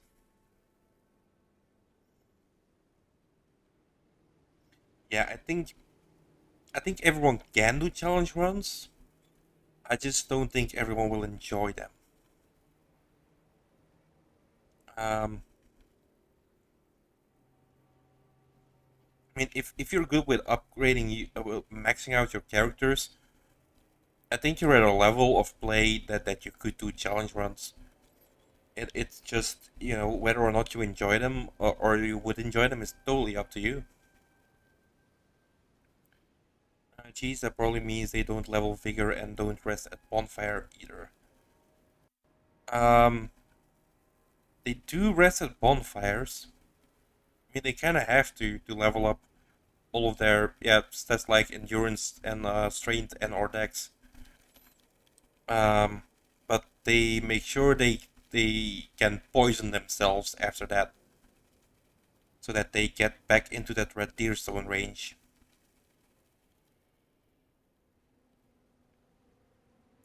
They don't do mage builds that requires upgrading multiple stats. True, very true. They also play on low HP to maximize AR by wearing Mimic Chest Helm, for example. Yeah, that's another one. Mimic Chest Helm to lower your HP. Yeah, you can do it with the Mimic Chest, with Poison, with Toxic, as it is called in Dark Souls. Here we have Scarlet Rocket. Yeah.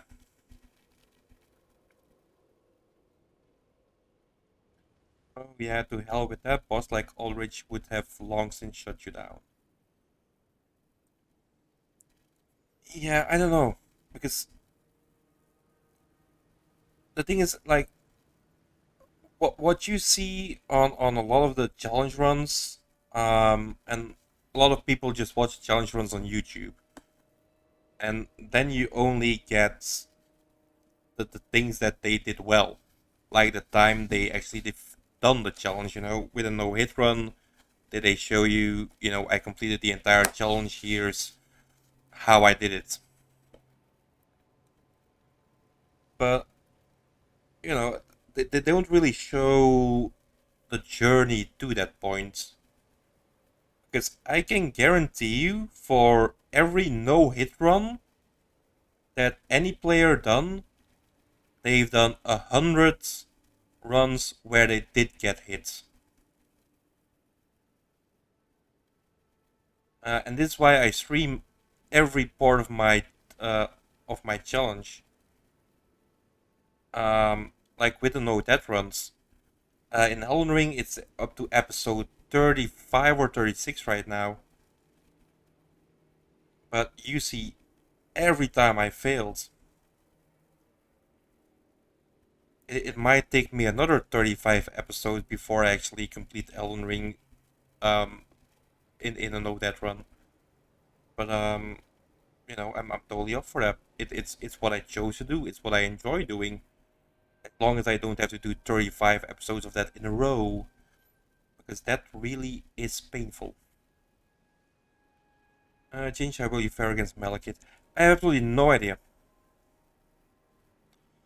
I I'm trying to take it one step at a time. I'm not gonna worry about Malekith or Godskin Noble yet, while currently the run is just trying it on Renala. That's just, yeah. Um, We will cross that bridge when we get there.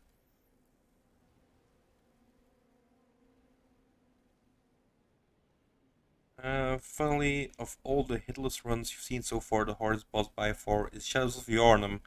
Hitless runners hate Shadows of Yharnam. Yes, I've noticed this too, and I've heard this too. Yeah, hitless runners really hate Shadows of Yharnam.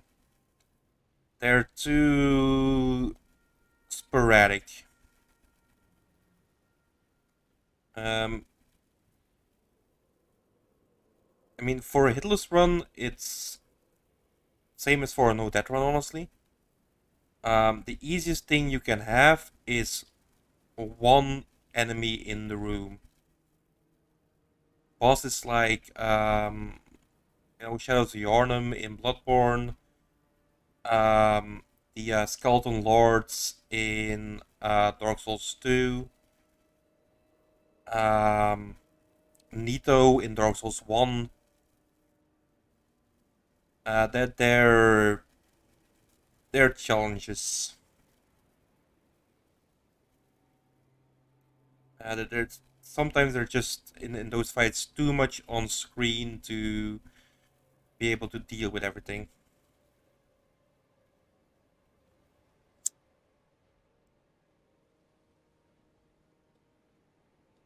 Sounds like torture, man, going so far to fail and then have to do it all over again would crush your will. Yeah.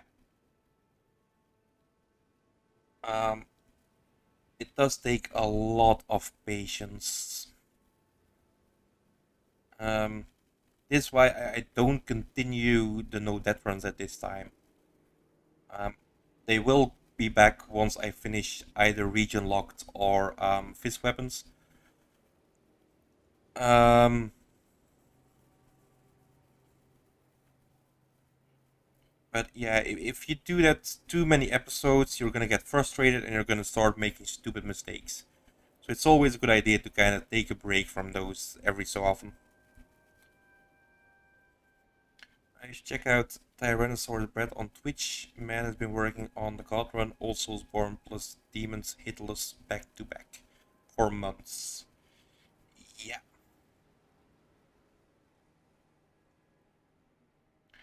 I mean, if I could ever fucking do a God Run, oh, that would be fucking amazing. But that's not something I plan to do, honestly.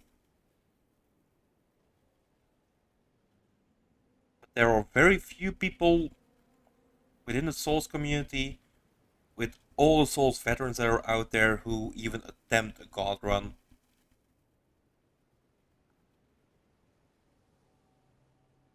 I mean, literally, you are a fucking god when you complete it.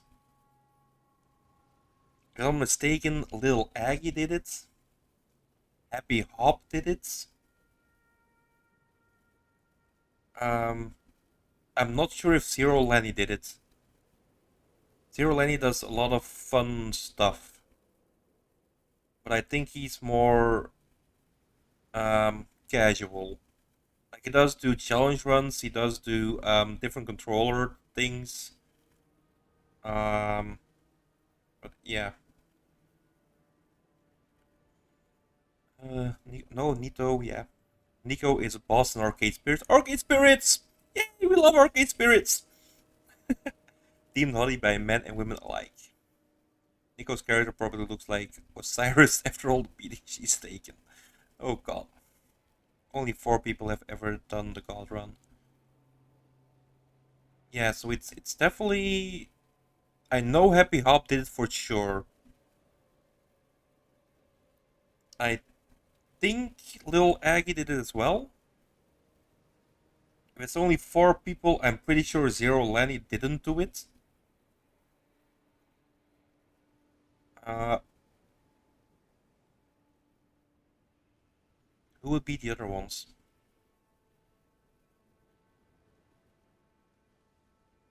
Kermit? Nah, Kermit wouldn't do it. Sunlight Bro definitely wouldn't do it. Democracy wouldn't do it. Uh, who are the other ones?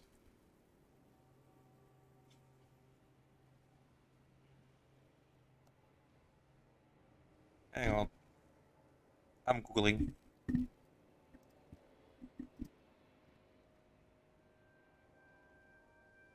Run of Dark Souls.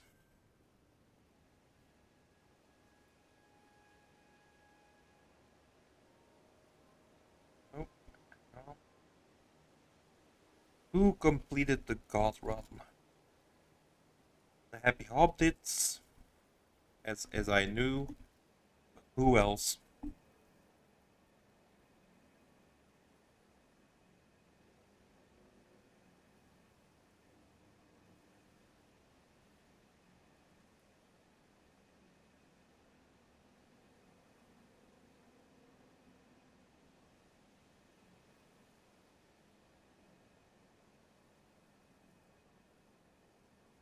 Uh-huh.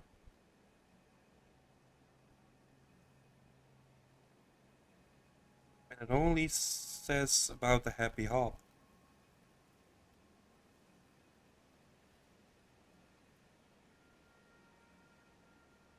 Oh, hang on. Dino Sindgeil. Yeah, that doesn't surprise me that he might have done it too. Totally forgot about him. He's not that vocal.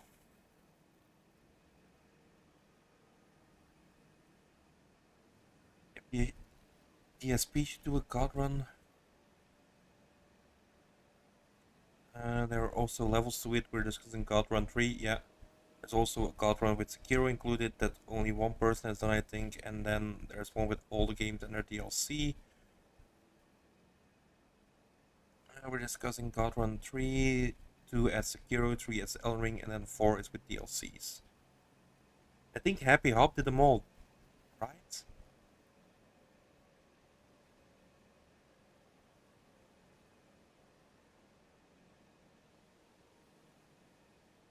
Uh, all 5, it says. That was God Run 3? Yeah, Happy Hop did God Run 3.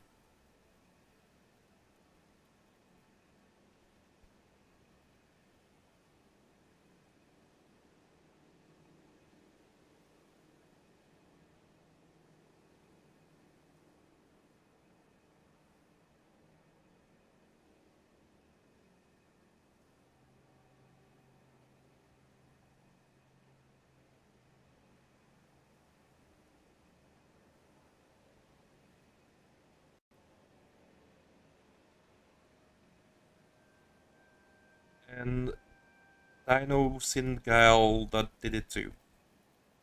So we got 2 people at least who did the 3. I think God Run 1, I'm pretty sure that Little Aggie did that one too.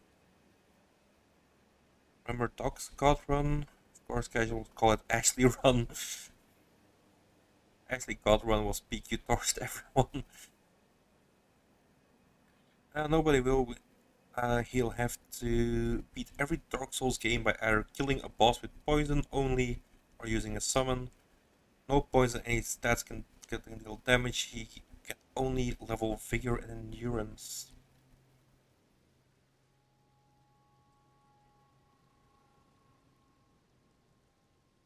I will be up for that. The Ashley Run. Every Dark Souls game by either killing a boss with poison only or using a summon. Dark Souls 1, not an issue. Dark Souls 2, if I don't have to go for all bosses, not an issue. Dark Souls 3 might be an issue. Demon Souls, not an issue. Bloodborne, issue. Huge issue.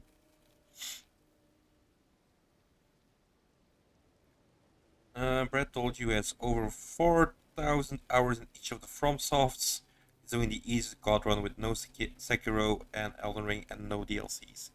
Yeah, even then it's insane. I have major respect for anyone who tries any god runs. Um, I've seen a lot of footage that Happy Hop has posted about it. I've seen stuff of little Aggie doing it, and it's just it's fucking insane. I would never be able to do that.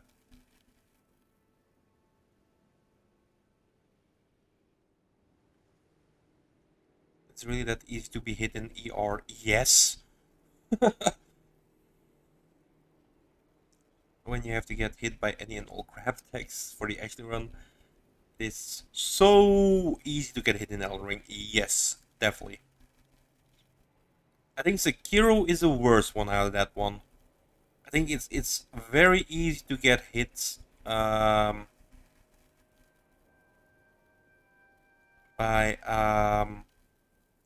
by anything in Sekiro. Yes, 1, 2, and 3 optional bosses are optional, and so is DLC. Since you have shit like frozen outskirts and the angles in DS3, yeah.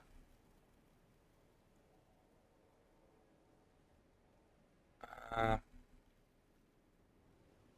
think yeah, if you don't, I mean, it's not a god run if you can get hit, but an Ashley run I would be willing to try. I think that would be fun. By the way, does no hit mean you don't get hit or you don't hit enemies? You don't get hit by anything, yeah. Only fall damage is allowed. Not even fall damage is allowed.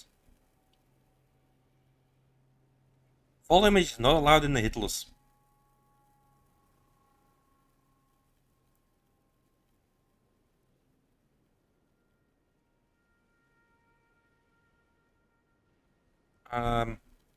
Self-inflicted is allowed, but as far as I know, fall damage isn't.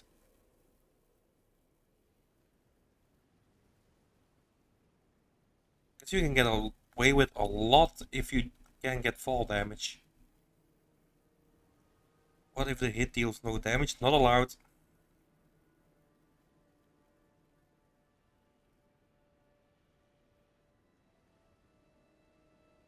Doesn't happen, but any hit renders run void. Yeah.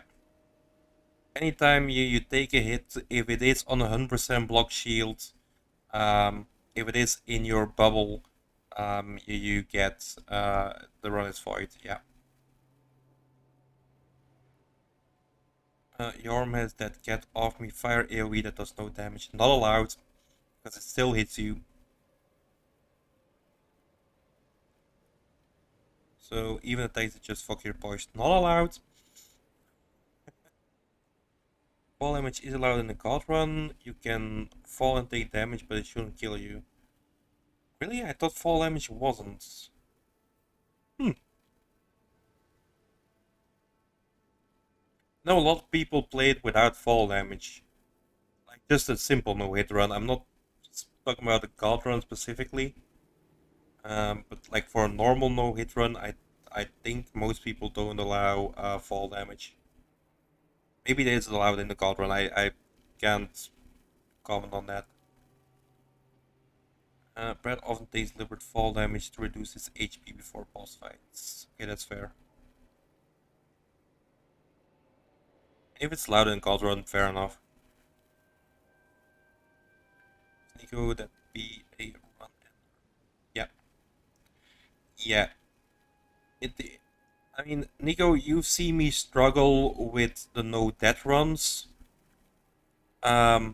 Multiply the difficulty of a no death run by 1,000, and you get a no hit run. Honestly, it really is the hardest challenge in Souls. Definitely if you're going for the god run, whether it be 1, 2, or 3.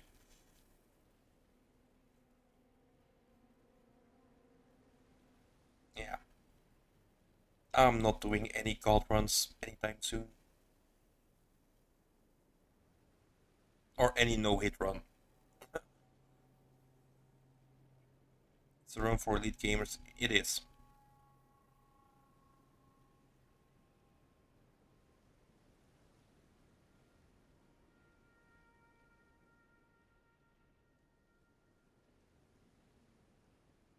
It's like only the best of the Souls community can do it.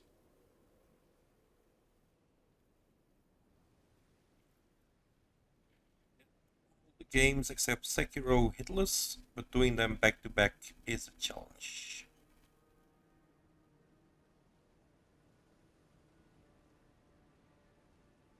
Yep.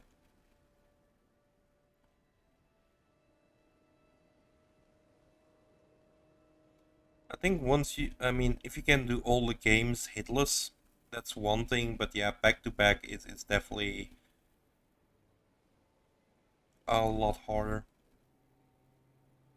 At 12 million runes, and you get a whopping 13 levels. Nice. Got to game 5 recently, but got hit by a man eater. Wait, man eater is Demon Souls.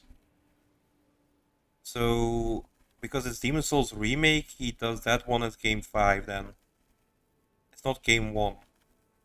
That would be my order. Demon Souls, DS1, DS2, DS3, Bloodborne, Sekiro, Elden Ring. As many runes so quick, Sacred Relic Sword and a formed pod pick the unlock towards the end, yeah. We're nowhere near there, Nico, to get runes the intended way. Golden Pulse thingy, yeah, basically. I mean, I can get you to the farming spot if you want, Nico. Kind of.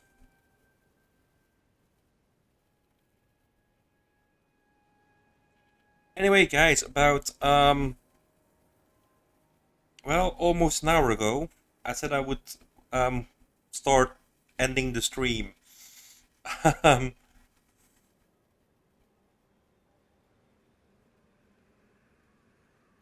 yep, he likes demons as game 5. He has a poison thread for the final boss. Yep, I know that one. I always killed him like that. False King Alans.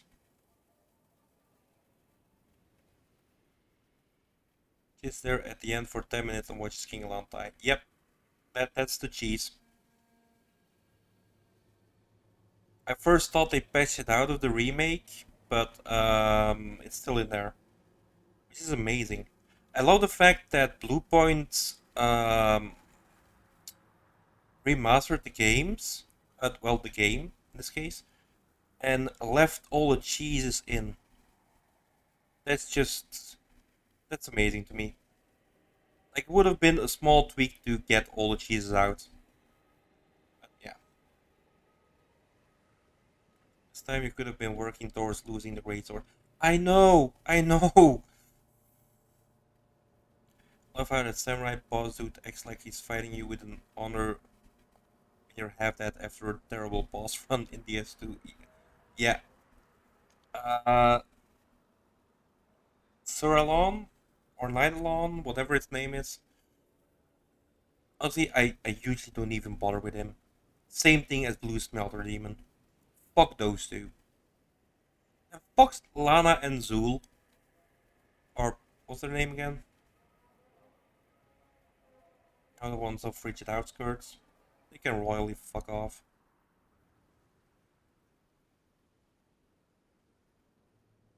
Bluepoint is a frame by frame remake, no change to the gameplay other than quality of life and textures. Yeah. Definitely. I really appreciate that. Blood and Zell, that's the one. And Nico is leaving us. Thank you very much for joining, Nico, and for modding as always. I'll see you tomorrow during your stream. Mwahaha. A comment you read about him was that he commits seppuku because he couldn't handle the shame of getting perfect by half that character. Yeah, if you kill him without taking any damage, he does perform seppuku because he couldn't handle the shame. That's really what he does. That's not even a joke. That's really what he does.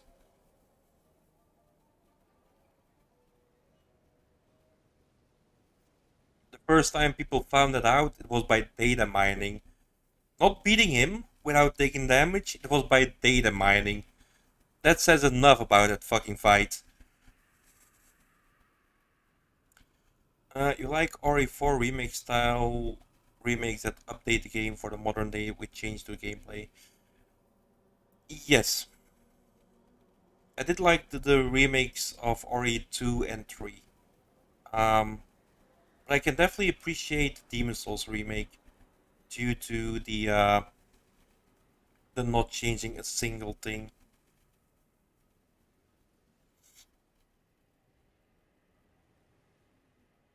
Um, no, they keep charm and the janky gameplay of Demon Souls original, but just by redoing the textures and the overall visuals, they do manage to bring it into the 21st century. I like it. Not Zelon, but you like Lana and Zul better. Look, all the letters were in there somewhere. Okay, that's all. All letters were kind of in there. Yeah, I am gonna go to sleep. Um, we can sit here discussing this all night. Maybe I should do a chatting stream at some point. Alright, so Dog Sheep and anyone else who is still watching, thank you all very much for joining. um, really appreciate the support, the likes, the views, everything. So tomorrow Nico will be here with Anubis, and after that I will be on Twitch with Fist Weapon Challenge. So until tomorrow.